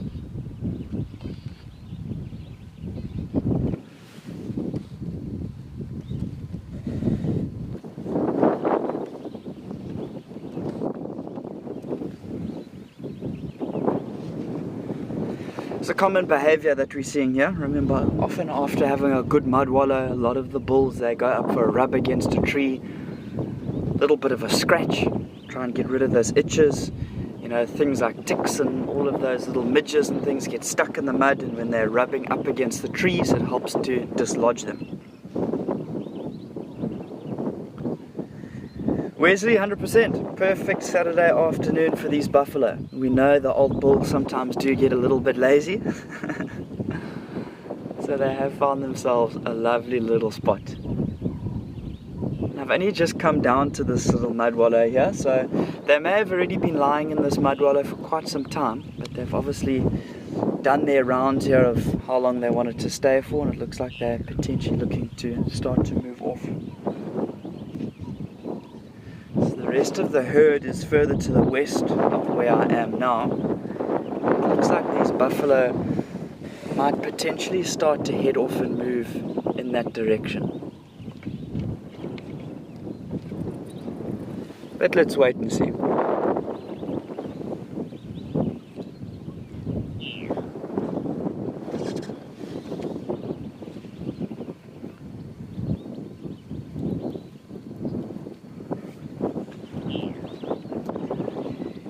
I was really hoping to see some warthogs today having a little mud wallow, seeing as it has warmed up a lot. They're definitely feisty little things, and I feel like, you know, when you watch buffalo mud wallow, it's amazing. It really is incredible to watch. They don't get stuck in as much as the warthogs do, you know. The warthogs really turn on their back, their hooves are up in the air. They're trying to cover every little bit of their body if they can. And I feel like they're very eccentric in the way that they do it. They provide some amazing viewing. You can see that looks like the big female at the back having a look at us.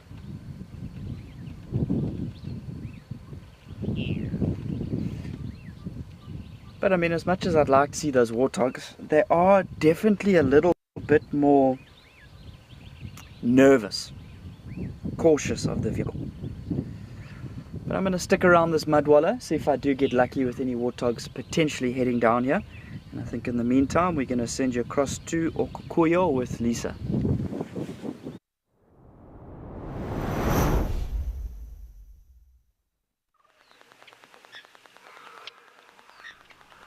Thank you, Nick. Always lovely to see some buffalo. One of these days I will hopefully see buffalo too for myself on safari. If everything works out, that is. I'm just waiting to finalize some things, but hopefully all goes according to plan. But everything is going according to plan so far in Okukuyo. The elephants are scheduled to come within the next half an hour. So hopefully their Wi-Fi is still fine. They received the email, the alert. They are making their way here. I'm not sure how many of them it will be, if it will be more than one. But that will be happening within the next half an hour. If only it was that easy, right? Just being able to summon the animals and say, "Hello, at 1:30 we need you to be on that road, on that corner, lying in a tree. If you would like to receive a bonus or an increase, you can have a kill with you, but I mean..."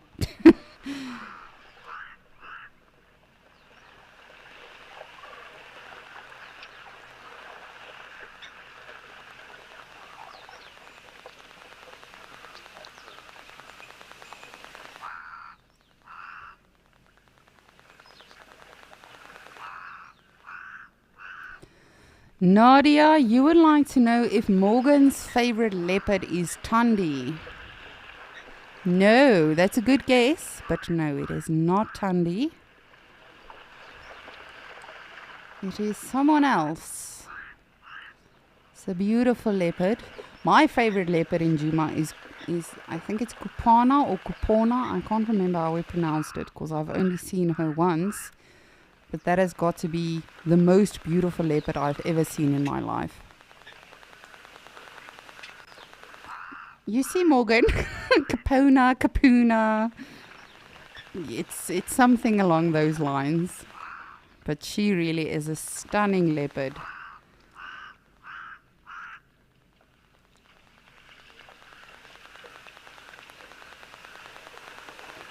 Riley, you would like to know, is it Kuchava? No, that is not Morgan's favorite leopard. Also a beautiful cat. But no.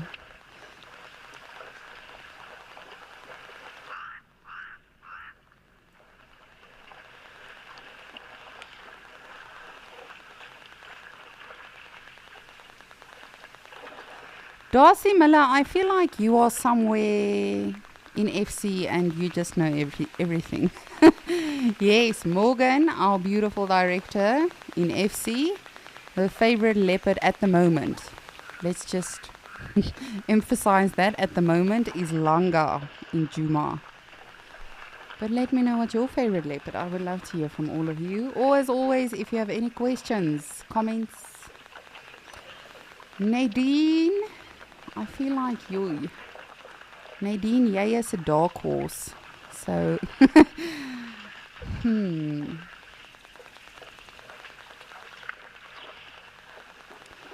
I feel like Nadine's favorite leopard would be Mulwati.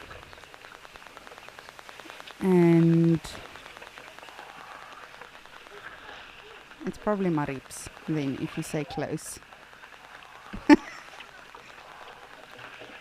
Alright, Nadine, how about we ask the viewers? I will send you my answers that I think, but then we can also ask our viewers, what do they think? You've got two favorite leopards in Djuma. And apparently Nadine says they are very opposite. I don't know what that means. Do you refer to gender? Do you mean personality-wise? Oh my gosh, of course, everything.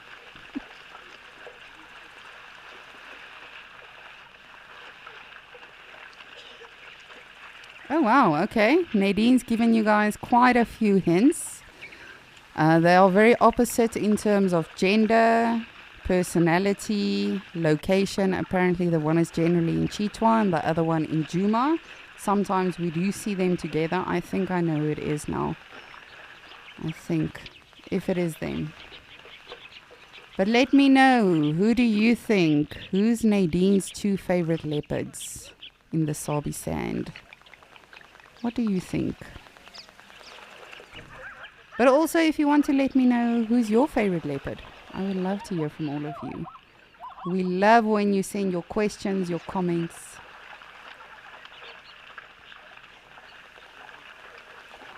Darcy Miller, you are saying your favorite was Tangana. Oh, I know, right?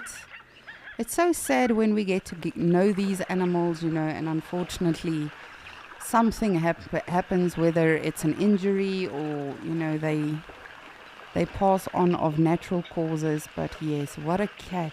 Tangana was indeed a beautiful leopard. And if any of you have a favorite leopard as well, let me know. Or perhaps a favorite hyena. I to this day have no idea how you ID the hyenas. Yes, ribbon is indeed the the popular one when it comes to the hyenas. I enjoy all hyenas, I have to say. Hopefully I will increase or improve on my IDing when it comes to the, well, particularly the hyenas. The leopards I find a little bit easier now. Even my boyfriend the other day when Marips was on Sunset Safari, he said, is that cat again that does the tongue thing? Like even he knows by now, okay, well, there's only one cat that does that on safari.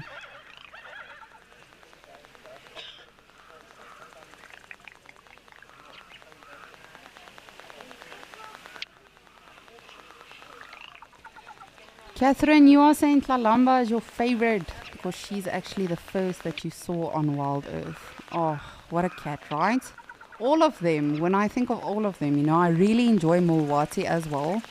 He's just such an interesting cat when it comes to his personality. I mean, I don't know who of you saw it that afternoon with Lauren and Davy, where Marips had a kill stashed and Mulwati came and they just sort of feasted together. Well, Mulwati actually took over the kill, but there was no aggression or anything, and that to me was just, I was literally so amazed that day. But I enjoy all of them, I have to say. It's difficult to actually choose. On my previous reserve, we had I think he's still alive, I actually have to check in with my friends. We had a leopard called Shadulu, which means termite mound. And to be honest with you, it's probably the ugliest leopard I've ever seen, but it was the coolest leopard with regards to, you know, how comfortable he was around vehicles. But his face was not, I don't know, he had a very dull look on his face. But perhaps he did that on purpose, you know. When he was courting the ladies, he would have the super cool look. And then just around us, we would think, ugh, not that impressive.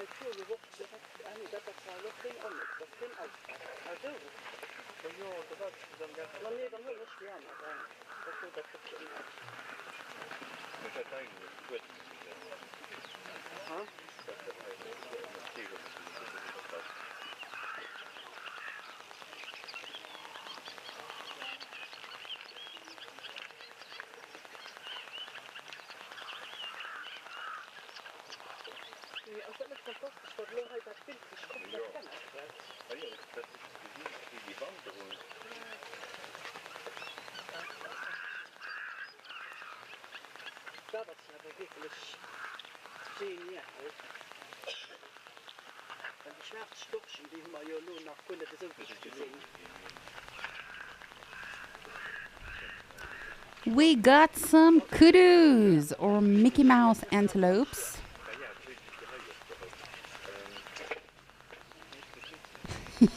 Yes, Nadine, that's because of the ears.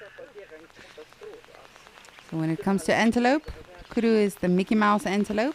When it comes to rhinos, the black rhino is the Mickey Mouse rhino. And there was always another one that I always used as well.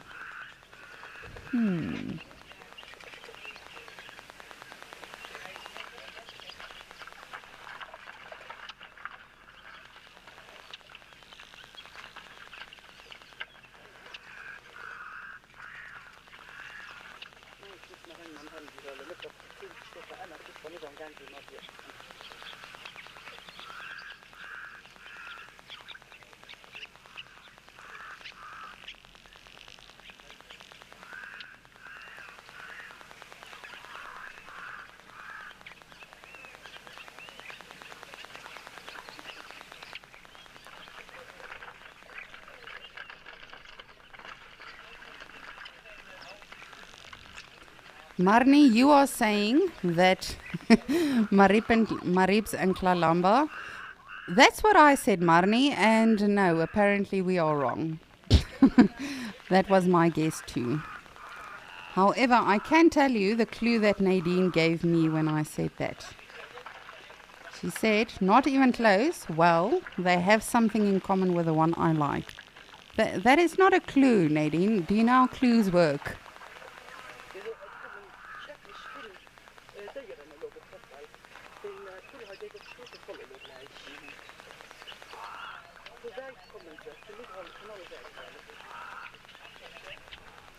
Darcy Miller, you are saying Cara and Tortoise Pan. Darcy Miller, I'm so sorry to have to be the one to tell you this, but apparently you are incorrect. Nadine is difficult. You see, this is why we don't allow her to do the quizzes.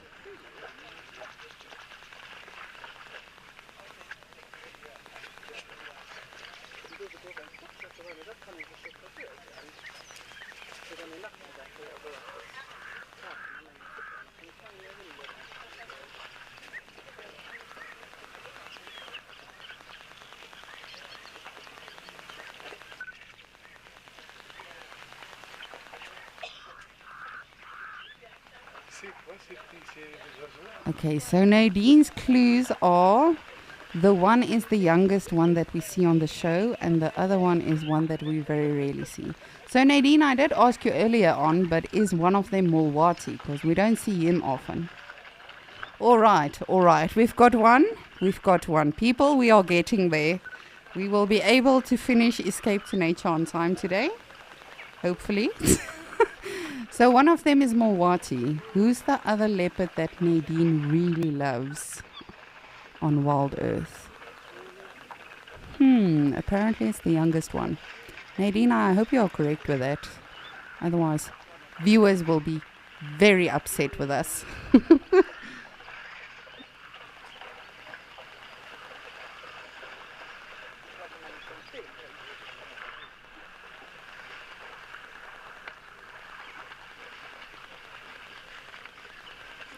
NJ Beach Bunny, you are saying your favorite was Hukumuri. Oh man, when we have that one video clip, you know, if we are experiencing some difficulties, I just always think, oh, I would have loved to work with that leopard, to be able to experience that.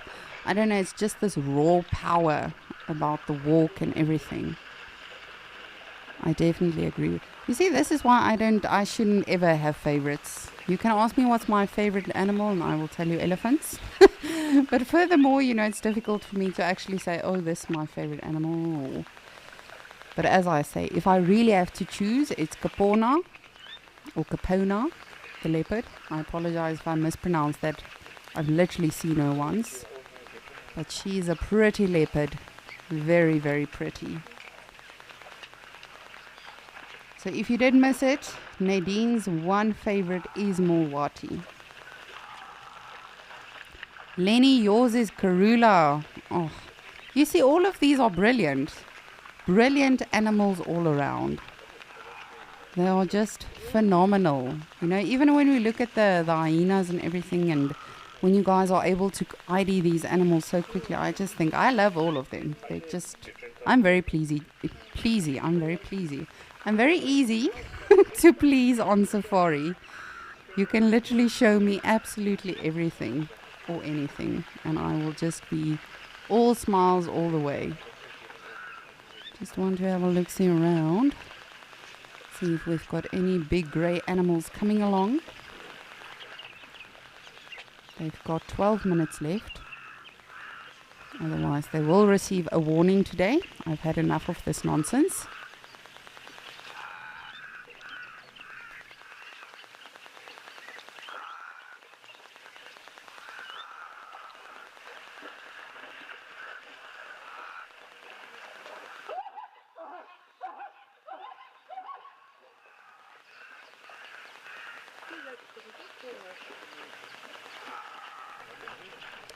Okay, people. Nadine is saying she's going to just give us the answer.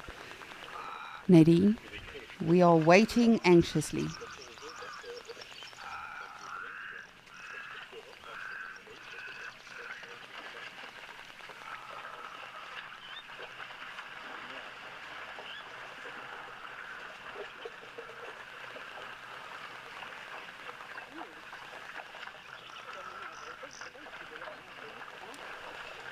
Oh, all right. Well, brace yourselves for this. I did not see this coming.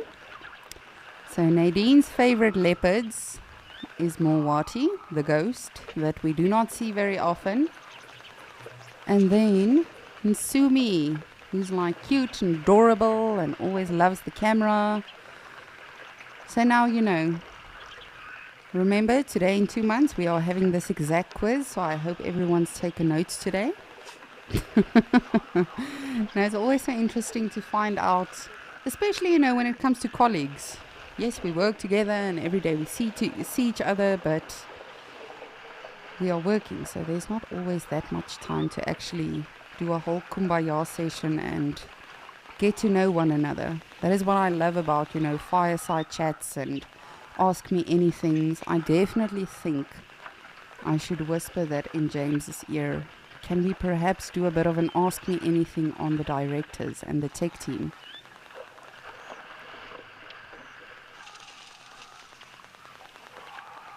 It's happening.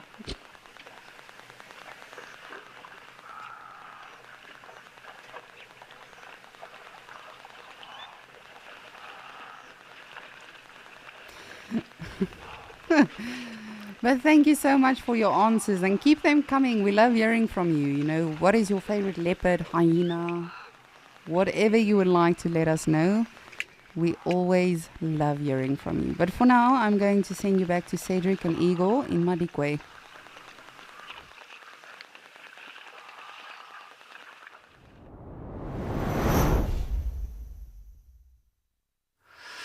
Thank you, Lisa. Yes, we've had quite a bit of action here with these wildebeest. Of course, earlier on we had those two males busy competing and sparring, but now over the last several minutes, once again we had these two males chasing each other around. And not long ago, the one actually went straight in the middle of the dam, like went from one side to the other side with the other one following suit. So there's a lot of tension between some of these male wildebeest. And there's a lot of, can I say, snorting and gnawing around here. And it is very interesting. So we're just going to keep our eyes peeled on these boys. There is a lot of other beautiful female herds that's been coming back, been coming down back and forth. And I think these males, the testosterone is very high at the moment, and it just seems every time they bump into each other, there is some action. So we are just going to keep our eyes open. You can see the one that's moving now. And there's another one that's a little bit further right. We'll just take a look carefully. Yeah. of course, they're trying to dominate each other and try and keep an area, a territory. As you know, males are territorial. Like a little set area for them. Not big, just a little small section. But it all depends on how beautiful their section is. That determines how long the females will remain in their territory and how much rights that male will have to mate with the females.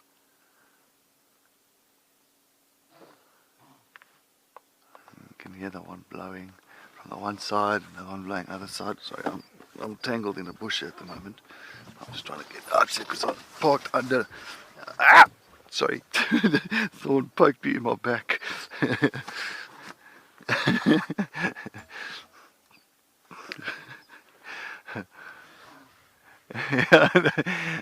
Yeah, but I'm parked practically under this acacia bush because I'm trying to stay out of the sun. I'm trying to kind of get myself back into order. And of course, these long white thorns aren't the easiest. Not the most friendliest things around here. So yeah, we're just going to wait to see if anything plays out here now. So there is a lot of communication happening. Oh, look there. Oh, there you go. That one is only chasing a younger one that side.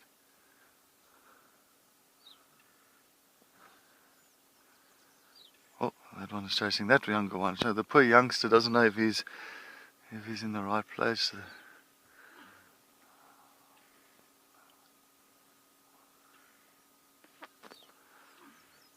Ollie, yes, it looks like they're dancing. I love it, hey, Ollie. I think it's lovely. I like that little bounce, almost like a Brooklyn bounce, like a bounce on the dance floor. And but that's one way of wildebeest not utilizing a lot of energy.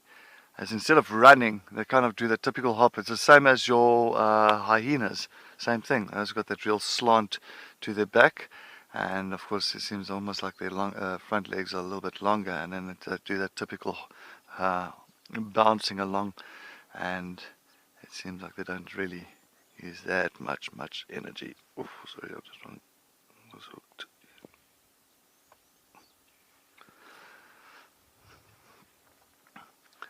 Well, they have settled down now. Looks like a lot of things have been sorted out. I think they are moving away now.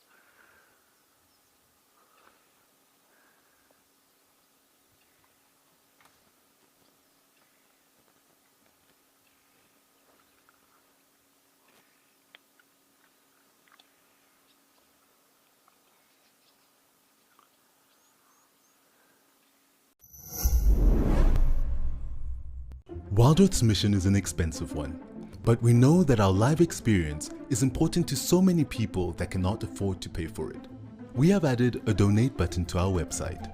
By donating, you are directly helping us share our free nature experiences with the world.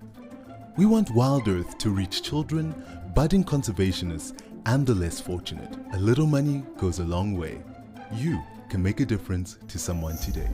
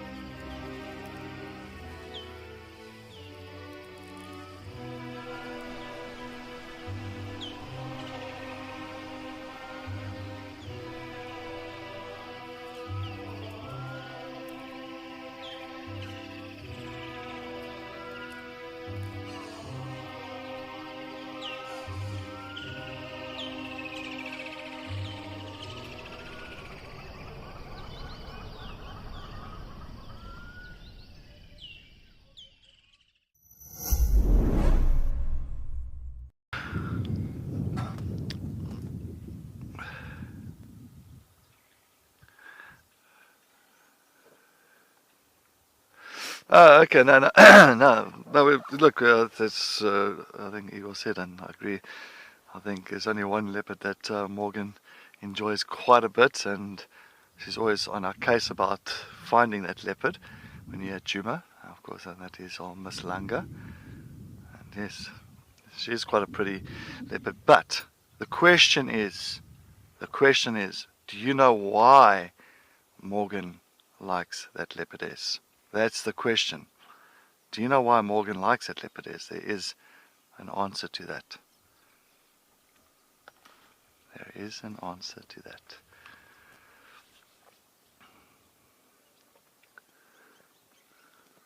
So if you do know, let us know. Throw us the answers to that. I do indeed.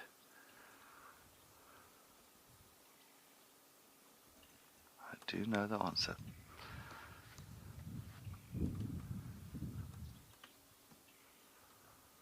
Oh, the wildebeest are back. The one is still busy chasing now the other one back to that side.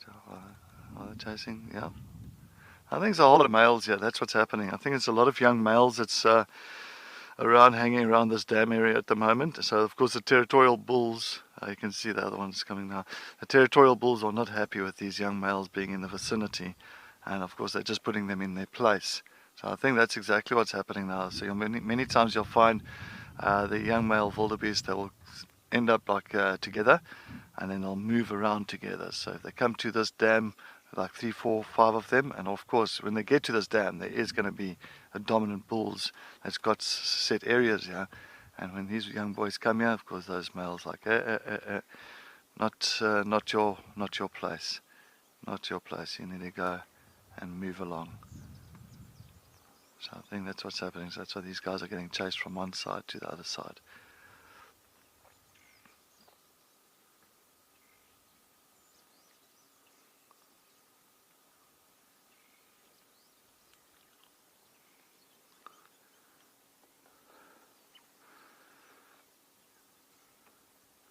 Lisa in MC, oh good afternoon. Thank you for joining us on Escape to Nature, Lisa. Eagle and my favorite leopard. Well, I've only got one favorite. I've always had a favorite. It's my, unfortunately she's not around anymore. So I'm sure all you viewers at home, I'm sure if you've watched most of the shows from about 7, 8, 9 months ago, I definitely revealed quite a few times my favorite leopard. I've been seeing her since 2010 in the Northern Sands. And, well, Eagle, you? Well, should I take a guess what yours is? No, what's yours? No. Should we just tell them Oh yeah. No, okay, what does do you, yeah. And Eagle, well, I don't know Eagle's favorite leopard, so okay, so we'll have to, I don't know if Eagle has mentioned it, but let's see. Take a guess. I mean, of course, Eagle will know exactly which leopard he enjoys. So, if you do know at home, please send the answers in for Eagle and myself's favorite leopard, a leopardess or male leopard, or a leopard that has been. And yeah, let's see if you are correct. Mine is easy. I'm sure mine's going to be a simple one. Very simple. I think I've already given it away when I said she's not around. Nadine, I think you got the one. You mentioned a few names there, but the one is the one. The one is the one. Is the correct one. Indeed.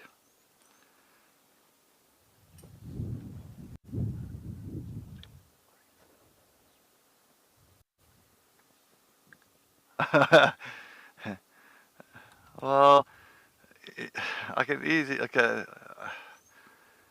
let me think. It's Shadow's sister. How's that? That's a very simple one. That actually gives it away. It's Shadow's sister. There it is.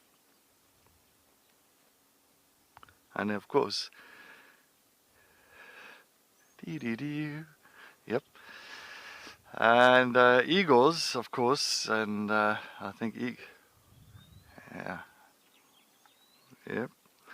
Alright, well, I'll have to let you guys know, of course. I think everybody that has mentioned Tundi, there it is. That is my favorite leopardess of all time. I've had so many great encounters with that girl, and she was just remarkable. Absolutely a brilliant mother, brilliant hunter, and just such a beautiful little cat. Absolutely love Tundi. Now, Igor's. So now let's get a little bit of a hint on what kind of hint can we give? The goofiest leopard. Oh yeah, okay. that is like hands down one. Okay, so Igor says, okay, no, we're not going to say male or female. No, we're just going to say the goofiest leopard. There it is. Very plain and simple. The goofiest leopard. You never know. We did see a goofy leopard the other day. Yeah. Yeah.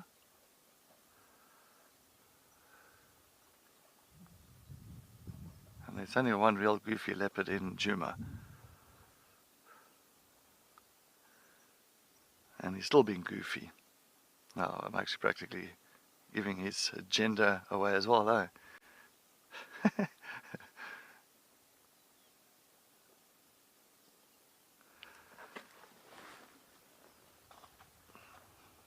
And Igor had an absolute amazing sighting with this leopard the other day. Of course with Taylor, where he caught a baby warthog. So yes, if you're watching that drive, Riley, you are on the ball. Definitely, it is Mr. Fluffy Ears himself, the clown of Djuma, aka everything else on top there, Marips. Boom. Well done, Riley. That is Igor's favorite leopard, and he enjoys it. He's had amazing sightings with that young boy. I do miss him. I wish I could just pack him up and bring him here to Madikwe just for one drive. I would be very happy. just to have him in a tree here somewhere. Or what tree? Well, let's say under a bush. It would be fantastic.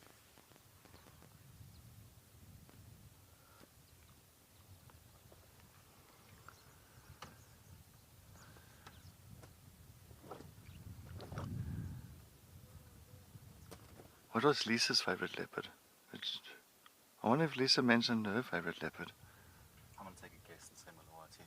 You say Malawati, Lisa's I one? guess Malawati. I say Tlalamba is Lisa's. I think Lisa's is Tlalamba.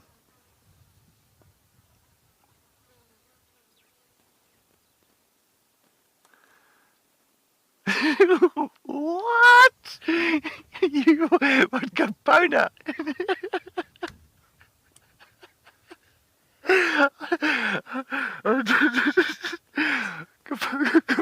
Capona.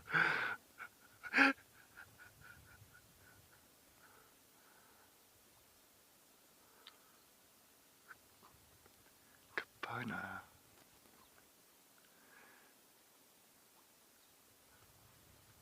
Yo. I'm sorry, I'm struggling to even think of a name close to Capona. Thanks, Morgan, for the pronunciation there. Capona. Capona. Kashava? Maybe Kashava. Could be Kashava. Capona, Kashava.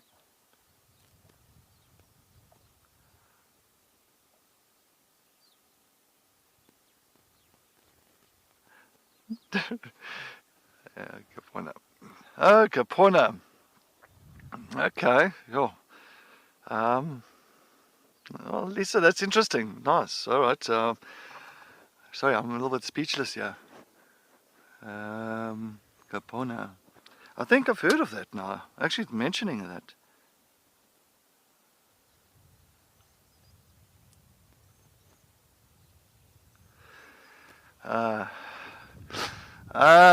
Darcy Miller, you say because why Morgan likes Langa, they've got the same personality.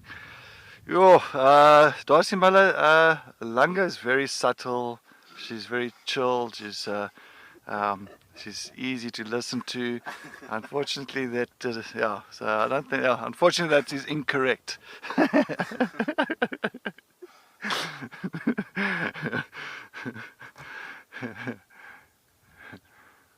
But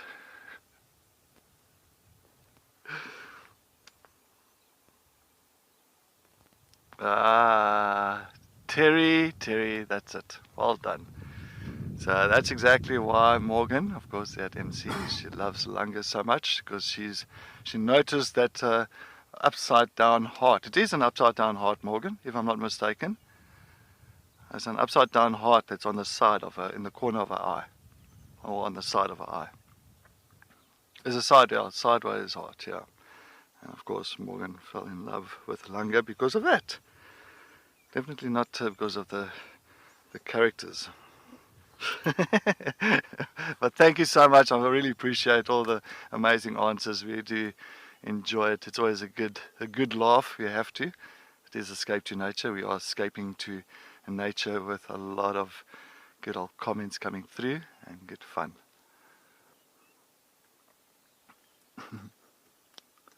As the same as those little warthogs. So enjoying this afternoon's wallowing. Well, I don't know if they have wallowed yet. There's some impala in the background, but it is getting nice and hot.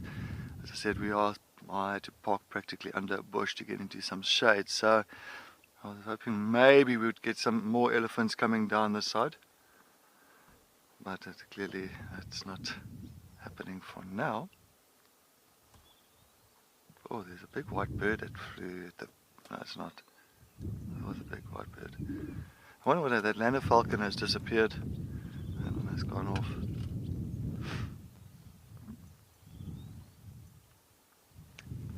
Capona.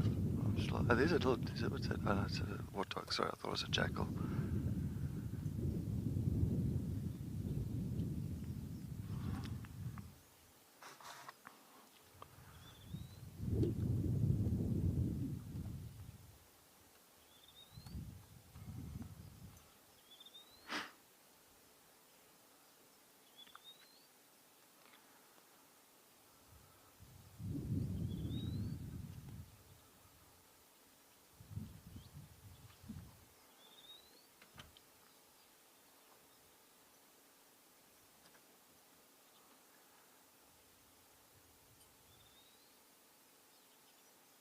Just enjoying a couple of birds that's singing around here.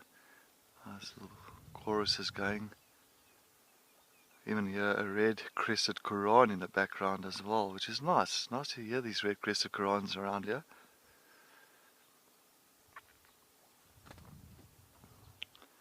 And talking about the Qurans, I think it's you get the red crested, of course, which you just heard there, and we also get the northern black Quran, which I haven't seen before. So it would be nice to get the northern black Quran.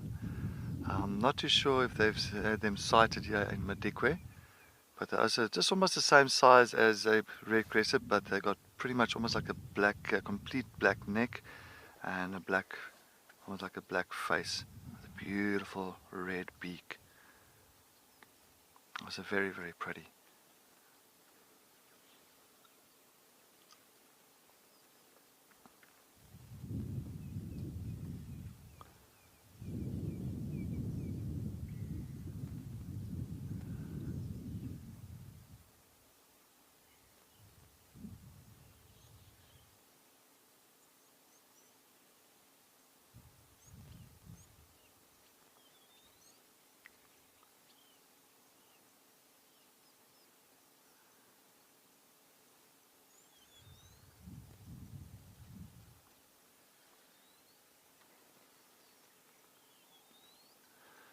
You can see those old warthogs are finding a little bit of shade there, the mom and the little ones.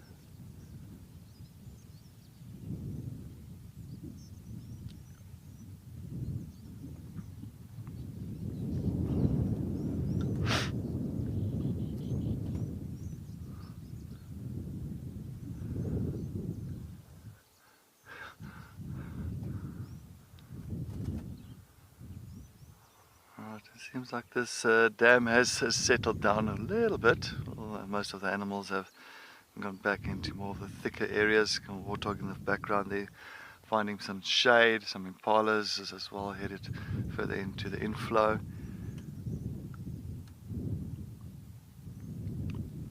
I'm just trying to look at some of these swifts that's coming down here. Could be like the little swift. It's got that little white band on the back end.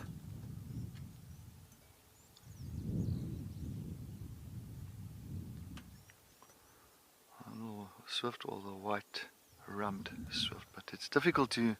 They are so quick. These swifts are like, you know, they're almost like swallows and martins, especially the martins as well. They are so quick, and to really get them in frame, it's very difficult. It's more of a blur than anything else. But they do have that little white, like kind of a stripe along their back end. So it almost kind of reminds me of the white rummed swift or the little swift.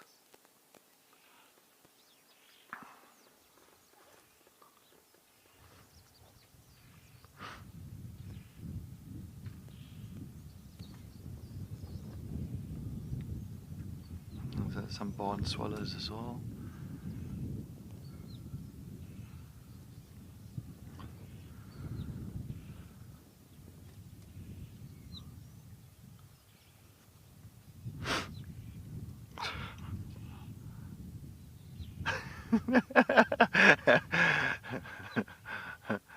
I'll leave that up to Eagle.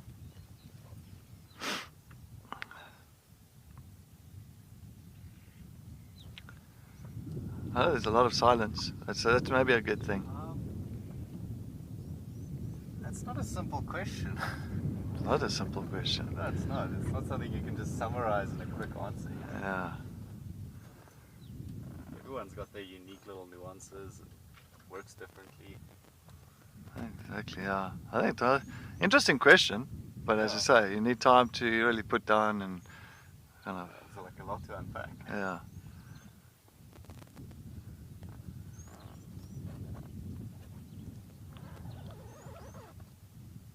But thanks, Classy Miller. Thank you for your question. I think definitely there's something very interesting. I think human behavior is interesting. Nice thing to study.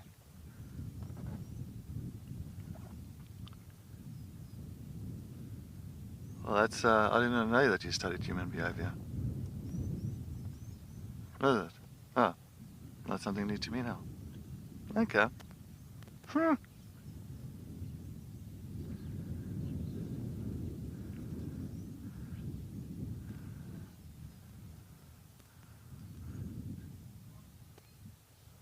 Yeah, so I'm sure you can unpack a lot about Morgan and Nadine. I think that's going to take sure. that's going to take many pages, eh? Oh, it'll take a whole E2N to unpack that. Take a whole E2N to unpack Morgan and Nadine at FC. While we're going to laugh about that, let's head over to Lisa.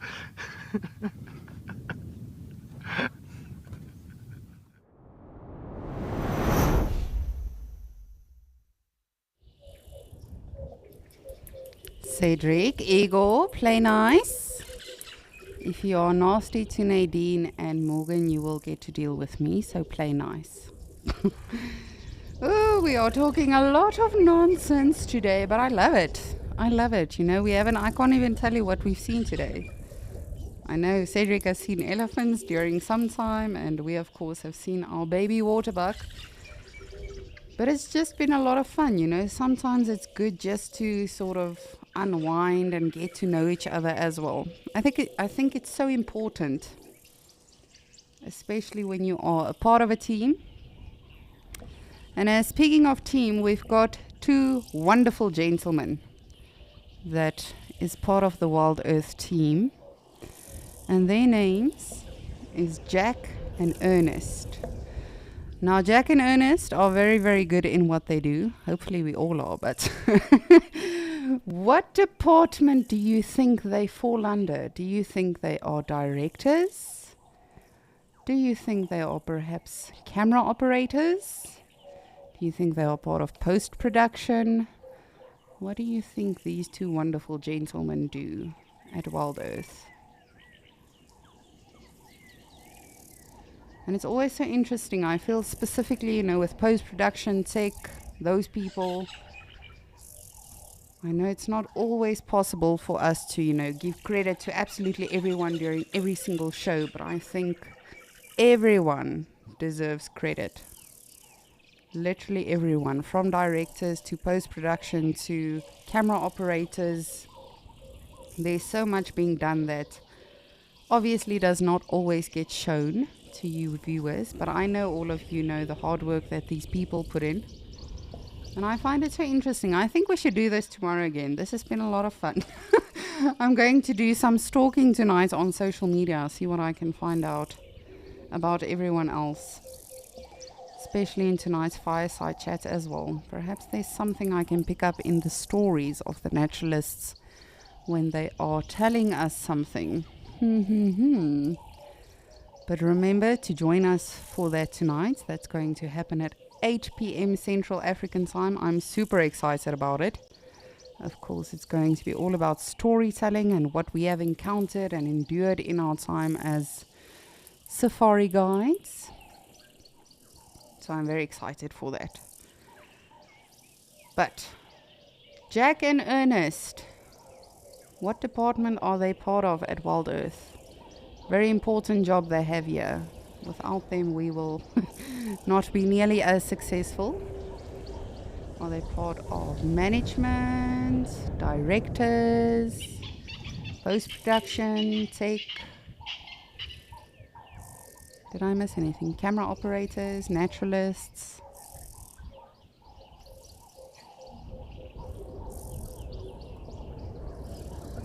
I'm gonna have a look-see and see if our waterbuck are still. Ooh! They are still here. I did not see them earlier on. I was looking and looking, but obviously they are trying to take as much advantage of the shade as well. It's very hot, even though there's a breeze. And if you're not familiar, this is a waterbuck, a mom and a baby. Very adorable.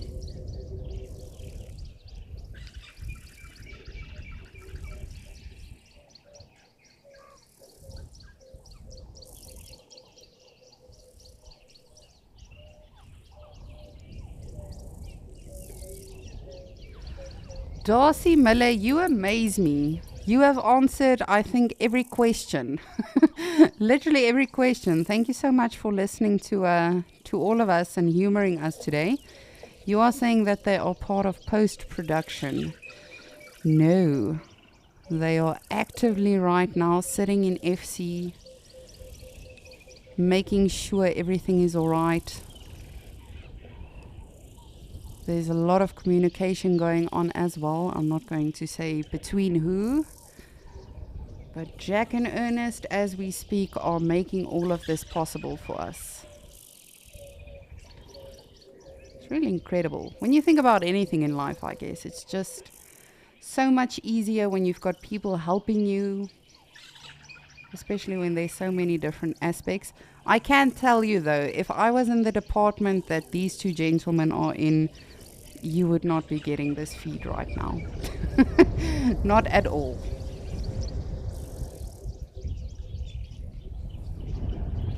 Little one, you must follow your mom.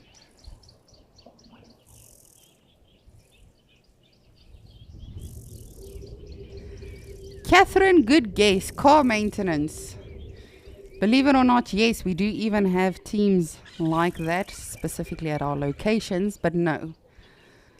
Jack and Ernest are currently in FC, behind screens, doing something for all of this to happen. What department do you think they are part of? But that's a good guess. We do have people that work on the vehicles as well in our locations. It actually takes me back to the time that I was a ranger in my younger days on the horizon. No, we actually literally had to do car checks every single day. You had to make sure your oil is fine, your tires are fine, and we literally had to fill it in on a form. so that if something is wrong, you could actually, of course, maintain the vehicle, make sure everything is all right. I actually miss it, believe it or not.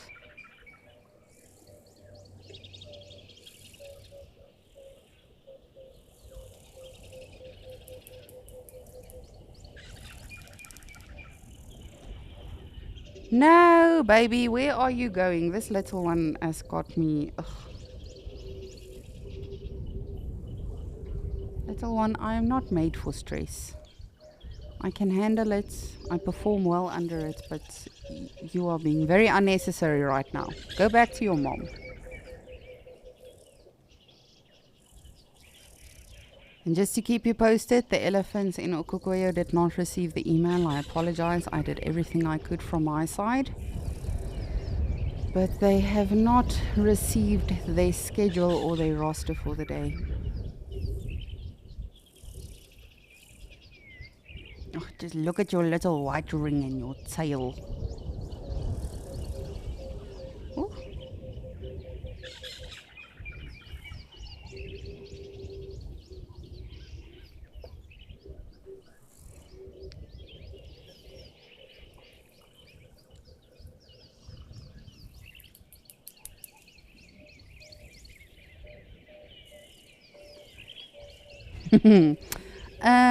So oof. Okay, I will give you another hint. They make sure everything runs smoothly during any show. You know, of course, we've got various people in that department, but on Escape to Nature, on the safaris, when we have a fireside chat, they are literally sitting behind a screen, making sure, monitoring things, making sure everything is going all right.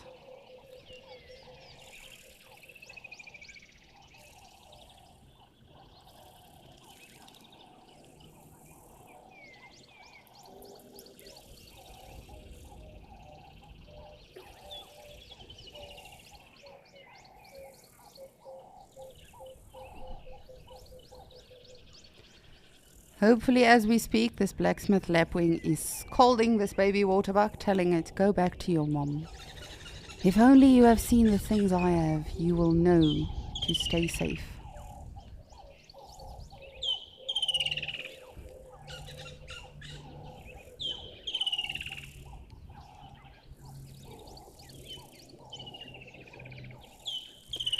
Darcy Miller and MP, you guys have got it correct.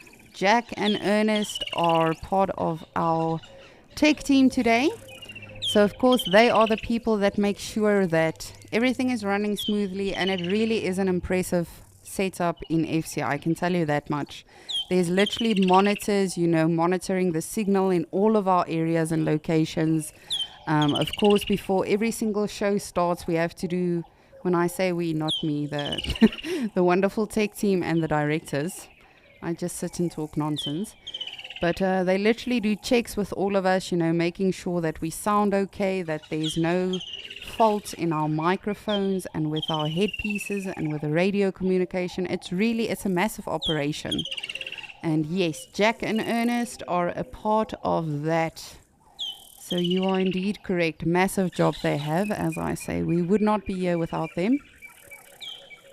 Then we've still got one person to talk about today. Again, as I say, if you are all keen and you are spending some time with us again tomorrow, we'll do the same. Not, you know, the same questions, of course, but tomorrow we will delve in a little bit more about the Wild Earth team.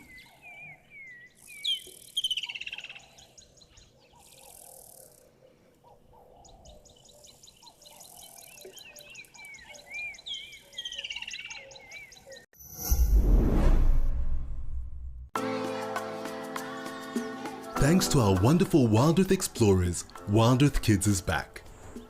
Your monthly subscriptions have allowed us to relaunch Wild Earth Schools on a weekly basis. Wednesday, March 29th will be the first session back, and then after that, every Wednesday for the first hour of the Sunset Safari. Sign your class up for a special virtual field trip to Africa, because touching the lives of the future protectors of our Earth truly matters.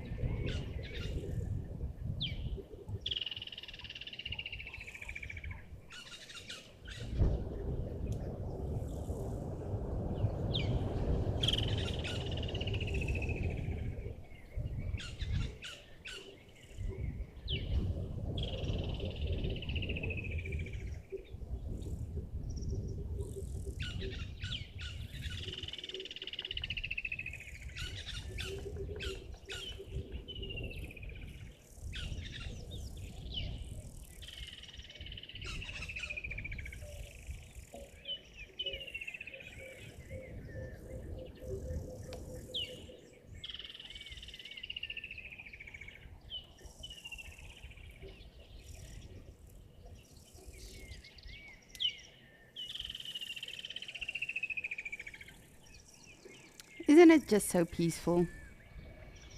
I think it's important for me to shut up sometimes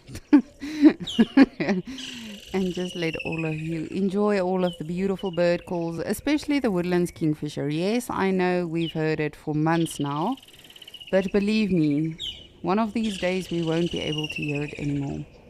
I experience exactly the same, you know. There's something that we hear and see for so long every single day.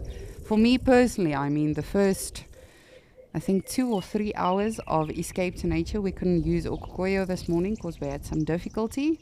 And I literally had withdrawal symptoms. We didn't see anything out of the ordinary that we see other days, but that is why I say we definitely have to embrace and appreciate absolutely everything when it is available to us.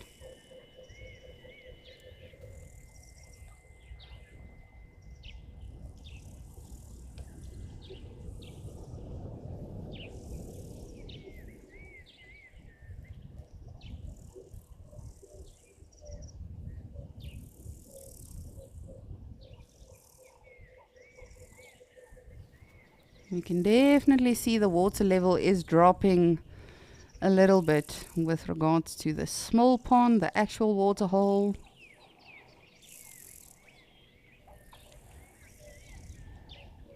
Definitely very interesting.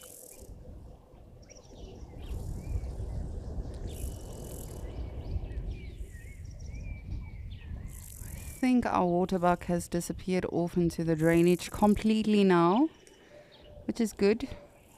They should go find some shade, rest up, save their energy. One of the zoomies and I were talking earlier on, and I said, "Ooh, imagine if Maribs comes by." And I realized, no, not while baby is around. Maribs can stay away. No, I'm being very, very hypocritical now. I can't, favor one animal and not the other.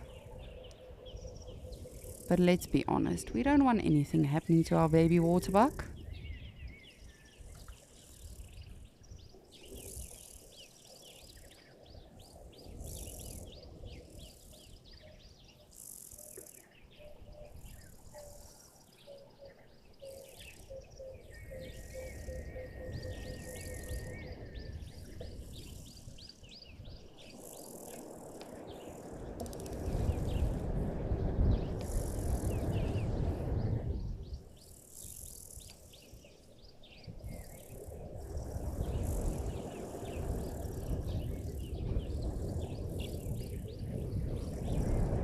Here, animals. And as I say, you are stuck with me again tomorrow for Escape to Nature. So we will see. Perhaps we do the same tomorrow, Get to know the Wild Earth team. And we love to get to know you as well. I mean, for me personally, I loved hearing about who's your favorite hyena and leopard. I feel as human beings, we live in a very connected world, but we as people are very, very disconnected, which is what I love about what we do.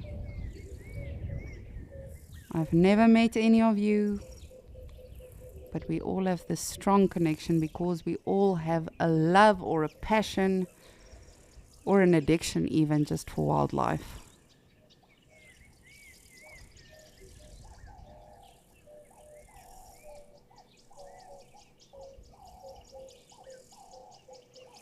Alright, now last person that I'm going to talk about today is so he's a director. And again, I know this is difficult because you guys very rarely see the actual names of the directors. You only hear it every now and again. Some of you have no idea what any of us look like really.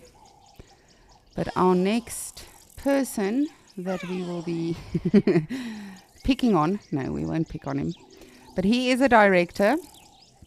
And for me personally, he reminds me of two animals. The first one is a giraffe, because he's very tall.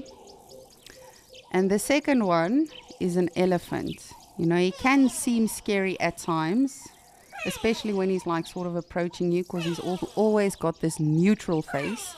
And again, I know you guys haven't seen this, but I'm explaining this to you now so you can sort of build your own picture of this director. He's like an elephant to me. Especially when he's approaching you, it can be very intimidating or sort of like scary, and you're like, oh dear, what's happening right now? Am I in trouble? Is he the messenger? Am I getting fired? What's happening? And then as soon as you know he's close to you and he starts talking, the most gentle giant that you've ever seen, honestly. So gentle. And very, very hilarious actually as well. But again, when you first see him, very intimidating, looks very serious. And yes, he loves to make a lot of jokes. He's very sarcastic. But he's also very quick on his feet. I've seen him directing. Of course, he's directed me personally as well. And he's very catchy when it comes to certain phrases and things. Who's this director that I'm talking of? Do you think you know?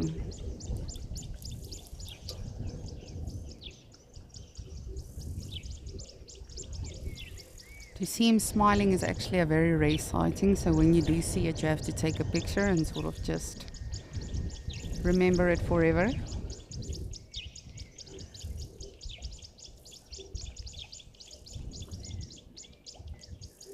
Darcy Miller, you are saying Max. No, Max always smiles, and Max is not intimidating as well. Max is like, I swear I want a little pocket-sized Max.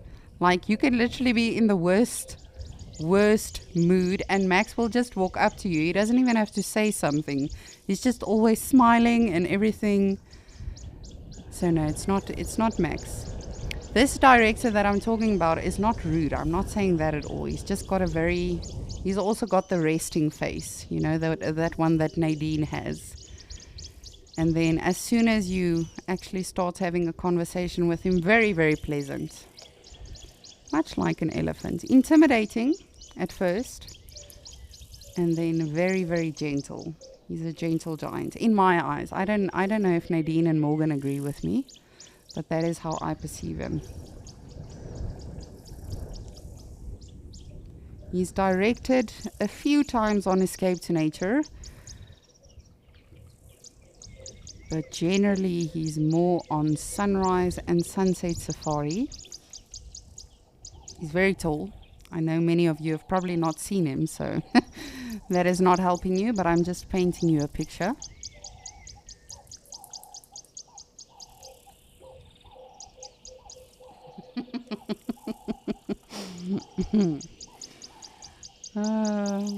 I had fun today. I think today was a good day. I see Cedric also sent me a voice note, so I haven't even listened to it. He's probably going to chew me out about something or, make fun of me for something.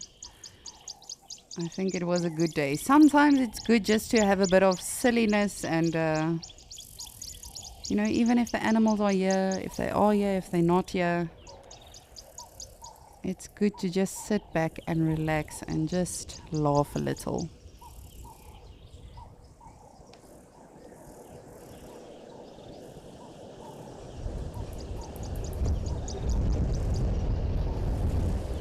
I can give you a clue though. This director's name rhymes with something we have seen today in Djuma. If that makes sense. I think I should seriously start hosting my own game show. I'm enjoying this a lot, even when we did the Quizmanias, it was always so much fun getting the right answers and the incorrect answers, but people just having fun all around. Who is this director that I'm talking of? His name does rhyme with something we've seen today in Djuma. He's very tall. He does have tattoos. He's a very interesting and I think philosophical person. I think so. I hope so. But as I say, very sarcastic, hilarious though. Very good director as well, as are all of our directors.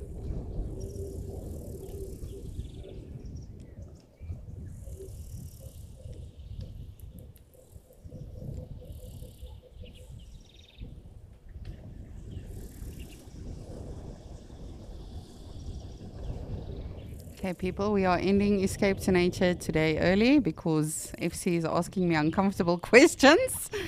They just asked me who's my favorite director between the three of them. No, I can't answer that. All three of you have very unique characteristics about yourself that I love and that I love to work with. As I say, this particular director that I'm referring to, he's a... I remember the first time I worked with him, I was very intimidated because he didn't smile a lot and he was very serious. And then I was like, dude, just calm down. Just smile. And yes, he seems like a very philosophical person. Morgan, I love when you sing in my ear. It's absolutely beautiful. Nadine, I love how you're always keeping me informed, whether it's in my ear or by sending me a message or whatever the case is. But all of you are beautiful people, not just the directors, of course, the tech team, the post-production, the other naturalists. All of you are absolutely wonderful. Almost as wonderful as all of our viewers.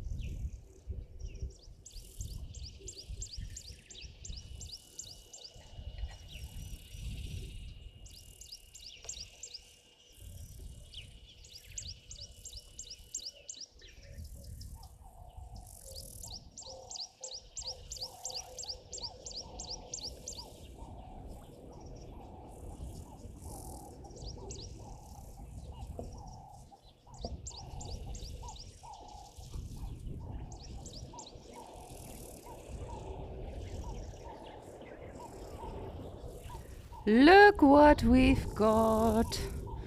Tissa woodpecker. Just to give you an update, Cedric's voice note was an anticlimax. Was not at all interesting. Or I thought he's going to give me some lip about something. He just wanted to know about my family in Sabi-Sand.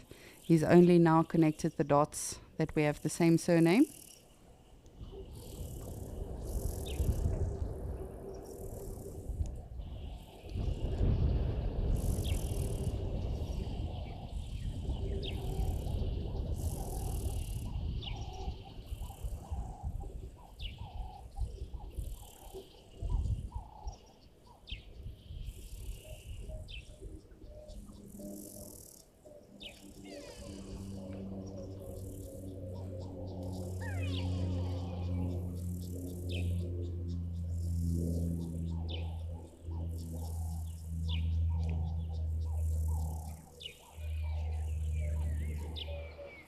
It seems like this next question was a little bit difficult. This director's name does rhyme with a bird we saw earlier on in this very tree. Right now, of course, we are looking at a cardinal woodpecker.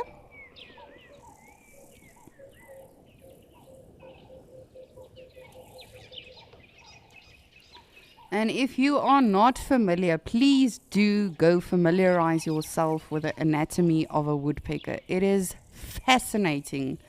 When you look at the actual tongue, how that cushions the actual skull, it's incredible. Really, really amazing. Ooh, machtig. You must balance, my friend, not fall off.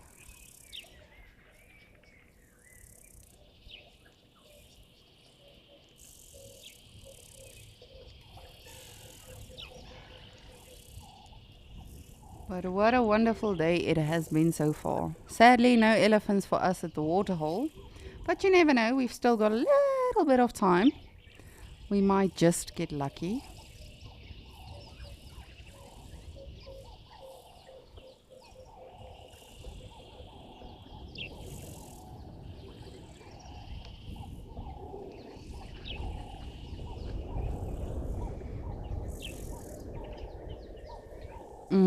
But I think for now, let's go back to Okukuyo to see if our elephants are going to show up or not.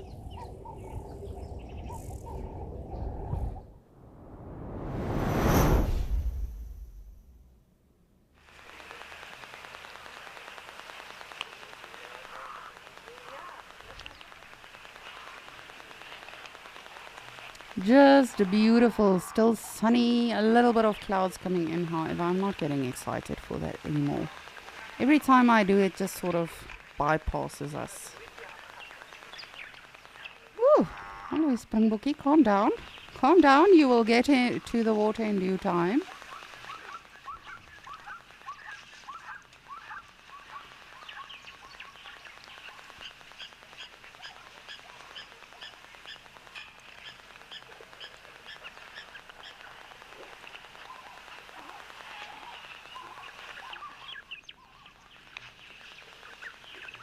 Darcy Miller, oh goodness, how do you know all of these things? Which Wild Earth team member just did a cycle tour in Cape Town?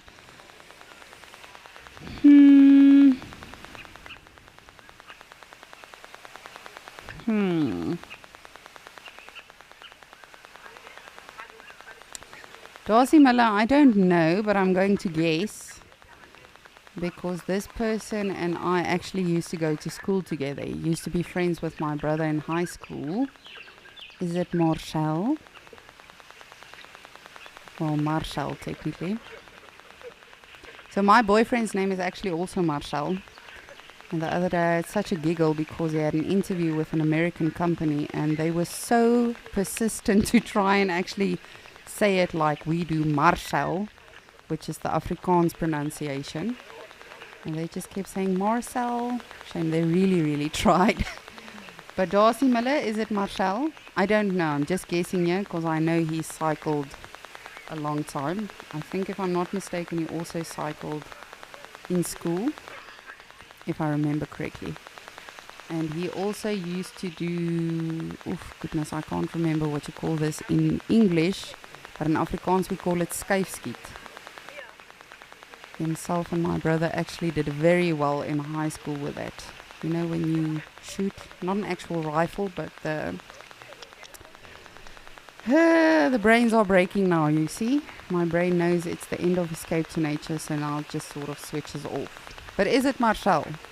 I think so, because I know he cycled in school as well.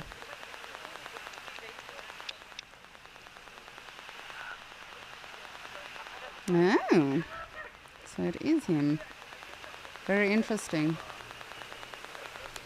So, I see you are struggling, everyone, with the director that I'm referring to. I shall from now on call him Gigi for Gentle Giant. It is Jared, and it rhymes with parrots, which is what we saw earlier on in Juma, the brown-headed parrots. So Jared is one of our one of our many interesting directors here at Wild Earth. Very fascinating creature. Probably an endangered creature. I haven't met many people like Jared. But yes, if you ever have the privilege of running into him, please give him a hug first of all. He's a very touchy-feely person. No, I'm kidding. He's not at all. And yes, just I almost want to say ask him as many personal things as you can. No, he's a very private person.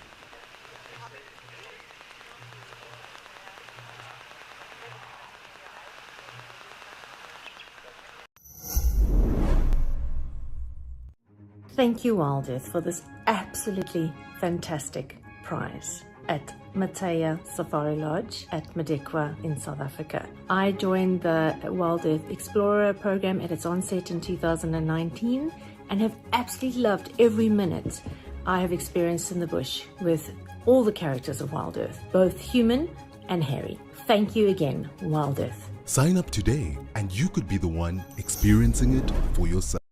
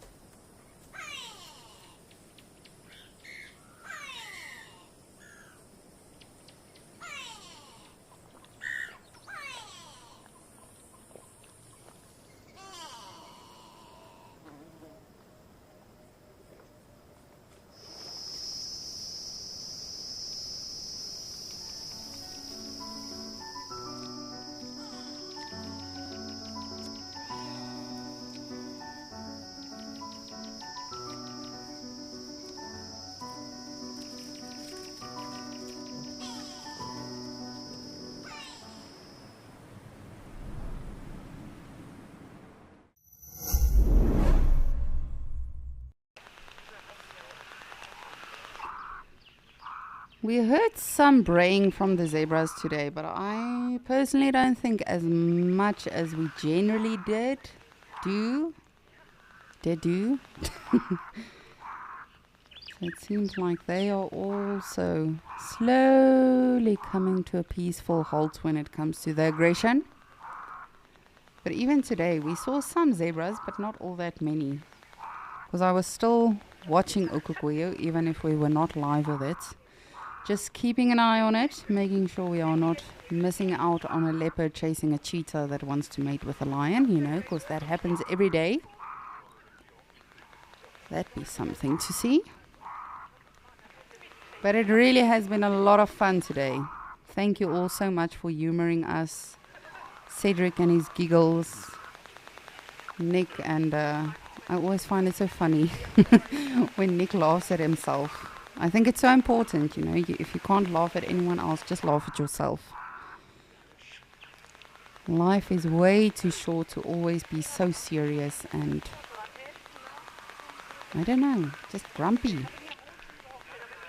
Ain't nobody got time for that. And it's weekend after all. But it's been a lot of fun. I think the biggest shock from today is learning that Nadine is Afrikaans. That is probably the biggest shock. Then secondly, that Cedric plays the drums. Then what else did I learn? I learned a lot today. It was very interesting. Very Darcy Miller, as always, you educated me on some things. And as I say, I would have known it's Andrew's birthday tomorrow. Social media would have told me tomorrow, but I did not know that today. But yes, it's been a brilliant day. I think it's always so fascinating, you know, when we get to know each other and learn more about each other. So if you're all keen, we'll definitely do the same tomorrow. And perhaps I can learn a bit more about all of you as well tomorrow. I love when we get to know where you're from and what your favorite animals. So I hope you'll join us for that tomorrow.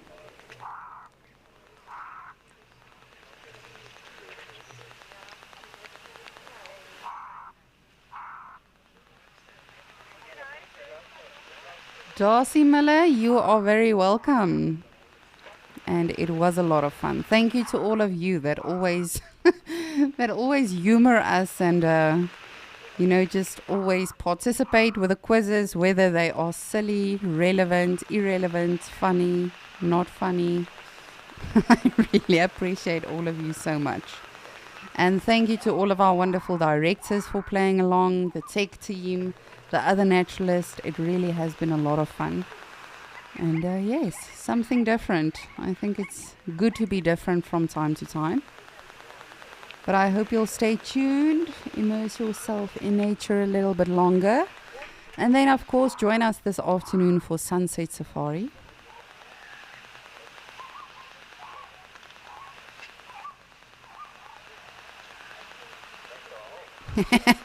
Earth Lover, you are saying the quiz has definitely been entertaining.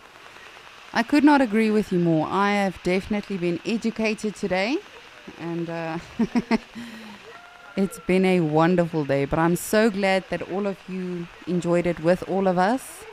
And from myself at the Waterholes, thank you so much. From Cedric and Igor and Madikwe, thank you to them as well, and thank you from them, as well as Nick and Karecha, and then of course all of our wonderful directors who has just been humoring us as well today. I hope everyone has had as much fun as I have today. It has been brilliant. But we'll try and find our elephants again tomorrow. For now, I hope everyone has a wonderful Saturday. Remember to stay tuned for Sunset Safari and to watch the Fireside Chat tonight.